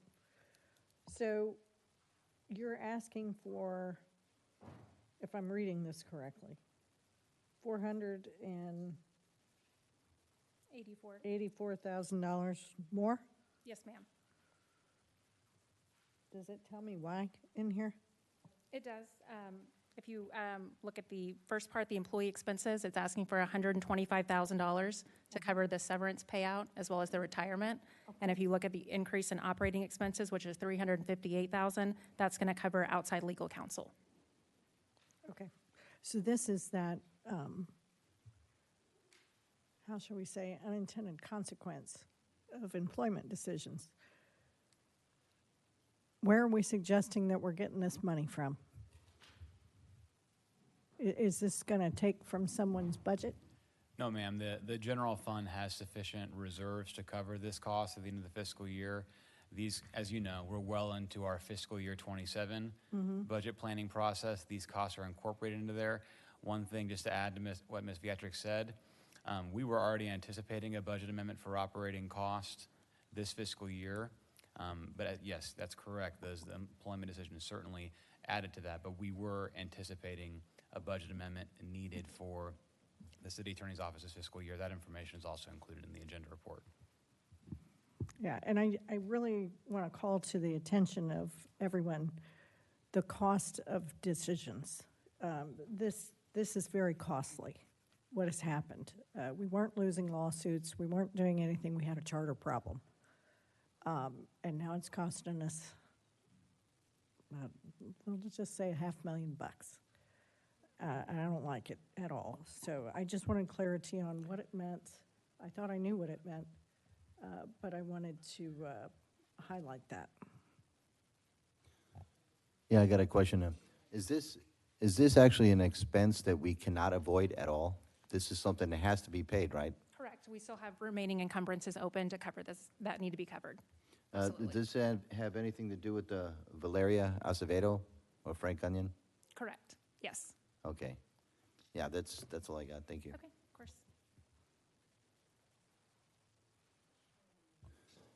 All right, is there any further comments from council? I'm going to open it up to the citizens on the floor. If anyone wants to make a comment here for this item, please stand up or behind that podium. Those hearing none, I'm closing public comment time on this, and I'm going to move for a motion. I motion for approval. Councilmember Lebowski firsts it, Second. and Councilmember Edwards. Edwards seconds the vote. Raise your hands for this decision. 1, 2, 3, 4. What Raise is- your hands not in this decision. 3. 3. So right now that's 4-3, and the amendment has passed, if I said that correctly. Item G. The item G, approval of modification to the annual contracts with roadway stripping incorporated in interstate barricades and markings incorporated for pavement marking services on an as-needed basis for the city. You got Greg Malatek? You on? Yes, sir. Melodic, sorry. One moment. Who pulled this one?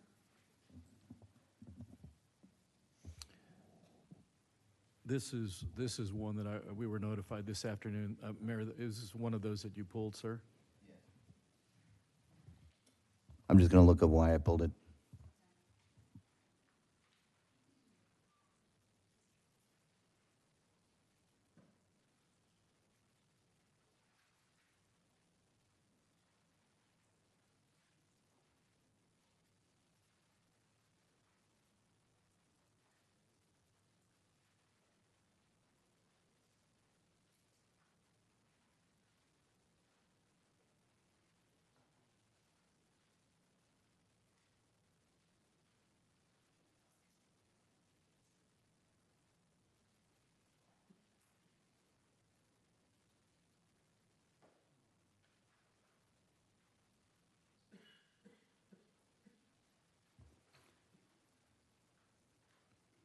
I did have a note here of why I pulled it, but I don't think it's going to impact citizens when it comes to where the money's coming from.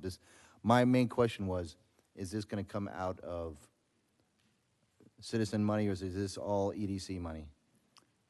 No, it's really neither. It's one of those things to where this is an ongoing contract for striping work. So initially, this was for Public Works, and we had $100,000 in our budget every year for striping contracts. It's since been used by our Transportation and Construction Services Department for their traffic calming striping.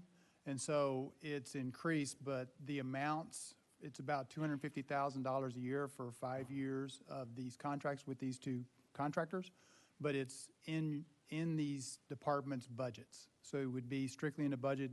It does come from the general fund, but it's what's allocated every year in the budget. For instance, for Public Works, it's $100,000. Okay, I just wanted to know all that. Yes, sir. Is there any comments from any up here at council? I'm going to open the floor to the public comment time on this one. Please step up to the podium, state your name, whether you live in the city, the ETJ, or a non-resident, please. Thank you. Angela Guardiola Keller. I live in the ETJ zone. I just have a question in reference to how long we've had the contract with roadway stripping. These contracts started in 2025. 2025? Yes, ma'am. Has there been any increases in the amounts budgeted towards this each year, or decreases? For Public Works, it's been for the last 2 years, $100,000 allocated for a striping contract. Is that on average per year? You're For saying? these 2 years, yes, ma'am. Okay. It was not average, it was $100,000 each year. Okay, and as a concerned citizen, I would like, whenever there is any approvals of any contracts going here on, if we can actually have a visual, instead of somebody come in and say, hey, we need money for this, and doesn't give any explanation, any paperwork, no line items, no finances, and they just want y'all's approval. I think that there needs to be more details in this information because it's the taxpayers that's paying this. And I think that we should be privy to all these contracts, see what the contracts are, and have there been any bids to see if there's anybody that's willing to outbid their cost. And I just want to have some transparency here because we deserve it. We're the taxpayers, and there's millions of dollars that are going to so many companies rapidly. It's nonstop every month, hundreds of thousands, millions of dollars, and I think that we deserve that transparency. Thank you. Mayor, Yes. Mayor, if I may, that information is actually in our agenda report that is online and transparent and available for anyone to read. So that kind of information is available on these agenda reports. We're very transparent. It's part of the packet, isn't it? Yes, sir. Yes, ma'am. It's in the detail of the agenda packets. report. So there's an agenda packet tab. And that's and available where online, we ma'am. can see that. That's available online? Yes, Okay, ma'am. then next time I'll come with it. But could we not, as a courtesy, I mean, could they not, as a courtesy, bring us that information to show other people, just in case nobody else is able to get on the line and get it? I mean, is that too much to ask for? You can actually go online and read the packet. No, I know I can. Okay. But for the people that are viewing and listening right now, If you have or a that question, you been, can ask one of your council members to send that information to you, and they'd be happy to do that. I'm in the Or we'd be ETJ happy zone. to do that to you. Do that But for you yeah, as well. I can send that to somebody. bet. Okay. I just had one more question for Mr. Malonic that I thought of when I was asking Mike over here. How does this relate to our striping machine? We have a striping machine, right? Does this do other work? Yes, on the Public Works side, now again, on the Transportation and Construction Services Department, theirs has mainly been for traffic calming projects that Okay. they've worked, I think sometimes, or I think they presented to council. On the city, on the Public Works side of it, we use our striping rig that we've bought about 3 years ago. That's mainly used for stop bars, and we use that for Okay. crosswalks. But for our long lines, we have to use our striping contracts. Okay. So like, for instance, The work that was done downtown on the plaza, that was done through one of these striping contracts. Okay, makes sense. Thank you. Yes, ma'am. And I would like Go to say ahead. thank you for the striping downtown around the plaza. It looks great. I've been asking for that since, I don't know, 5 years ago. So anyway, it was awesome. And not to belittle this, but just I do have to say this, that is a TxDOT roadway that the city has, along with other things the city's done. And I'm, again, nothing against TxDOT, but that is something that's not necessarily the city's responsibility, but the city saw the need and took care of it. Yeah, and I appreciate that because the downtown, well, we want to improve the walking, right? And so that definitely improves the walking and the safety ability for the downtown residents. So I guess you got in an arm wrestling match with someone from TxDOT and we won. So anyway, thank you. They let us do it. We asked Oh. them if we could do it, and they said, go for it. So, 'Cause we paid for it. yes, sir. Yeah. Yes. Councilmember Lebowski? I just want to say thank you. Motion to approve. Oh, do we, No, we have to open up. right now, I'm going to open up to the citizens on the floor. If anyone wants to step up behind the podium and speak on this item. All right, I'm going to close citizen comment time. I'm going to entertain a motion. Motion to approve. I'll second. So we got Councilmember Edwards firsted, and then Councilmember Lebowski seconded it. All in favor, raise your hands. All not, oh, okay. You got it. So it's unanimous, and the item has passed.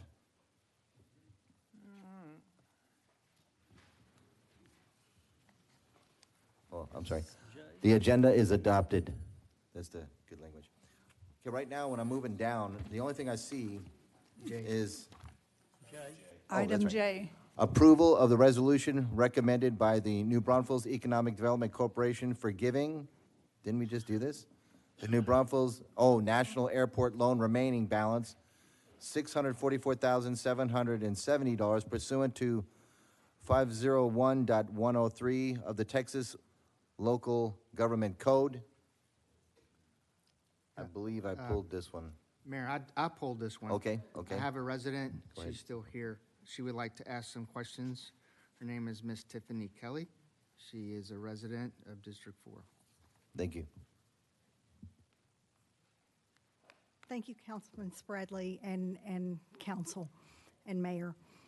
I asked that this item be pulled from the consent agenda because as I read the full packet, I noticed that, forgive me as I pull this up,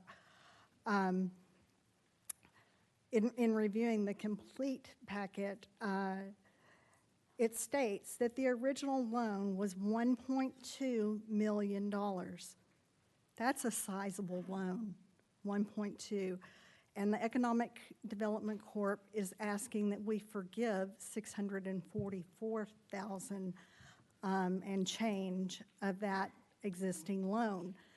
That's concerning in and of itself, but what's extra concerning is buried in the packet.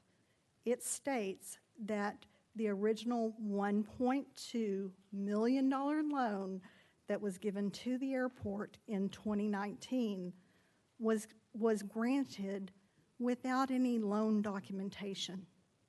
This raises a huge red flag for me as a citizen.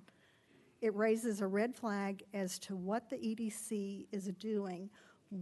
If this loan was granted without loan documentation, what other loans are out there that are similarly granted without sufficient documentation? I've never entered into a loan when I've lended money, nor when I've asked for a loan that wasn't clearly documented.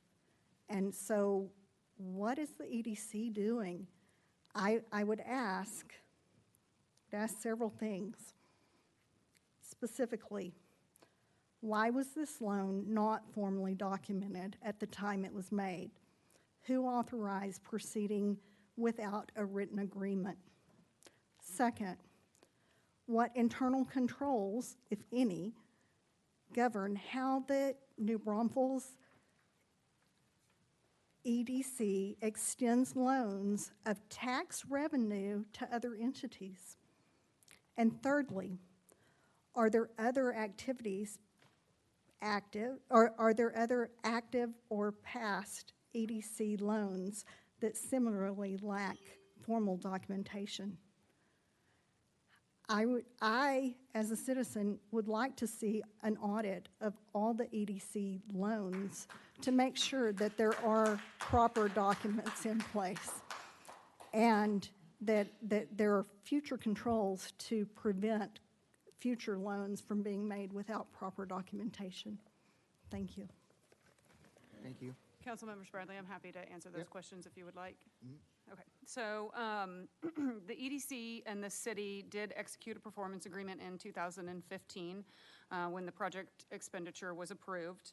When we stated in the agenda memo about specific loan documentation, the loan repayment was not explicitly outlined in that performance agreement, but it was included in the MBEDC agenda and the City Council agenda memos at the time that expenditure was considered by both entities. Those memos, along with the minutes of both of those meetings, were part of what was used by our city's finance team to structure the repayment plan.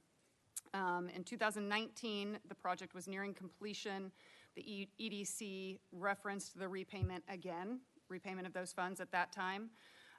Those actions, the minutes, the memos, and of course the on-time repayment of that loan all show that there are internal controls in place to make sure that that loan was repaid.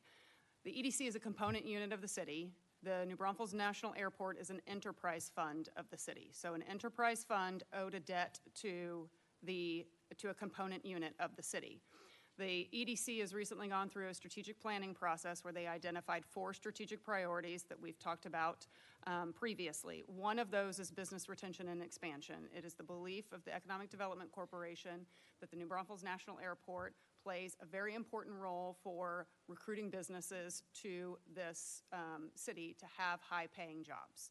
So they feel like it is in the best interest of the New Braunfels National Airport to forgive the remainder of that loan. They have been making payments annually on time.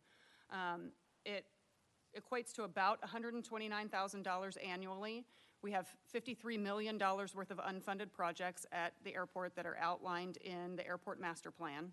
In addition to that, because the airport has grown significantly, we have a safety issue out there, and we need to hire additional employees. And the forgiveness of this loan allows us to hire 2 additional full-time employees that will help provide relief for the employees that are out there and ensure that they are able to do their jobs in the safest manner. Also ensures safety for the aircraft and our clients and citizens that are out there as well. As far as internal controls are concerned, as I mentioned, the repayment of the loans, the documents that we have in place are all evidence of the fact that internal controls are in place to catch things like this. In addition, because the Economic Development Corporation is a component unit of the city, they are part of our annual comprehensive audit. So it is audited annually. And I was. Go ahead. I was a member of the audit committee last year, and I don't remember any, I don't know what you call it, negative Findings. impact. Yeah, I don't remember anything about the airport in it at all. In fact, I think we got good marks. When was this loan initially made? You said 2015. 2015? Repayment started in 2019 as the construction project came to an end. So 7, 8 years ago, something like that. And then the $600,000 then, if not paid back, would then be used toward, the intent is to use it toward the $53 million worth of construction projects that are outstanding still at the airport. Yes, sir. The immediate plan is to hire 2 full-time employees to ensure that we have safe operations at the airport. In addition, it can go towards some of those unfunded projects as well.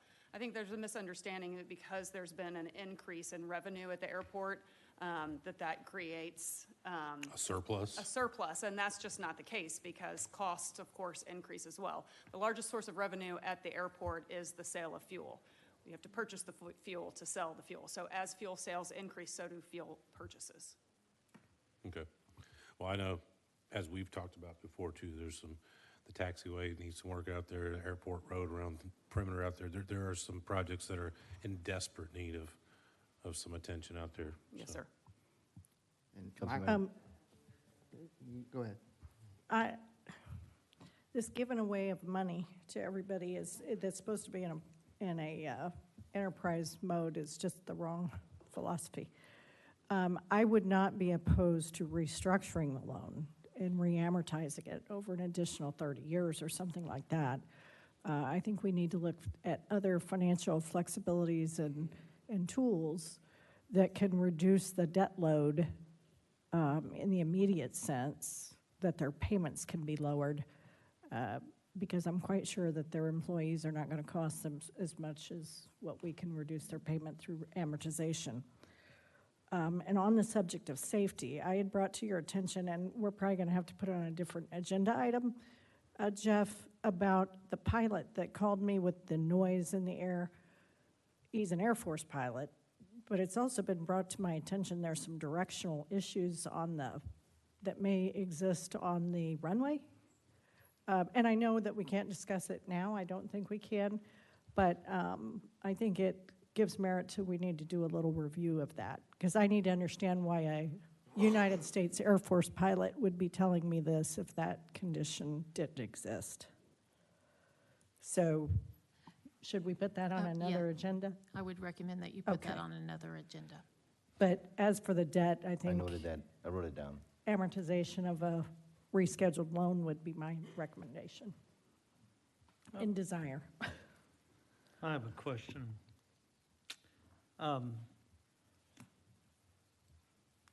Is this like a separate bucket issue? I mean, we're looking at it as loan in a legal sense. I've loaned an entity money, right, to get it back, and it's repaying to it. But is it one of those situations, we had it in the school district, where you're actually borrowing money from associated groups, and it's still the same taxpayer dollars, just coming back to you a different way? So if you take the EDC dollars as revenue coming from sales tax, other issues, it's loaned over to the airport, which is in an enterprise fund, and because they're in separate funds, it has to be transacted a certain way, and because of it, we have to create this paper mirage, so to say. And then the money can go back to be reused for something else. But if the EDC was going to give us some money for a grant anyway, to be able to take something up, it's almost like a shell game. Oh, So I'm just, I think I can answer that question. well, I mean, sometimes it's a maneuver that's necessitated because of the different buckets. I'm just trying to see if it's the case, because if it is, then forgiving the loan's not an issue because it was something we were going to put into it. It may simplify paperwork. This is, I think, really just a question, a policy question about whether the city should continue to carry an internal accounting obligation from one city-controlled entity to another. The EDC recommended that the loan balance be forgiven to the airport. The airport does not receive property or sales tax revenues from really any entity unless the Economic Development Corporation makes an investment into it. So it is an enterprise fund, and it does operate and fund itself through the provisions of goods and services. So occasionally we do visit with the EDC to identify, if there's a significant capital need that's needed out at the airport, or some kind of large capital expense that is needed. But the airport is, for at least a decade now, has been self-sufficient from an operational perspective, but they still do need assistance with kind of some of the larger infrastructure. So that was really the context and the conversation that was had with the Economic Development Corporation when they were discussing the forgiveness of this loan. The $129,000 in annual cash flow that it would free up, which is about a third of the overall debt service that the airport is making overall, can be put to use and deployed back into airport operations, as Jordan mentioned, either for the expansion of staff to shore up some of the staffing issues that we have, as well as to reinvest back into projects such as Councilmember Carter mentioned. You know, if I don't know specifically about what that issue is, Councilmember Carter, but if you're talking about pavement markings, there's a planned, there's a desire to restripe the airfield for about $100,000 to address those, but those are the kinds of projects that we've identified. So I think I answered that question. So, Ms. Jewell, if this doesn't pass, the plan would be, if we want to hire 2 employees, it's going to have to come out of the general fund, right? No, I mean, we would ideally fund that through the enterprise fund, through increased revenues generated. It has to be self-sufficient. The Yes. airport is self-sufficient. Correct. And it shouldn't touch the general fund. Correct. And so this is one of the ways to not touch the general fund. Correct. And to be self-sufficient, and the EDC has given its permission. Correct? Yes, the EDC recommends Okay. forgiveness. I just, go ahead, Councilmember Shaw. If we give a loan and then we just forgive the loan, we've already spent that money, and so it's still taxpayers' money that's been spent. It's Economic Development Fund money, yes, so it's funded by a portion of sales tax. But it's already been spent, so then forgiving the loan means it's just gone? I mean, if I take a loan out. Well, the investments have been made into the airport, so we did a major capital project at the airport. So the money is spent, Yes, ma'am. and then we're going to forgive that repayment. That is the recommendation, yes. Then how is that paid for? The project has been funded completely. The project is complete. It was completed in 2019. Can you explain the purpose of the EDC? Maybe that'll help. Sure, sure, okay. So the Economic Development Corporation is funded by a portion of sales tax. It serves many purposes. To put it the most simple, they have recently gone through a strategic priority process. They are limited by the Texas Local Government Code and how they can spend funds. Operating within the boundaries of the Texas Local Government Code, they have adopted 4 strategic priorities. Those are enhancing sense of place, public infrastructure, business retention and expansion, and workforce development. And so this project aligns with 2 of those 4 strategic priorities, investments in infrastructure and business retention and expansion. And that is the reason that the EDC has recommended forgiveness of, again, the debt that one of our enterprise funds owes a component unit of the city. And the taxes are from sales tax. So Correct. people passing through New Braunfels, people spending money in New Braunfels, Yes, however. anybody who makes a Right. purchase that's sales tax eligible And within then- the corporate city So I limits. guess since the EDC gave their approval or recommendations for approval, I guess they don't need the 600 and whatever it is, thousand for whatever it is their strategic goals are for the next Correct. however many years. Correct. And this project was identified during their strategic planning process. So not only were those 2 strategic priorities that align with this project identified, this project specifically was identified during that process. So we identified a series of projects and how they aligned with those 4 different strategic priorities. This item was talked about during that process. It's also been presented in a public meeting separate from those presentations. Specifically, an individual item was presented on this at the Economic Development Corporation. Separate from that, we had a public hearing and an action at a public meeting, and then tonight is the third in a row, in addition to the times that we spoke about it during the strategic planning process. And the EDC is not allowed to fund positions, right? They can't fund a position at the airport. No, they cannot fund a position Right. at the airport, no. It has to be a capital project or. Correct. Or some Yes. improvement of something. Yes. Yes, sir. I just have one question now. So was this a grant by the EDC to begin with, and then it somehow turned into a loan? No, sir. It was initially structured as a repayment. So. So there's paperwork on that, right? To where you Yes. have to do it. You Well, have to pay it back. There is, yes, we have agenda minutes for the EDC and the city council. We have a performance agreement in Well, place. Maybe I'm missing something, I'm sorry. But a loan comes with paperwork, right? Well, this was a loan from one of our component units to an enterprise fund. So there's not traditional loan documents included in that, no. Okay. Thank you, thank you. Uh-huh. Any more comments from council? Yeah, I would like to make one more comment. The EDC is the loan originator, and they're saying to forgive the loan. It's not the airport saying to forgive the loan, right? Yeah, I'm just saying a loan comes with paperwork saying you Yeah. must pay this amount. But if I don't see any paperwork, why should anyone Oh, pay? it was in it's in the packet, I think. If I may, the paperwork really then is the agenda memo okay. and the minutes associated with the actions taken by the 4B as well as the city council. Yes, sir. Okay, thank you. Yes, I'm sir. just trying to understand that. Any further comments? I'm going to open up to the floor. Please stand up, state your name, and if you live in the ETJ, the city or non-resident, thank you. Tiffany Kelly again.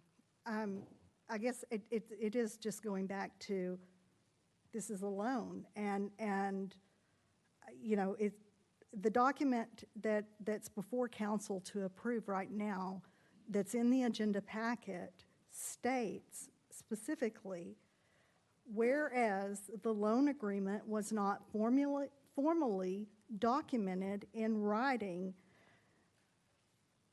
Let's see, sorry, between the NBEDC and the airport. I mean, that's an item in the document that's up for council approval tonight.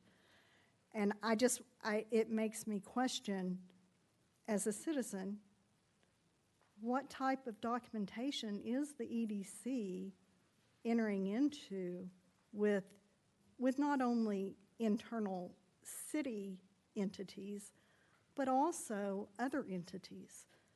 I really, it raises questions. Mayor, if I may, as been mentioned, there's not like a typical loan documents that you would see.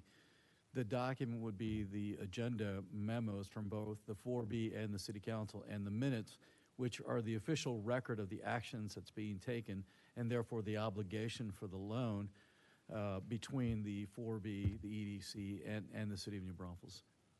And then the airport has the capacity to pay the loan. That's not the issue. The issue is it doesn't have the capacity to pay the loan, plus bring on some additional staff or possibly address the issue, Councilmember Carter, that you might have brought up. Forgiving the loan, which the 4B is making that recommendation to the city council to forgive that loan, it's not staff, it's the 4B, then offers that capacity then to be able to bring on that staff and then address other projects on an annual basis that are needed at the airport. I guess our main concern, and I know a lot of people talk to me about it, with the 4B, are they doing this a lot? No, sir. Forgiving loans? No, sir. Okay. And certainly Mayor not French, forgiving them. I can maybe speak just for a second to Ms. Kelly's concerns. I think when it comes to an internal component unit of the city, there may not be the level of formal documentation that we would necessarily take with an outside party.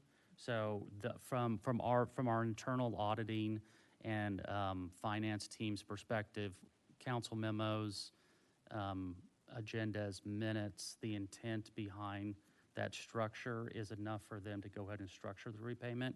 If this were with an outside entity, something different than that, then we would absolutely have, and have in the past, have had formal loan, like what you would think of as the typical loan agreements. But with kind of a city controlled entity, that documentation has been sufficient in the past. And it's been sufficient for our auditing purposes as well. Thank you. I have an additional question. Why is that vernacular in the resolution then?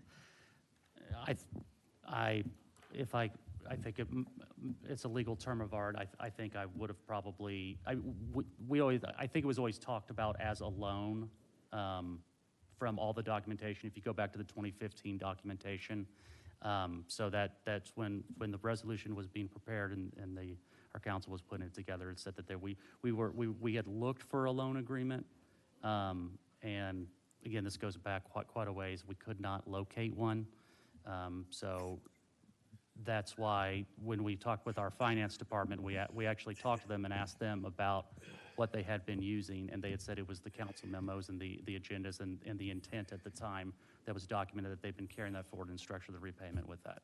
So we can see how that causes the confusion. Sure. And erodes the trust, when that vernacular's in there because of the reasons you just stated.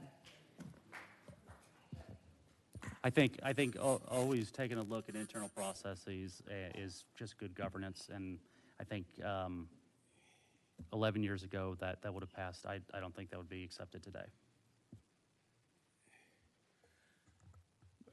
David Warmke, District 5. Let me read the resolution. It's a list of 11 whereas, very detailed, very much to it. I'm going to read 2 of them. Whereas a total of $1.2 million of the appropriated funds was provided to the airport as a grant, the remaining $1.2 million was authorized as a 10-year amortization loan at 3% by, I'll call it 4B, it's quicker, on October 17, 2019. And whereas the loan was not formally documented in writing between 4B and the airport, and it goes on to and it gets to the resolution, we're going to forgive it.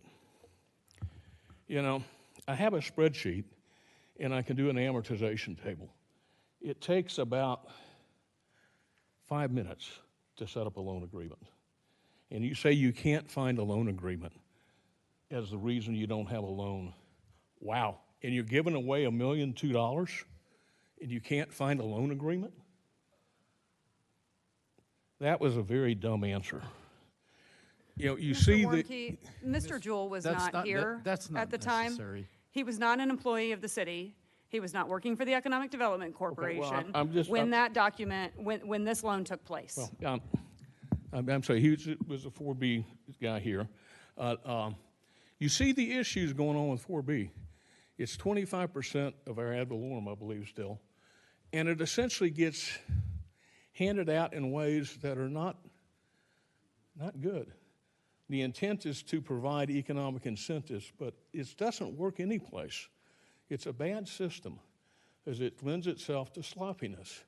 You essentially have a quarter of the ad valorem taxes that are kind of given out willy-nilly, and they'll come here and they'll get a presentation, they get an okay and go off. But there's a whole lot going on behind the scenes that's not good. It really needs to be addressed. And this has grown, I think it's 30 years now. They now take out loans. They have their own loans. They're paying loans back. They are becoming so entwined in the city, they're inseparable. And they're a quasi-public corporation. They're not the city, but they're acting like the city. And we have this airport that is self-sustaining, we call it, but it's not, because it's getting money back and forth. We've seen this before. I remember one time, Mr. Spradley, when you pulled funding from 4B to the chamber. And that was an interesting thing to watch, how they came back and just slammed. But 4B is something we really need to look into. And the problem is it's a lot of power, it's a lot of money, it's a lot of influence. So it's a place to be cautious. Thank you. God bless you. And thank you for doing this like this. I have never got up here and actually had somebody read the resolution and do it before. Usually would come up before and I'd get, go ahead. That was the only thing. So great step forward. Thank you.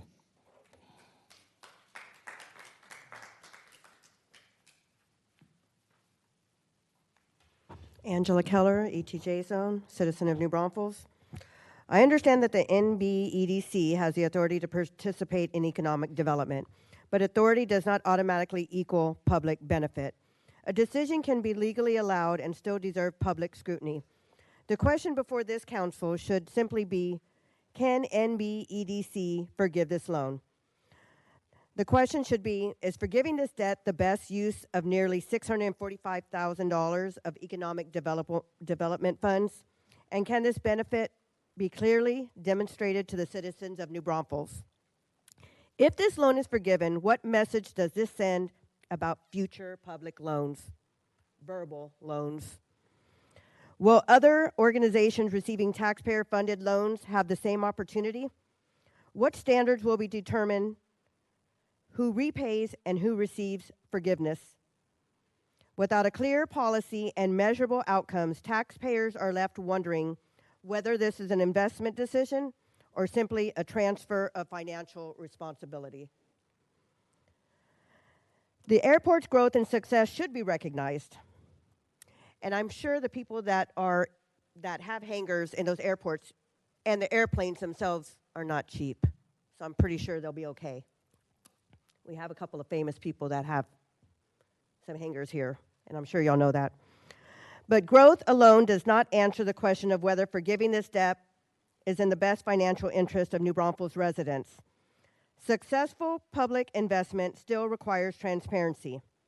Tonight, I respectfully ask this council to require a clear explanation of the direct benefit of the New Braunfels taxpayers. How is this really benefiting us?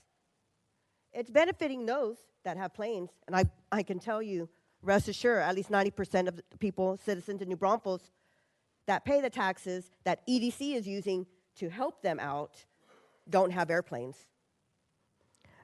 A written policy establishing when public loans may be forgiven, specific measurable outcomes tied to this forgiveness. Until those questions are answered, I ask that you do not approve forgiveness of this remaining balance, or perhaps, like Ms. Carter said, restructure the loan. Economic development matters. The airport, to some, matters. But accountability to the citizens who provide the funding matters most. And y'all need to remember that. Thank you.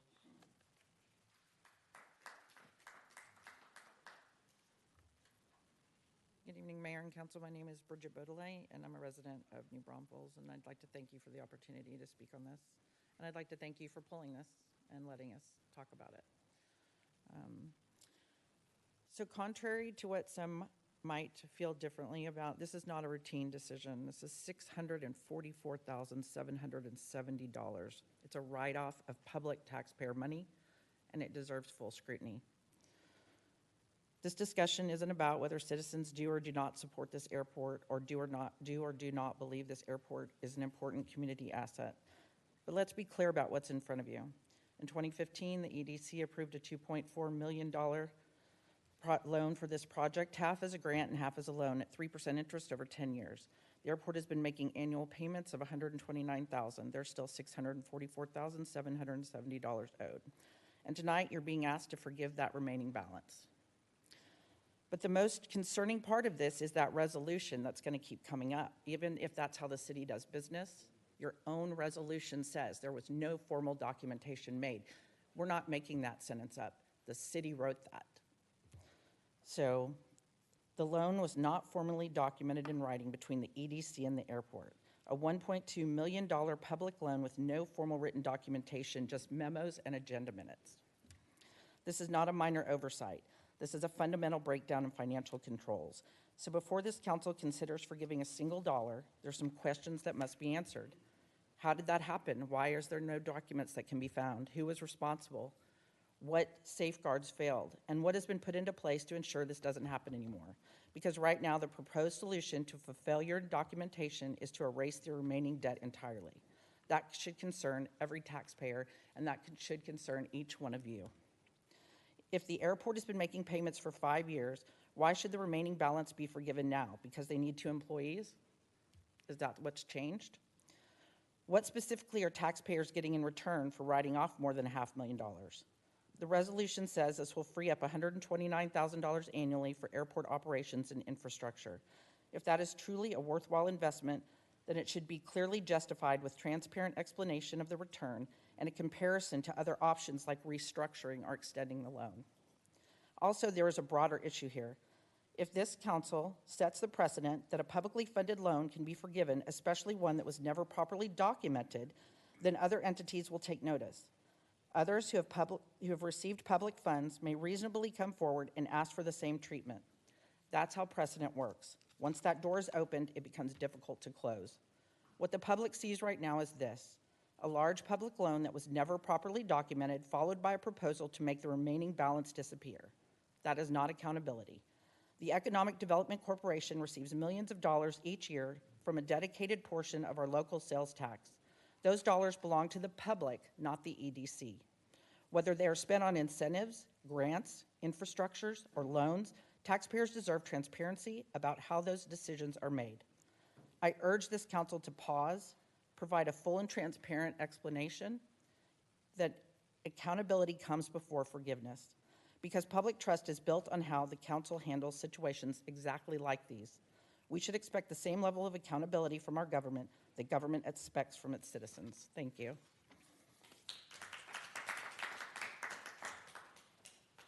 Hi, my name's Eva Pepitone, and I'm a citizen of New Braunfels.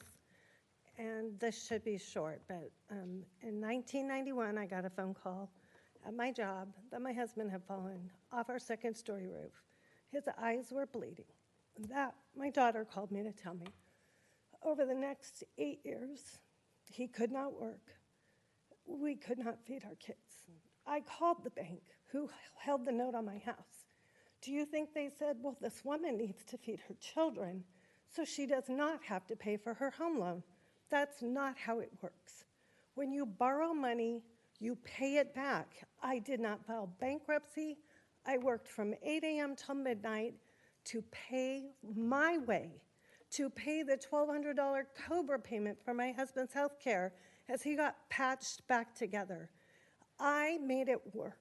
And to give the haves forgiveness on a loan when the have-nots can never get such a thing is an abomination to me. Thank you.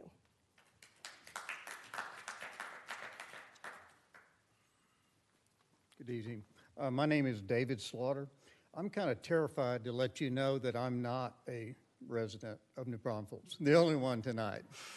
Although I'm not one, I'm a 25-year stakeholder at the airport. I've been there since 2001 as a pilot, flight instructor, worked out there. I'm a volunteer with a national pilot organization watching over the city. I've monitored the city's airport enterprise fund since 2018. I can confirm there has not been general fund money regularly put into the airport. We pay our way by fuel and leases. So any mechanism that allows us to have more money, I'm interested as a pilot in considering that. I'm not totally familiar with all the accounting, and I'm an accounting finance guy, and I understand it, but I think y'all need to be aware, and we've tried to bring this up before last year's budget, is I've been there 25 years, and I want to say it's only been about the last 10 years that we actually had airport management and city commitment. There was a long time where nothing was done out there. We had ramps that were 40 years old that we just renovated with, by the way, there was EDC money to put that in there. There were pilots who would not taxi their aircraft on taxiways and ramps for fear of damaging their airplane, and for either thousands and possibly hundreds of thousands of dollars for the damage on a jet. So I'm trying to make you all aware that, yes, the airport has significant needs in terms of taxiways, hangars, whatever, but we also have, we're not all corporate guys out there. I'm part of a flying club that has a 1968 airplane, and there's 10 of us, and we split the cost so we can afford to fly. But there's approximately 100 hangar renters out there that we contribute $300,000 a year in leases to pay for that, and we're glad to do that, and we want to do that, and we want the airport to move forward. It's a different airport than it was 25 years ago, even 5 years ago. But in talking about this particular project, the $1.2 million, I watched that concrete being poured. And it sat there for a while, but now at the end of that sits a flight school that trains U.S. Air Force primary pilots that have a multi-million-dollar, multi-year contract that have put at least 12 airplanes out there, increased our operations significantly. That'll help us with FAA grants. And they also buy a lot of gas, which we all pay for, and the city collects money on that. There are also 2 other businesses that have hangars out there that have their jets, their turboprops, that they use as business tools to move around and conduct their business. And they're here because Someone had the foresight to pour that strip of concrete that we're now building around. Presently, in planning and zoning, there is a project to add 5 additional hangars on that same ramp. So I'm telling you, there is good value here that the airport got. The airport has already paid back $600,000 to this loan. If it doesn't get approved, funds will be made available to do it because it's an enterprise fund, and that's how it works. So any questions? As a pilot, I want to say I'm proud of this airport. I recommend it to people to fly in regularly. And from a safety point of view, I want to tell you that with the tower and with the changes that have been made and the constructions we've made, it's a much safer place to fly out of than it was even 10 years ago. And I'd love to talk to you about your Air Force guy. You got to be careful of those guys. Air Force guys are kind of funny when they come to little airports. We don't have 12,000-foot runways and all this other stuff for them. But I entertain any questions. As a pilot, to let you know that however this works out, the airport's going to take care of it because that's how this fund and enterprise works and how we'll pay for it as pilots. Thank you. Is there any further public comment out there? I'm going to close public comment on this agenda item, and I'm going to go for a motion. Actually, I've got a comment. Oh, go ahead. I believe it was Mr. Slaughter. Yes, ma'am. I appreciate your comments. And it does bring to my attention that sometimes the things that the public sees and what council is trying to do and what the city is trying to do falls to the wayside of administrative problems. And I would classify this as an administrative item that can clear a lot of people's concerns up if we would just put the paper in place, and it doesn't have to be paper, it could be a digital file, of an amortization schedule that just says, here's the loan, here's the amortization, here's how they're paying it back, and just have it as a part of the record. We need to hear what the public says, because what I don't want is the airport to get a black eye that somehow it's the problem. It is not the problem, in my view here. It's the interpretation of process. It's administration. So I think we can easily adjust that. I hope that we're taking note of it.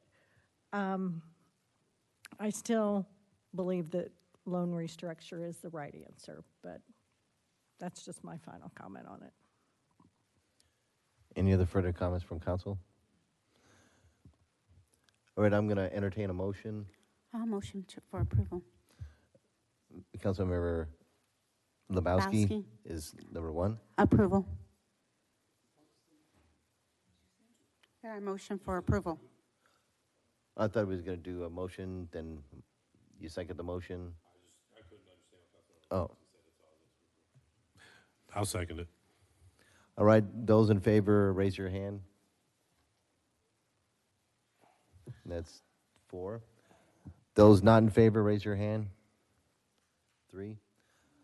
All right. The motion for this agenda passes. All right, the next one. And we're going down to, are we on the ordinances? Okay. Item K. Right. So this is the approval of the first reading of the ordinance requested by Pamela Johnson granting the historic rehabilitation tax incentive for a period of 10 years for the property at 941 Lee Street, a locally designated historical landmark. This is Katie Totman. Yes, sir, Katie Totman. Totman. I'm sorry, point of order for Gail. I thought that was approved, was it not, I on believe it consent was agenda? Pulled. It was pulled. Oh, it was pulled too? It was Okay, pulled by the mayor, ma'am. okay. So, yes, Katie Totman, Historic Preservation Officer. I'm happy to answer any questions about this item. Okay, let's see. My main question was about the amount of years for the tax incentive. Mhm. Is that normal to give that many years for tax incentive for a house like that? It's, yes, well, in this case, yes, it's written in our ordinance. Okay. Initially, it was actually 2 separate 5-year periods. We updated the ordinance, our council approved updates earlier this year to just combine that into one single 10-year period. So essentially, what the incentive is the pre-improvement value of the property is frozen at that rate for 10 years to give them a little bit of a break on their taxes. That's all I had. Okay. Just if it's a normal thing, it's in an ordinance. And Yes, sir. It's okay. Okay. Yep. Anyone from council have a? I'm going to open it up right now for citizens, if you want to make a comment on this item. All right, I'm going to close it, and I'm going to entertain a motion. Motion to approve. I'll second. So Councilmember Edwards first, and Councilmember Lebowski seconded the motion. And those in favor, raise your hand. 1, 2, 3, 4, 5, 6. Those not in favor, raise your hand. So we do have one absent, but we do have 6 to 1, I would have to say. So the agenda item has passed. Mayor, it was just 6 and no one opposed. Mr. Capizzi was out. Okay, so I'll just say 6. 6. No one opposed. Sorry about that.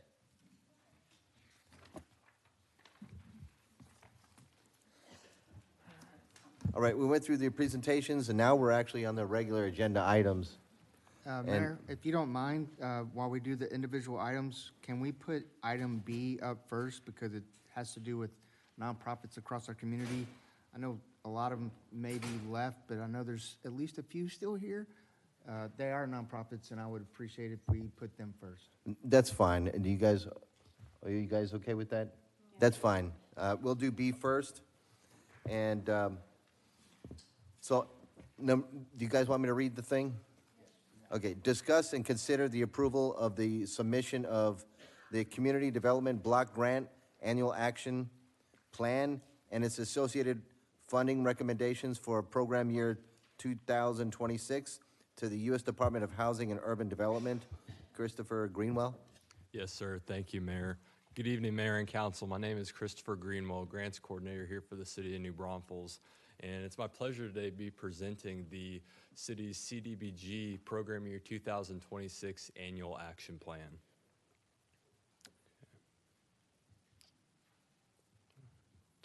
All right, so just before we get into the Annual Action Plan and the approval of that plan, I thought it might be helpful to provide some context into what the Community Development Block Grant funding is. And so this was enacted in 1974 by U.S. Department of Housing and Urban Development. And this is a federal program that's funded through non-competitive grants to cities, counties, and states. Now, the city's been fortunate enough to receive this funding since 1994. And its purpose really is to help reduce poverty and its effects throughout the community, right? And so some specific examples of that include providing decent housing, expanding economic opportunities, and creating suitable living environments for those in most need.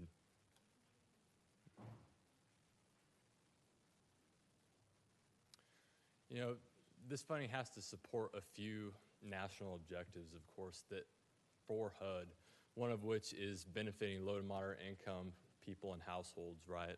Oh, thank you. No, you're good. You're good. You know, aiding in the prevention of slum and blight, or meeting an urgent need such as a disaster relief like floods, hurricanes, things of that nature. You know, there's also some eligibility requirements for those beneficiaries that receive CDBG funding. One of those is income requirements that we'll get into more in the next slides. We also have low to moderate income census block groups areas on our maps. And there's also presumed benefit and limited clientele. You know, some specific examples of this include senior citizens, abused and neglected children, people in those groups. You know, one thing, going back to this slide, I think that when we're talking about alternative funding sources within the city of New Braunfels and how important that is in this economic environment, and one thing I'd like to point out through this funding source is that through program year 2020 to 2024, the city's been able to invest over $2 million into the community through nonprofits, through public facility projects, without a dime of taxpayer funding. Like I mentioned, these are some of the HUD income limits that are set for CDBG beneficiaries. So as you can see, it goes from one-person households all the way to 8. Before we dig into the annual action plan, really I want to give an idea of where this sits within the city's overall strategic planning documents. So the annual action plan is one part of the city's consolidated plan for CDBG. Now, the consolidated plan is the long-term vision for how we're going to be investing these dollars in the community. And this was adopted on July 28, 2025. And again, the main purpose of this plan is to show us how we're going to be investing these CDBG dollars for the long term for community development and housing needs. A plan like this, it's obviously important. And so it's important to be able to get citizens' input on that. So we do that in a variety of different ways, one of which being stakeholder meetings. We hold separate public comment periods where our citizens, nonprofits, are able to contribute in order to show what is important to them to be funded through these plans. We also hold focus groups, and our Community Development Advisory Council is pivotal in being able to provide support for the approval of the funding recommendations that these plans accomplish. Digging into the consolidated plan a little bit more, these are some of the priority areas that the citizens of New Braunfels have identified that this plan will be able to accomplish. So for example, on public services, we're again looking to benefit some of those limited clientele, such as seniors, youth, victims of domestic violence. And as you see in the funding recommendations that are being proposed to you here today, they meet a lot of these priority areas that have been established by the citizens. Finally, digging into the annual action plan, these are the specific investments that are helping implement that overall strategic 5-year consolidated plan. And so it builds on that consolidated plan by identifying the needs for specific program areas, such as preserving the existing housing through rehabilitation, allowing our seniors to be able to age in place in homes that some of them have lived in 50, 60 years. And all the while maintaining responsible stewardship of these federal funds. Again, like I said, the annual action plan is a summary of the activities and resources that are being used to address needs in the community for this year. So this is a 1-year snapshot for what funding we're looking at investing. Again, the process includes input for stakeholders. And so much like the consolidated plan, we're looking to get feedback along throughout the process. And so we have stakeholder meetings with our local nonprofit agencies. So we're able to really pin down the issues that are present within the community that the city can help fund. And again, the Community Development Advisory Council is responsible for reviewing all of the applications for the competitive grant process and making those funding recommendations to City Council. Finally, getting into our current program year CDBG award. This year we were blessed with over $466,000 that was awarded to the city of New Braunfels by HUD this program year. Now, one thing I'd like to highlight is you see $117,000 worth of unallocated funds. Well, we were able to have the opportunity to use a portion of the unallocated funds that have rolled over from prior program years to fully fund all of our housing and public facilities projects without the community. And so below you can see a breakdown of what we're looking at budget-wise. So for the competitive public services grants, unfortunately, this is the funding bucket that is the most constricted. So we're capped at 15% of the overall award for this funding. And unfortunately, this is what everybody likes to go for, right? Because everyone's trying to get their services, these essential services that they provide in the community, funded. And we also have the housing and public facilities that thankfully has no cap on that, and you can see these funding breakdowns here. Digging into the specific funding recommendations that have been made by CDAC, these are our public services total funding. So this year, we're able to fund $69,000 worth of public services to nonprofits. And you see a breakdown of the agencies, the amount that was recommended by CDAC, and the type of services that they're going to be providing. Like I mentioned, some of those limited clientele, right? You have Senior Citizens Foundation funding Meals on Wheels. You've got mentoring services for youth and children from Big Brothers Big Sisters.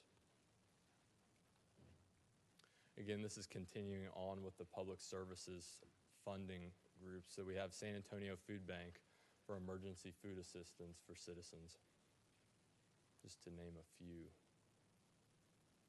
Now moving on to the housing and public facilities. Again, this year we had the unique opportunity to be able to fully fund all housing and public facilities projects, which from my understanding we hadn't been able to do in a long time. So Crisis Center of Comal County, $125,000 for a roof replacement. Salvation Army making main facility improvements towards their organization.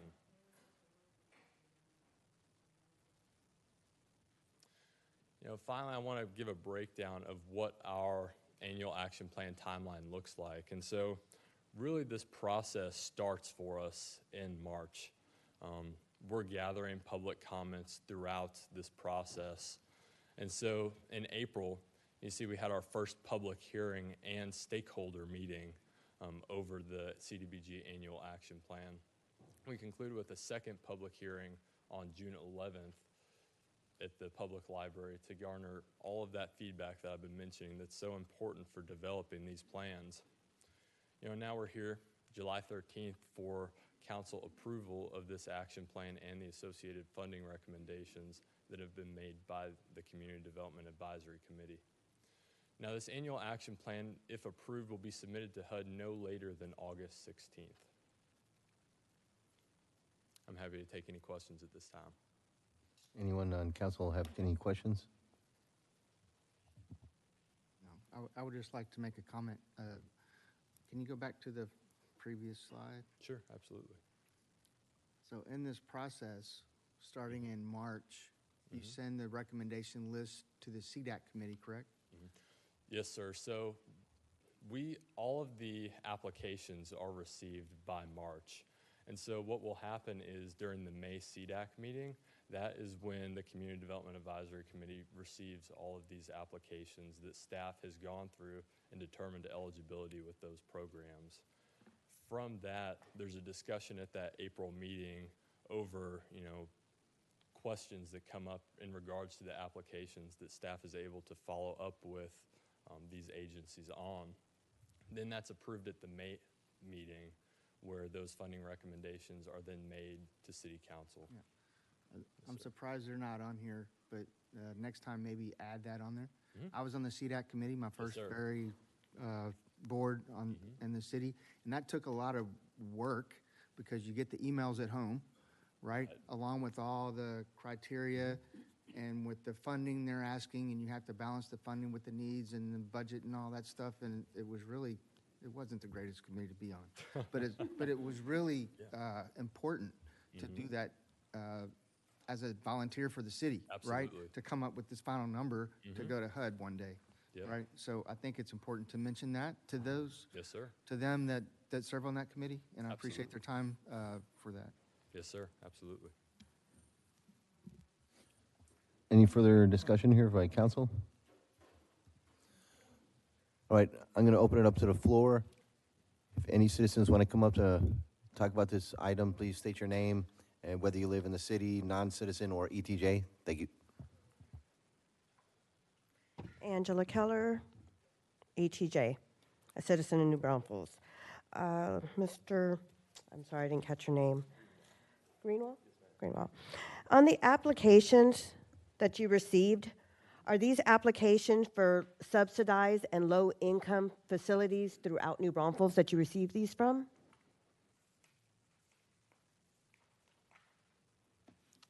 I guess I might need to have you clarify your question a little bit more. Is that in regards to such as like homeless shelters, transitional housing. Actual housing, subsidized housing?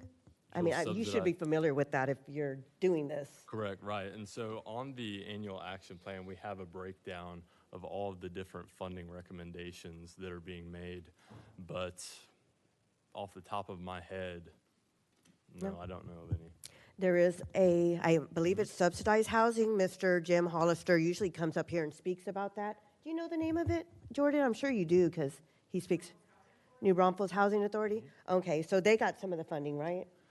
For a boiler replacement, yes, For a ma'am. boiler replacement? Okay. Right. And there are some other low-income places here that are in town, and I was just wondering, because I didn't happen to see them on here, and I used to work for a plumber that I know. I know the New Braunfels Housing have had boiler problems for years. They really need to get that fixed, years. And so who is it that decides where this funding is going? Because I see like New Braunfels Crisis Center, yes, I know they need money, but they just had a fundraiser and they raised like almost $400,000. But I know that there is actual low-income housing facilities here in New Braunfels that have actually plumbing issues because they're so old and they've been around for a long time. Who decides that? Do y'all just go through the application and just go based what's on the application and then decide, or do y'all go physically over there to see if there's places, communities here in New Braunfels that really need assistance? Or y'all just go based off of paper? So, ma'am, we were able to fully fund all housing and public facilities applications that were brought to the city of New Braunfels. Okay. And so all of the priorities that our nonprofits have put forward, we were able to fully fund all of that. So then you're sending out a letter to every single, maybe governmental assistance, low-income, subsidized housing facilities here in New Braunfels? So a letter was actually sent to them. Because I'd like to go I'd probably make this my goal for next week, to go to all these places and make sure that they did receive a letter from you. I don't know whether or not there was a letter sent, but I do know that there was a broad email that was sent out to most nonprofits in the area. Okay, but I don't think they would be defined under nonprofit. They're more, I believe they're more like federal, maybe governmental, federal, where they get their funding for subsidized housing. So is that not in this realm of what you're doing? I'd have to get more information on that for you. Okay. If I could get your card, and then I'll get in touch with those people and make sure that. Contact information. I'm just curious, you This know, program's been if the people that really need help here in New Braunfels are getting it. But this And I just want to program's make been sure. around a long, That's what I saw, a long time. And the reason Right, I'm so sorry, I'm a the- little so upset the- because I used to live on subsidized housing. And I remember having plumbing problems, plumbing issues, where our manager said, we just don't have the funding to get these things fixed. right. And So I some know. people, I mean, I'm I've lived familiar it. with it because I was, first city board was this board. So right? how long have you been around? How long has this been around? I'm curious. It's been around for years. How The long? city has received 1994? CDBG funds since 1994. 1994, okay. Right, and so the nonprofits that we have are familiar with it. Not all the nonprofits apply for it because it falls underneath HUD, and HUD requires a whole bunch of paperwork, right? So not I every thought I single saw something on here nonprofit that wants said to HUD. So it's do not that. HUD affiliated? It is HUD affiliated. Yes. Correct. Subsidized housing does fall under HUD. So it would fall under this, I know because I live there. That's why I'm asking the questions. Okay, if I could possibly get your card and then I can make contact with them, because I would really like to see if they actually formally got emails or letters or anything put out to them, because I see a lot of the places that you're helping, they have big events, and I know they make hundreds of thousands of dollars in their events. I'm just wanting to make sure to look out for the little people, make sure that they're getting the assistance that they deserve to get Well, I from would the also taxpayer like money. to point out that nonprofits don't get all their money from one source. Oh, I know If they that. did that, they would not. Oh, I know, they I would know. not okay. I know. But like I said before, they could not get any assistance at all. There was no funding anywhere to be found for things that they needed to get fixed because these places have been around for years. Plumbing issues was a big thing. Ma'am, your time is up. Thank you for your comments.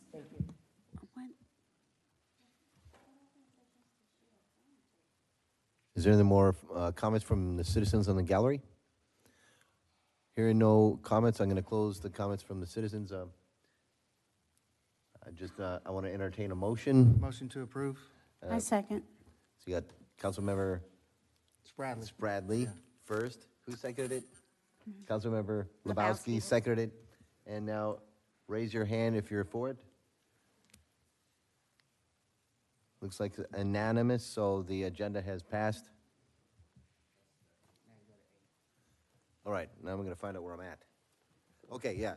So this is the next agenda item is item A, public hearing and consideration of amendments to the Mayfair Master Framework Plan requested by Thad Rutherford of South Star at Mayfair Developer LLC, Christopher Looney?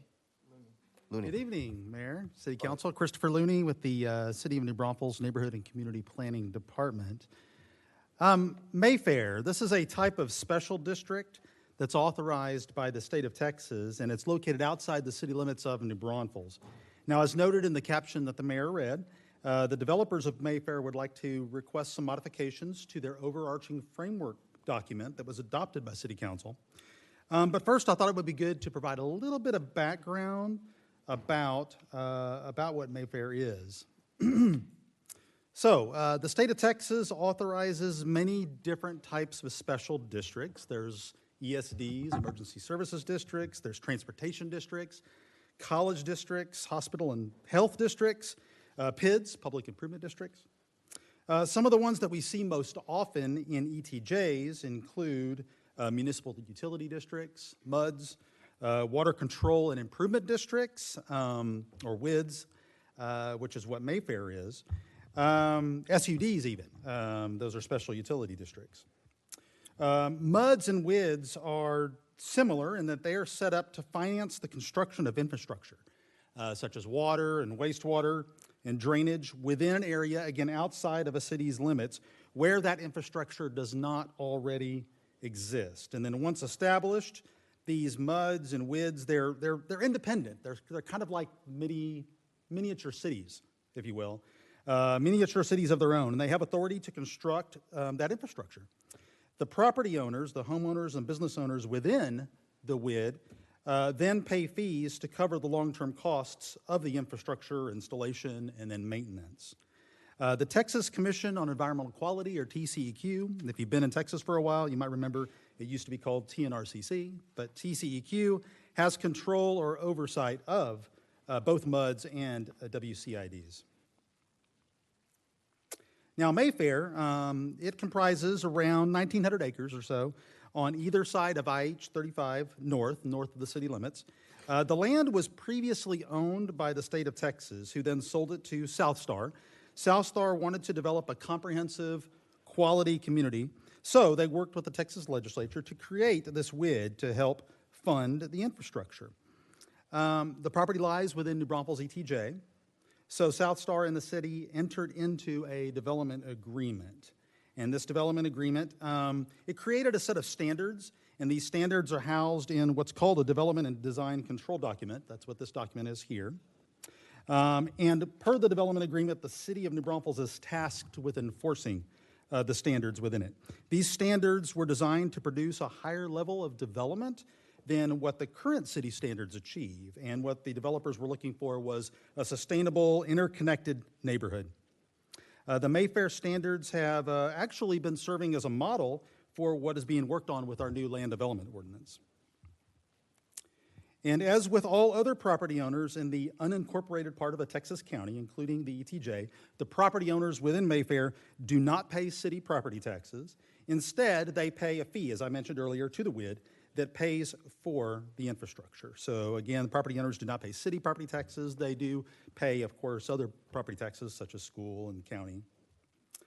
And then the development agreement that the city has with Mayfair includes that even though they are in the ETJ, the city will enforce Mayfair standards adopted in that development and design document through the building permitting process. So in other words, the property owners within Mayfair do obtain building permits, receive plan reviews, and inspections are conducted by the city of New Braunfels. Also included with the agreement was the adoption of an additional agreement called a Strategic Partnership Agreement, or an SPA. And this essentially requires limited purpose annexation of commercial tracts as they develop within Mayfair. And that is intended so that the city of Mayfair can share in sales tax revenue. So here is an aerial, and this provides just another vantage point of Mayfair. Mayfair and the city adopted what's called a master framework plan initially, and this outlines the general location of different land uses, schools, parks, utilities, major roadways, and so forth. The master framework plan is, as I mentioned, overarching. It's intended to be a guide and be general.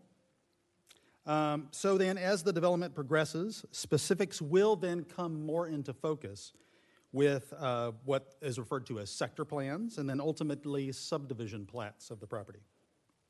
But Mayfair is proposing some changes to their master framework plan this evening. I'm just going to give a real quick summary, and then South Star at Mayfair has a presentation of their own to elaborate with more detail on what they're proposing.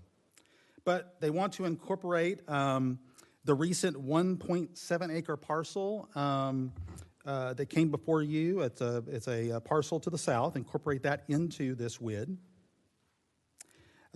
They wish to make the land use categories a little more general in nature so that it follows the intent behind this being a framework plan by removing subcategories. It'll make the framework plan more flexible and more of a guide as it was intended, as I mentioned. They also wish to eliminate the utilities land use category and simply allow utilities in all areas. This is consistent with what is allowed inside the city limits today. And that, of course, makes it, again, more flexible so that the utilities can follow where the development is actually happening. And then they wish to adjust the location of some commercial from an area. So if we look here, I think I can still touch this and point it out. Yes. Commercial areas that are at the intersection of these two streets, they wish to change that up a little bit, as you can see here, and then move some of that commercial, consolidate it down in here. And again, I'll let the developers elaborate on that. But with this, with the change, this will not reduce the number of park acres that are committed to by the developer, and will not increase the number of dwelling units that are included in Mayfair.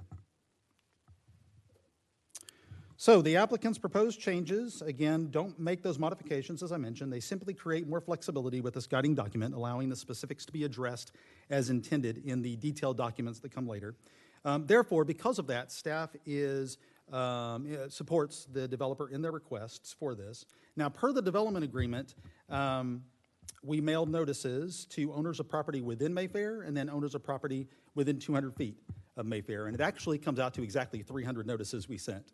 Out of those 300 notices we sent, we received 4 responses in favor and 3 in opposition. Some additional ones did come in the mail today, and we did send those to you before the city council meeting. With that, the applicant is here, and they have a presentation of their own to follow.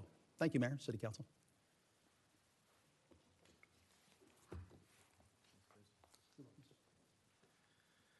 All right, this is past my bedtime, so I hope I have a little energy here. My name is Thad Rutherford. I'm the president, CEO of South Star. We've been based here in New Braunfels. In January will be our 15th year, so appreciate your time, Mr. Mayor and the council at this late hour. So I think there's a presentation, or do I have this? All right, sorry, it is late, sorry. So I'm here to talk about Mayfair, as Chris said. You know, this has been something that we've been working on for a long time in coordination with planning and with the city staff for many years. And actually, this is our second time coming in front of council changing the framework plan. And that's the whole idea of a document like this, is for it to live and allow us to kind of evolve the community as people grow out and as uses kind of change around. So kind of this is a kind of a rendering of kind of the full build out of what Mayfair is. This is more than what we call as a subdivision. To us, it's a little bit different than even a development, since we are paying our own way from an infrastructure standpoint and investment standpoint. We kind of look at it as building kind of a town within a town. And that's how we look at it from a planning perspective, land use perspective, and certainly the connectivity tissue of what we're trying to achieve. As Chris said, we like to think of it as a model for other developments around Texas. As he said, 1,900 acres. The max LUEs are actually a little bit less, and that's because we have a cost-sharing agreement with New Braunfels Utilities. So that actually caps us at about 5,800 connections. So the reality is our agreement with the city allows us to have probably more connections than our utility agreement would allow us. So that number really is sitting at about 5,800, of which those connections, maybe there'll be about 4,000 homes when it's all said and done. But again, that changes when our uses change from a land use perspective. We're very lucky to have 2 Comal ISD sites on our property. We have a Mayfair Elementary that opened last year. Its first full year was a huge success, and then next year, Major Middle School will open in August. And that's one of the changes too. That was the first framework plan change that we came in front of council was there was a future high school site, and that changed to a middle school site, so we had to move that around. We are committed to 300 acres in Mayfair for public parks, open space, not all programmed, some natural, but we're very excited about that. And none of these changes, I want to say, that we're proposing tonight in front of council are lessening any of our commitments in our development agreement. And to date, we've invested $108 million of infrastructure. That's public infrastructure, drainage, regional drainage facilities, roads, and then obviously public utilities. So we're very proud of that in a short period of time. Here's an actual aerial of what Mayfair looks like, and happy to give anybody a tour of it in depth and behind the scenes at another date. You can see Costco, which just opened up, I guess, a couple months ago, and then the development to the north of it, and then we're also on the west side of I-35 as well. Here's some more updates. Again, we just broke ground in April of 22, so we've been pretty busy. I'm excited about the people that have moved into the neighborhood that are now our neighbors. They're now informing us on what they see the future of Mayfair, so this is kind of an exciting time as we kind of evolve as a community. It's not just our idea, it's the ideas of our community, our neighbors, and that's exciting. Parks are a big thing. It's serendipitous that we are here as national, or the Park Month for New Braunfels. Open space is a big deal for us. Connecting our residents and our jobs to these parks is a really big deal. So we are actually looking at doing park planning around even commercial facilities, which we find very interesting. In fact, Fairway Park, our first park that was opened, I think we had 2 homeowners living in the entire community, and that's a public park. And I just want to clarify, not to make little a serious issue, but all of our parking in our public parks is free. We have our first trails and our first trail section that is also nearing completion. Again, connecting residents to elementary school, to their amenities, and then over to the commercial areas. So very excited about that. Got plenty of different housing stock. We have entry level all the way to kind of move up, and then everything in between. And then, of course, commercial being along I-35. Costco as our starting, and we have some other local businesses moving into spaces in and around our Mayfair, Midtown Mayfair. We're very excited to work with some of these local groups that are interested in opening, expanding their businesses inside of Mayfair. This is a big deal. Trust is a huge issue when it comes to development. We understand that. We've been in the business for a long time. So the first thing we did before we even started was to come up with an idea of we needed to give back. And so what we call this is our Mayfair Promise. And this is something that every sale of a home in Mayfair, we take profit from that sale and we give it to these institutions that we're aligned with and that we've worked with in the past, the Braunfels Parks Foundation, Comal Education Foundation, because we have such a long history with the ISD, and then certainly on the conservation side from open space conservation and education to our homeowners, the Headwaters at Comal, which MBU owns. And this is the framework plan that Chris presented that we are presenting or asking for approval tonight. It largely looks a lot like the original, but there are some key differences. We had a commercial area in the bottom close to Costco that was in an area that was supposed to be for multifamily, and we have an opportunity for a healthcare service, but you can't do the healthcare services in the area of our framework that we had the multifamily, so we're swapping that. We're excited about that. And then, as I said before, some of these uses are just updated to where things are buildable. So we wanted to move some of those commercial areas closer to parks so we could have commercial space easily accessible to people that were using some of our open space and our park areas. I think that might be the last one, so I am, yep, that is. Happy to answer any questions. Anyone on council have any questions? When you sent out the notifications and you received 6 in opposition, does it say why they are opposed to the change?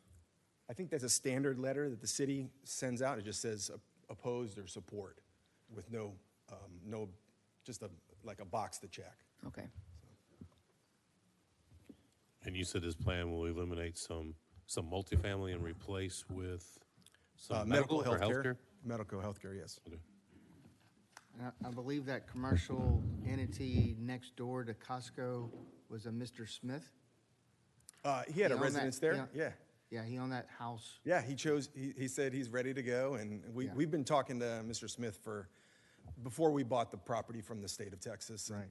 He was a great neighbor, and we worked. He kept me updated on the trash on Collenberg Road, so now it's your job. Yeah. Is there any further discussion? No question. I think it's nicely done. I think what you've done here, though, I like the idea of the added healthcare coming into the area, and the way you've shifted some of the commercial spaces around to be close to some of the green spaces and whatnot too. I think it's well done. Thank you. Thank you. Any further discussion up here? Okay. Mayor, I'm sorry, I do have an answer to Councilmember Shaw's question. Out of the notices that were returned from the public, one had made some comments, and I think they may actually are commenting on something that's not happening, but their comment was the proposed fire station listed in the original plan was key for safety reasons, in addition to lowering insurance rates. That and the elementary school, too, need to have a new designated location specified in the proposed amendments. But I don't think those were actual changes that you were making, but those were their notes or comments. Yeah, no. The one change was the fire station on the west side. We are now planning it to be on the east side where all the growth is. So it makes more sense from the ESD standpoint. So it's not going away. It's just not going away. No, it's being a put in requirement. a more optimal location. Exactly. It's a requirement of our development agreement with the city, and as I said, nothing in this change lessens any of our commitments in the development agreement. And I think Chief Lozano is looking forward to filling that station, too. All right, is that the end? One more? No. Okay. I'm going to open the citizen comment at this time. If you want to make a comment, please line Mayor? up. Mayor, Yes. this is actually a public hearing. So if you'd open it for public hearing.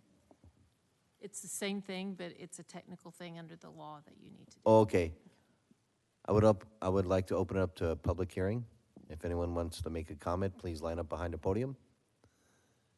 There, seeing none, I'm going to close public hearing. And then I'm going to entertain a motion. I motion for approval. Second. Councilman Lebowski opens it, says the motion. Councilmember Spradley seconds the motion. All those in favor, raise your hand.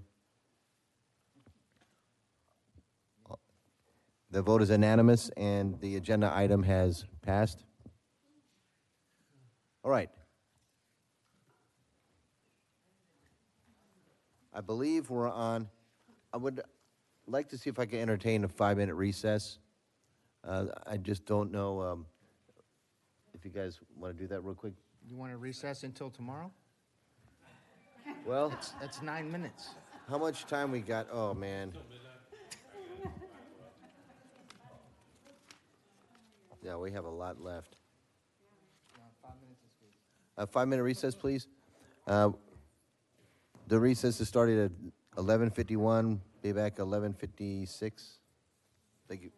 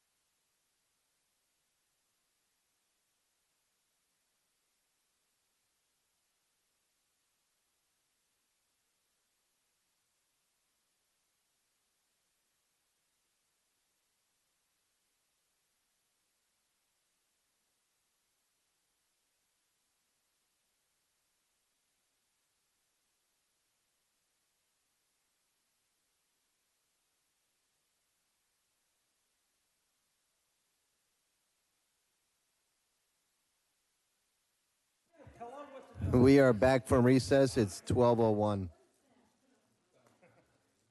12:01.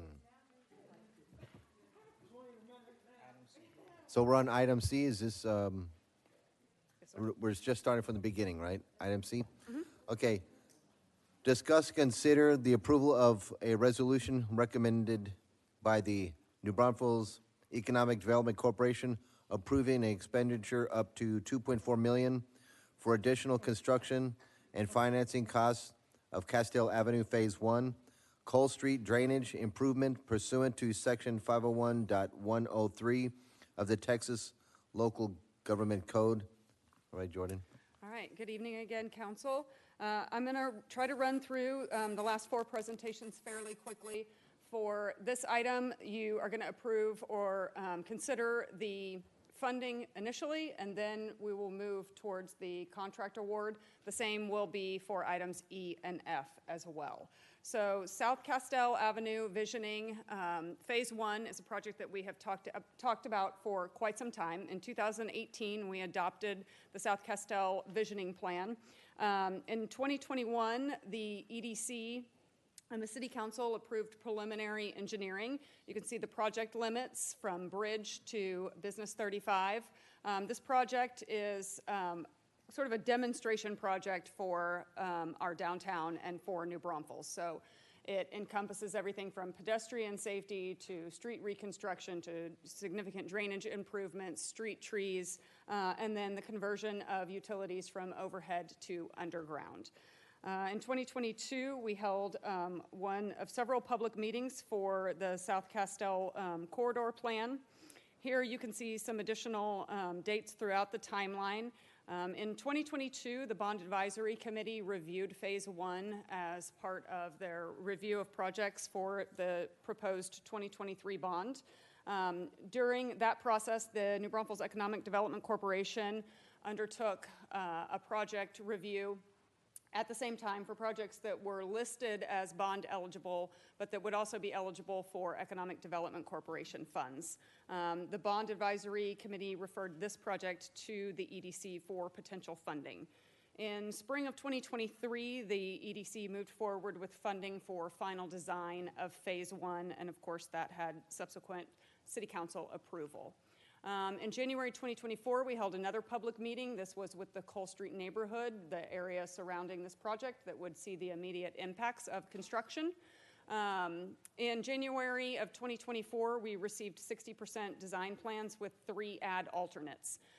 The New Braunfels Economic Development Corporation ultimately decided to go with option 3, which included adding trees, enhanced landscaping, and the conversion of utilities, electric and telecommunications from overhead to underground, along with additional street lighting. In order for the utility companies to begin design for the conversion of the utilities, we needed to make sure that we had a funding commitment. So in February of 2024, we held a public hearing and had action on $7.2 million to fund the total project, with the full understanding that those were very early estimates and that this project would be taking place in several years, and we most likely would need to come back for the funding gap. In April of this year, we came back to the EDC for that funding gap. So what you're considering tonight is $2.4 million.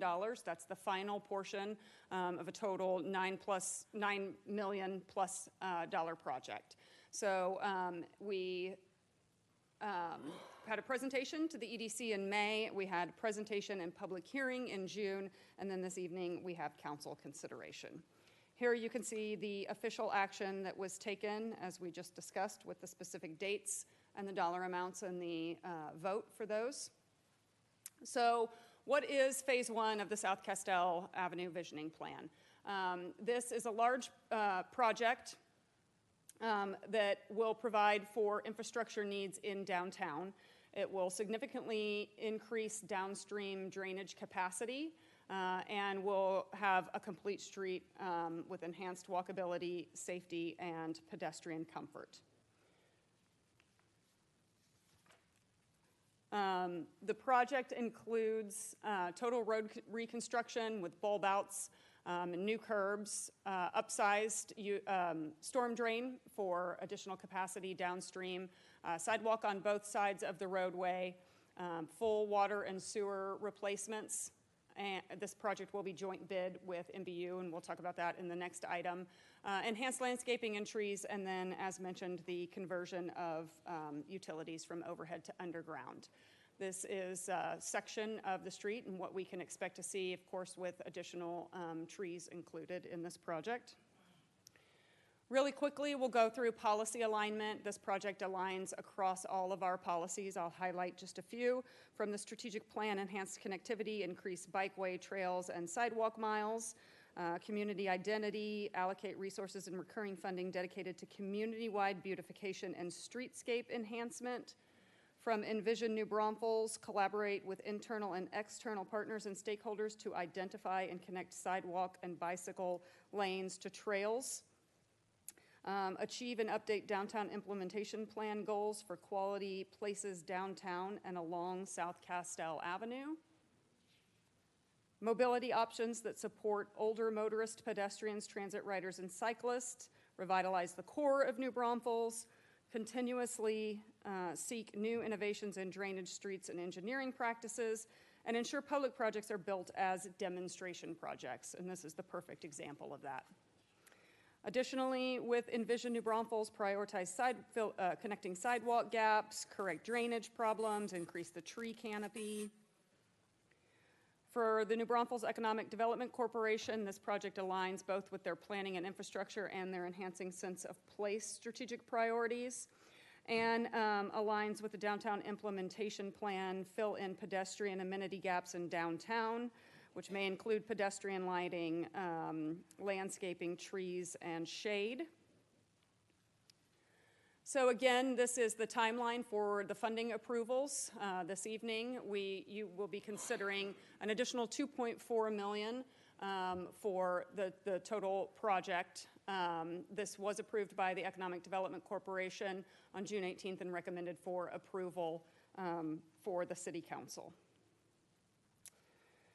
The original $7.2 million expenditure has been incorporated into the financial forecasting for the EDC as a debt issuance, and the additional 2.4 will result in an additional $200,000 annual to the debt service. So next steps for this project are to secure funding. That's this evening. We have the next item on the agenda is related to this as well, and then looking to begin construction in late 2026. And with that, I'm happy to take any questions. Any questions from council? No, I just want to say thank you for the presentation. I'm really excited about the drainage for Cole Street. Yes, ma'am, we are too. Thank you. I just want to say, this is exactly what I want from the EDC, believe it or not. I want land area beautification. I want the money going to infrastructure. And if this helps with any of the drainage and making beautiful flowers and plants and correcting our intersections, I think this is pretty good. Thank you. Any further comments, council? I'm going to open it up to citizens on the floor. If you can, just line up behind the podium and just state your name. And if you live in the city, not in the city, ETJ, thank you. David Warmke, District 5. Quick question for you. This started out as a bond package issue, and then it suddenly or somehow turned into 4B doing it. Can you explain why? Certainly.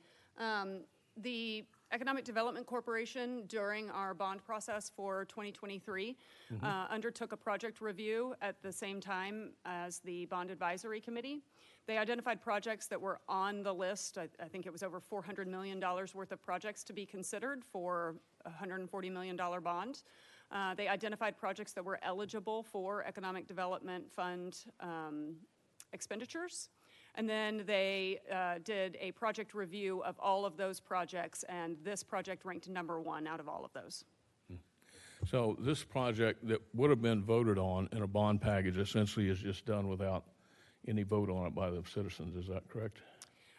There were several projects that were identified that were eligible for EDC funding. The goal was to leverage alternative funding sources so that we could move forward as many projects that are needed, large infrastructure projects that are going to impact significant areas throughout our community, to move as many of those forward as we could. So we asked the EDC to consider projects. This was one of those. As I went through the presentation, you could see all of the public meetings. That's not all of the public meetings that we have, but this has been a very public project. Yeah, there's Lots certainly of public meetings. There's certainly public meetings here, and then y'all are providing more than funding. You're essentially doing additions to the scope and changing things. And that's not the city that's doing that. That's a quasi-organization that has lots of funds that somehow can just generously donate funds and make people real happy that they donated funds, so they get good gratuity and people take care of them, and vice versa. And I don't think it's a very clean system. Thank you. Mayor, if I may, the 4B is a recommending body. They recommend expenditures or projects to the city council. It's ultimately up to the city council to decide on whether to move forward with those or not. Yeah, isn't it also fair to say that the bond advisory committee lists priorities? And if it's below the line of the $140 million in this case, it's still on that list. It just didn't make it to the bond for the $140 million. Yes, sir. So this Absolutely. is just a different way, yeah. Is there any further comments or questions from council? Or from the public? Okay.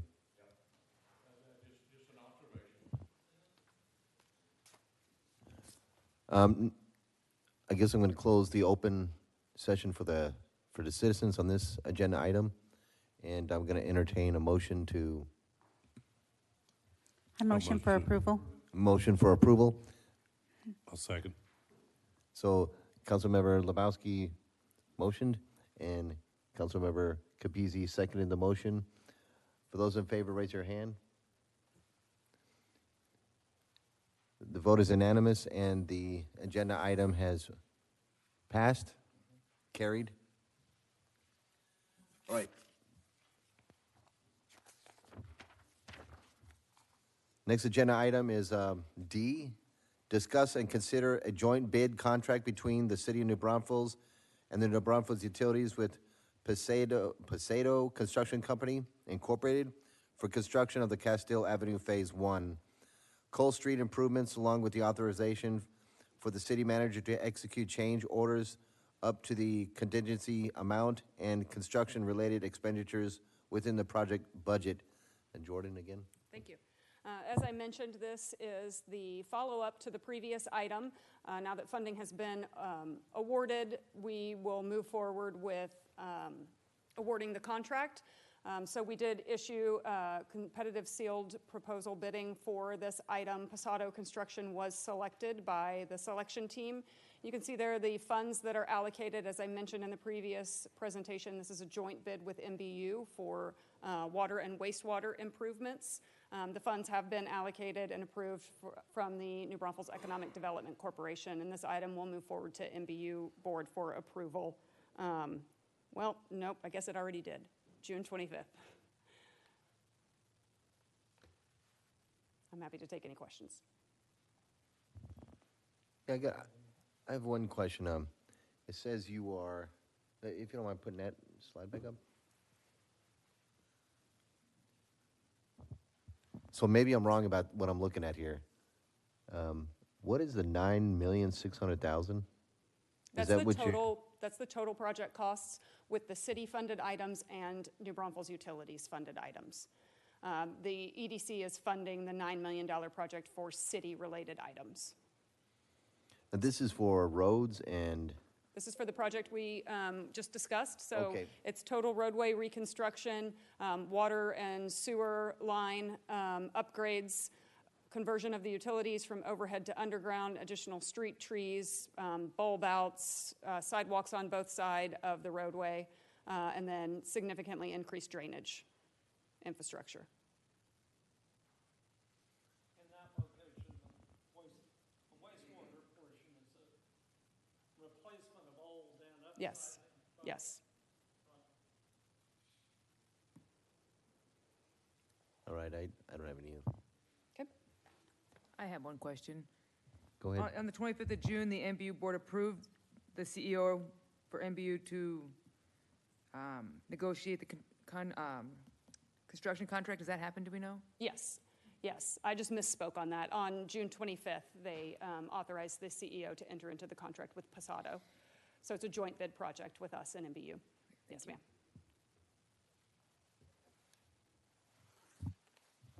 Is there any further comments from council? All right now I'm going to open it up to the floor for the citizens. If you can, please come up to the podium, state your name, if you live here. Hello, might need you to come back up here. Angela Keller, ETJ Zone.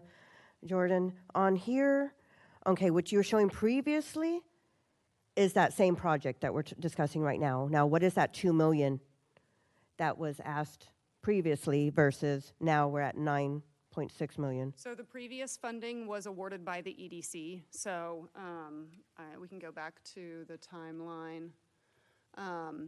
So the project, as I mentioned in the presentation, in order to move forward with design for the utilities, they needed a funding commitment to begin that process. So previously, the EDC and the City Council approved $7.2 million for construction of this project. That was very early in the design process. And so we knew that we would most likely be coming back for additional funding. And so that was what the last item was the additional $2.4 million for funding for a total $9 million project. Okay, thank you. Is there any more comments from citizens? All right, I'm going to close, what is it, open hearing? Open comment. Yes, you're good. All right, I'm Mayor, going on to close this. the open comment time, and I'm going to entertain a motion. Motion to approve. I second. Councilmember Edwards motioned. Councilmember Lebowski seconded the motion. For all those in favor, raise your hand. And the motion was unanimous, and the amendment has been adopted. All right. All right, the next one is item E is in echo, right? Am I on that one? No. D is in Delta? Am I on that one? E. Okay, my notes are, this is why I don't stay up late. Yeah. Okay, discuss and consider a resolution recommendation by the New Braunfels Economic Development Corporation approving a project expenditure of up to $700,000 to a city of New Braunfels for construction of the Alamo Area Metropolitan Planning Organization citywide pedestrian improvements Phase 1 pursuant to 5051.152 of the Texas Local Government Code. Jordan? All right. As I mentioned on the last item, this will be the same. You will consider the funding initially, and then consider a contract amendment as the final item this evening. So the Alamo Area Pedestrian Improvements Phase 1 is a really incredible project that we've been working on for quite some time.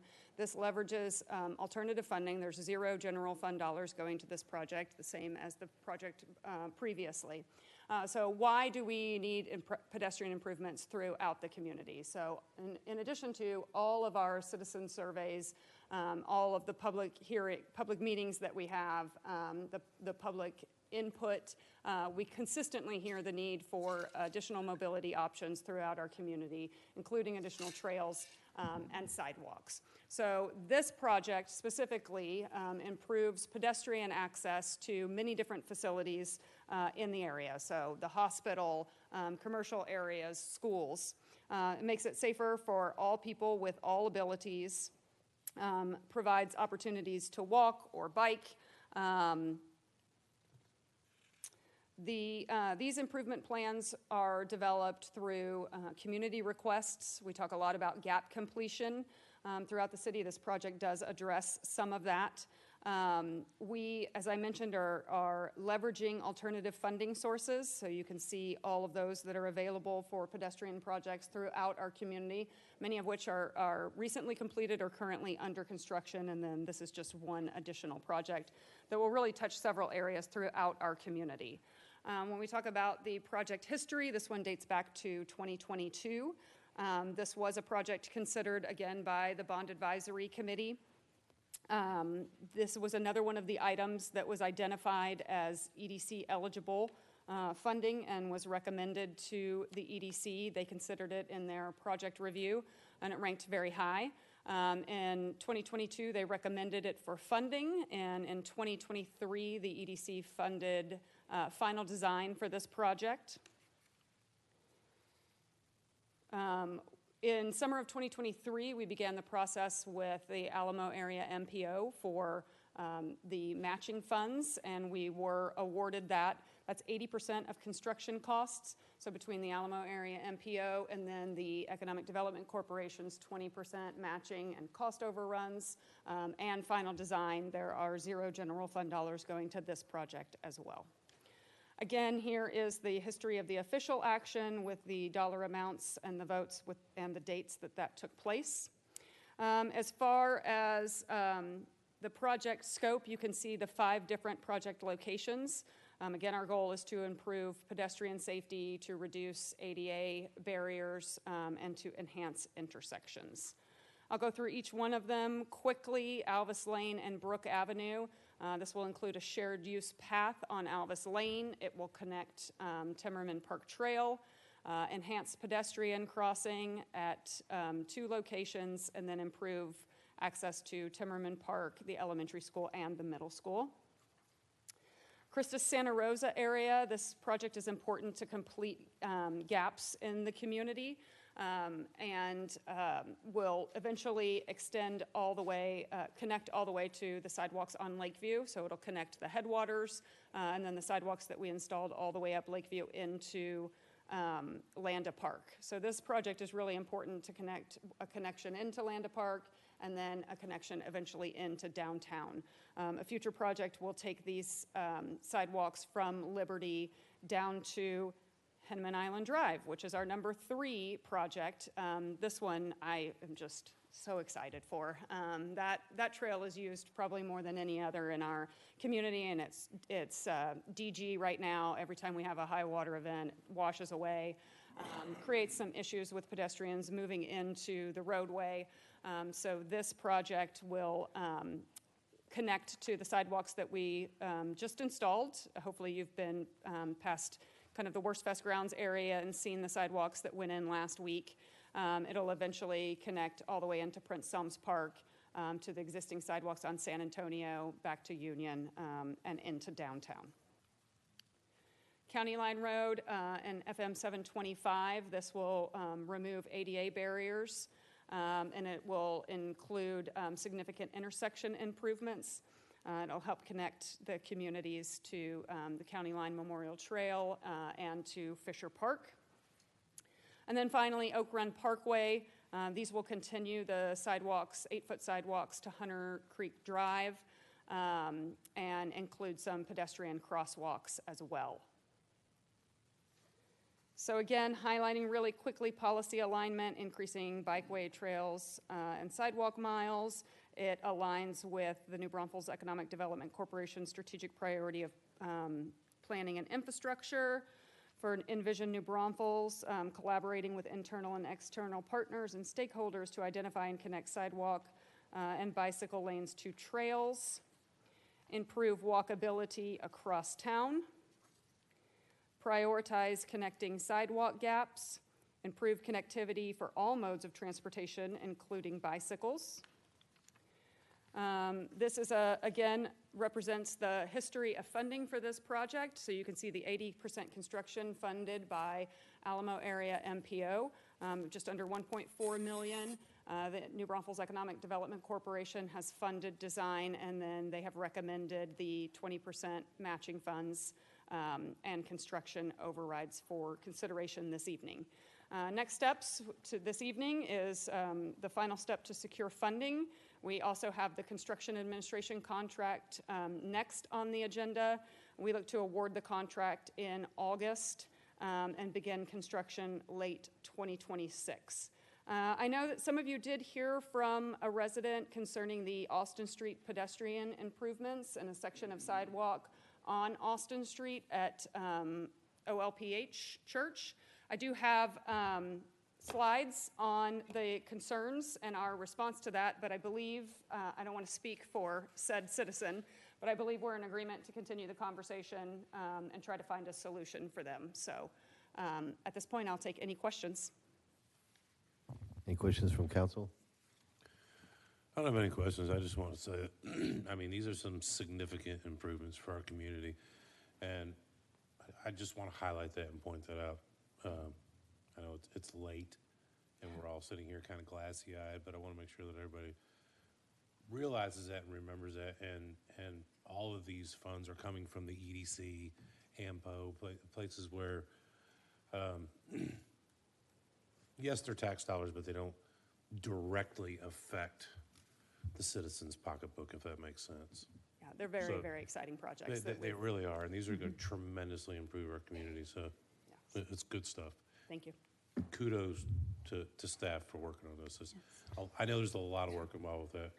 Gary Ford, I know you put a lot into this.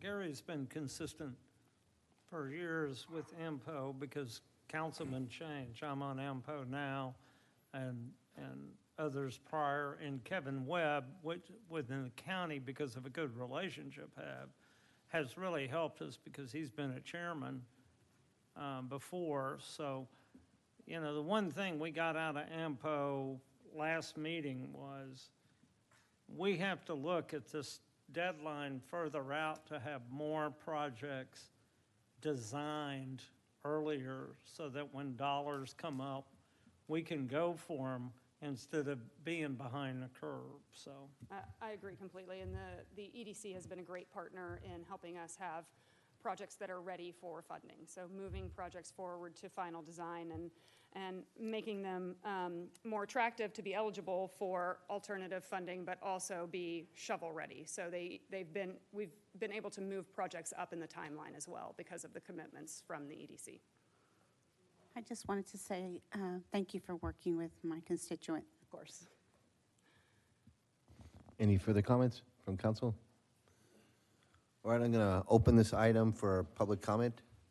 If anyone would like to step up, just state your name and if you live in the city, ETJ, or non-resident. David Warmke, District 5, same question but slightly different. This one was actually part of the bond package we voted on, but now EDC is providing the funding, not the bond package funds. Is that correct? No, sir. This project was referred to the EDC during the bond advisory process. So it never was voted? I thought we voted on citywide in the bond election. We voted, there was a citywide intersection improvements bond item. I thought pedestrian improvement. And It's citywide streets, so as part of the citywide street program, we look for opportunities to add sidewalks to that to complete gaps. So as we're rehabbing streets, we don't necessarily install sidewalks on every street, but we look for opportunities saying, hey, we can do a rehab, and now's the time to add sidewalks. So some of those in that bond program do include sidewalks. Same thing for citywide intersections. We look at opportunities to improve pedestrian crosswalks, crossings, even at signalized intersections. For example, there on the loop at the high school in Borchers, we're able to add a pedestrian element to that intersection. So if I'm understanding, those are separate, but we kind of look to leverage the funding. okay, so if I understand it, we're sort of expanding the scope of what we voted on because it makes sense to do it. Is that? No, that was always included. That was always included in the Okay. bond language in the bond package for those programs. Yeah. But why didn't we use the bond money to fund it? That's my question. Again, like Jordan mentioned, this was a strategic priority for the EDC, and that was the opportunity to shift these projects over to the EDC for them to fund versus it putting it to the bond program, since we were limited to only $140 million for the bond program. Yeah, they're a good source of funds. Thank you. So essentially, we got, with that bond program and then the EDC's funding, we actually got more projects completed than what we would have with just the bond. Right, that's correct. We looked at their strategic priorities and were able to shift some projects over to get that funding. And then obviously, we look for leverage funds through MPO to see how we can maximize that funding source. Wise use of resources. Thank you. So mainly what I'm getting from here is we have sales tax money, EDC paying for all this improvements to the city, and AMPO is giving us $1 million. Is that right? That's correct. They're paying for 80% of the construction costs. They're, 1.4 million. That's what I'm really getting at is I know that it's sales tax money, but I think the EDC, this is one of the big main jobs that I really like to have is just that money goes into improving everything. And, but it looks like that given $1 million from AAMPO, I don't think we can pass that up. That's like free money. That's huge. Well, we're in That's what I'm looking at. competition. We're in competition with all the other counties for it, so that's why it's critical to be able to not only have the planning, but have the resource of the EDC when they call for matching funds, so it's ready, willing, and able. And if we have all three of those in line, we've been the beneficiary of that a number of times when Bulverde, Spring Branch decided they didn't want money, we were in position to take it, and it made a big difference for us on 306. So this is where one of the shining spots we've got.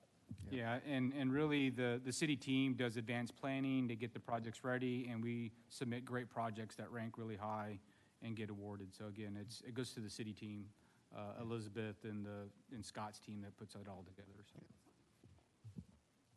Any further comment? Actually, it's open to the public right now, right? Is there any other? Thank you. Angela Keller, ETJ Zone. Hey, Mr. Edwards, you mentioned that the money was available for another city and they did not want it passed on it. Why would they pass on it?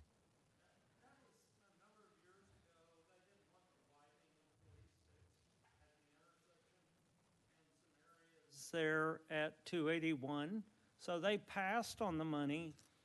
So there was no Became other. available, and we had a project ready to go. So we were able to, through the connections at AMPO, to be number 2 in line, and we moved to the head of the table. So you're saying when this gets brought up, okay, this is a county thing, right? So then the county, whoever's in the county, I don't know, county commissioners maybe? But see, we're decides in competition with, where the we've got money's going. Guadalupe County, Comal County, New Braunfels, Seguin, Medina, so on and so forth. Right. All in there, and then the 800-pound gorilla is San Antonio. And so this is federal money with AMPO, and how we get to it is being in position. So there was a big, long conversation that says that if we've got our things engineered in advance of what we really need for the city, and we're able to have matching funds available to us, the fact that we have the 20% and the design gives us an advantage over somebody who just had the design. And that sounds fantastic and it sounds great. One of my concerns, and I'm seeing not only this project, but other projects that have occurred, who are contracting these, who are we contracting on these projects, and why are we not contracting locally and keep our money within our city instead of to places in San Antonio, Austin, I don't know where the contracts are from, but why, like the last one for the drainage on Castell, why aren't we contracting within our city and keeping our money here to help our community instead of getting bidded out somewhere else? I mean, it's a bid process. We go through a so we don't throw We any go through a bids? competitive bid process for most of our projects. We have a selection team of internal staff members. Sometimes, depending on the size of the projects, we may interview. We award contracts to local New Braunfels companies regularly. I am not certain that Posado Construction is not a New Braunfels company. I would have to look that up, but they certainly doesn't sound have done familiar. business in New Braunfels recently. And I was just asking, there was a company I worked for years ago, and we threw a bid out. Never heard nothing from y'all. So I was just wondering, Also, if it stays, if there's anybody that, Gary, you might, Yeah, I was when, gonna when s- there's federal funds involved too. Right.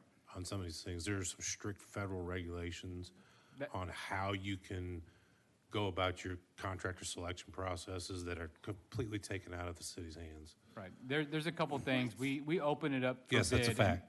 And anybody has the opportunity, a qualified company has the opportunity. Correct. Local or statewide has the opportunity to submit for a project or a contract.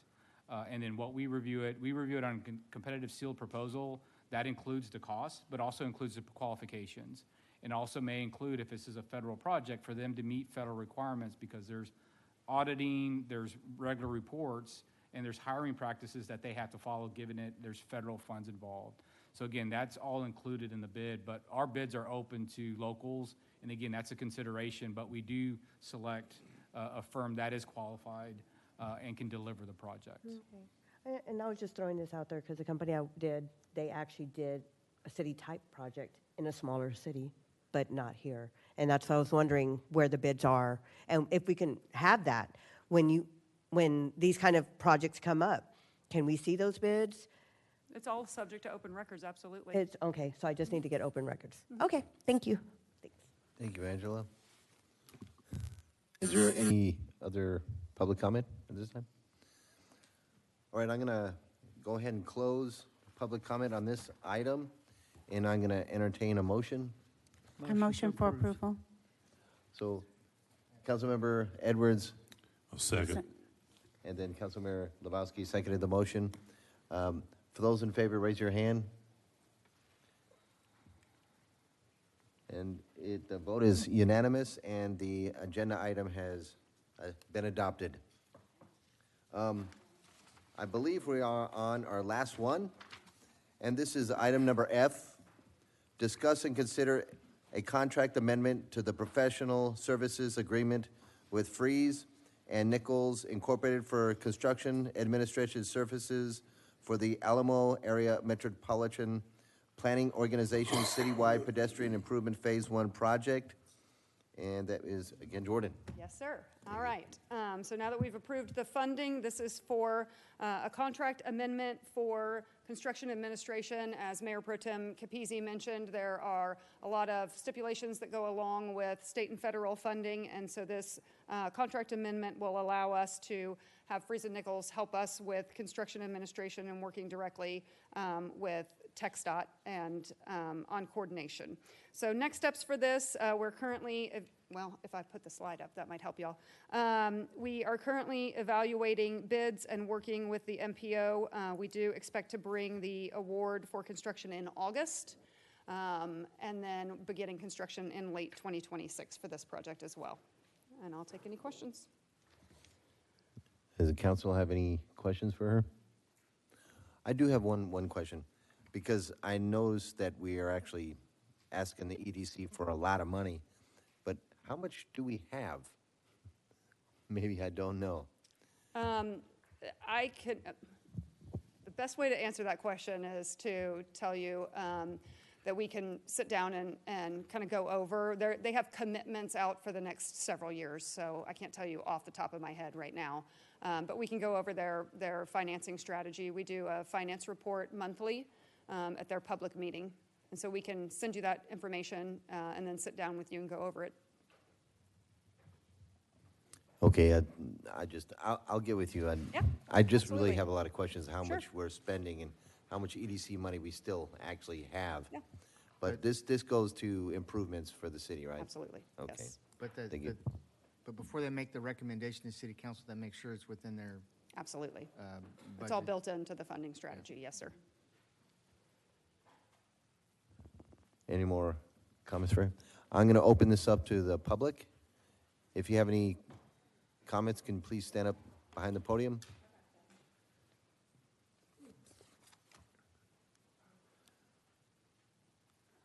All right, I don't see anybody. I'm going to close public comment at this time. Motion to approve?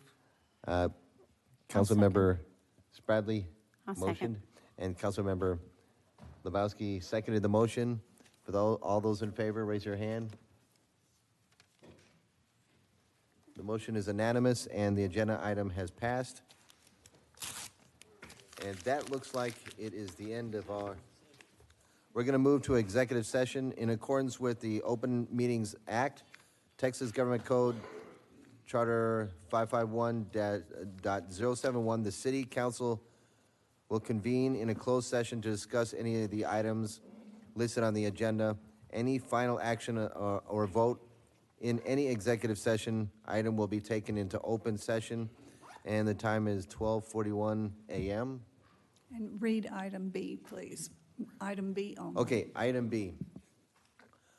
We're going to deliberate the appointment, reassignment, evaluation duties, discipline, or removal of the interim city attorney in accordance with Section 551.074 of the Texas Government Code. And the time right now for executive session going into is 12:41.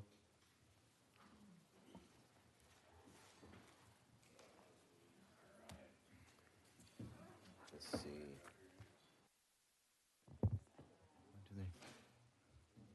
1, 2, 3, 4.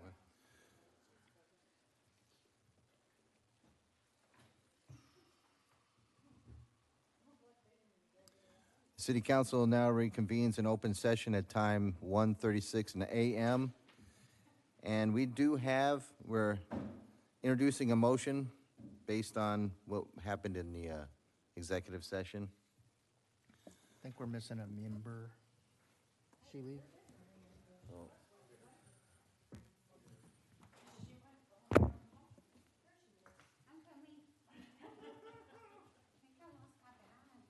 So I'm just going to say all that. That's it. Okay. Read this, then make a motion.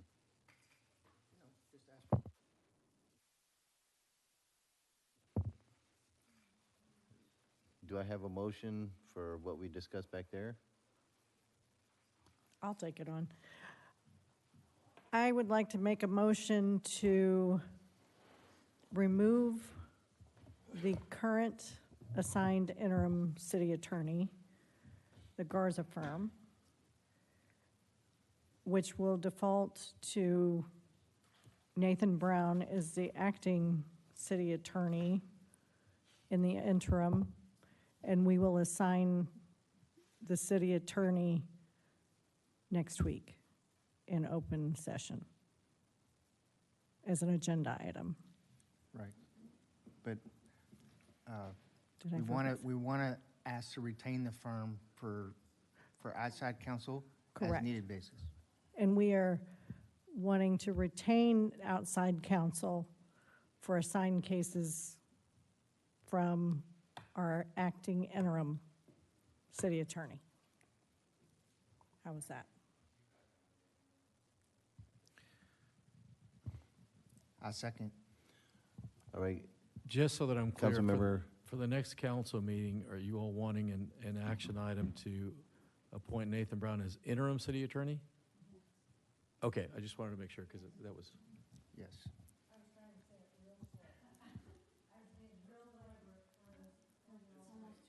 All right. So Councilmember Carter motioned it, and Councilmember Spradley had seconded the motion. For those in favor, raise your hand. And the vote is unanimous, and the action is adopted. And that's it. All right. There being no further business to come before New Braunfels City Council, this meeting is adjourned, and the time is 1:39 a.m.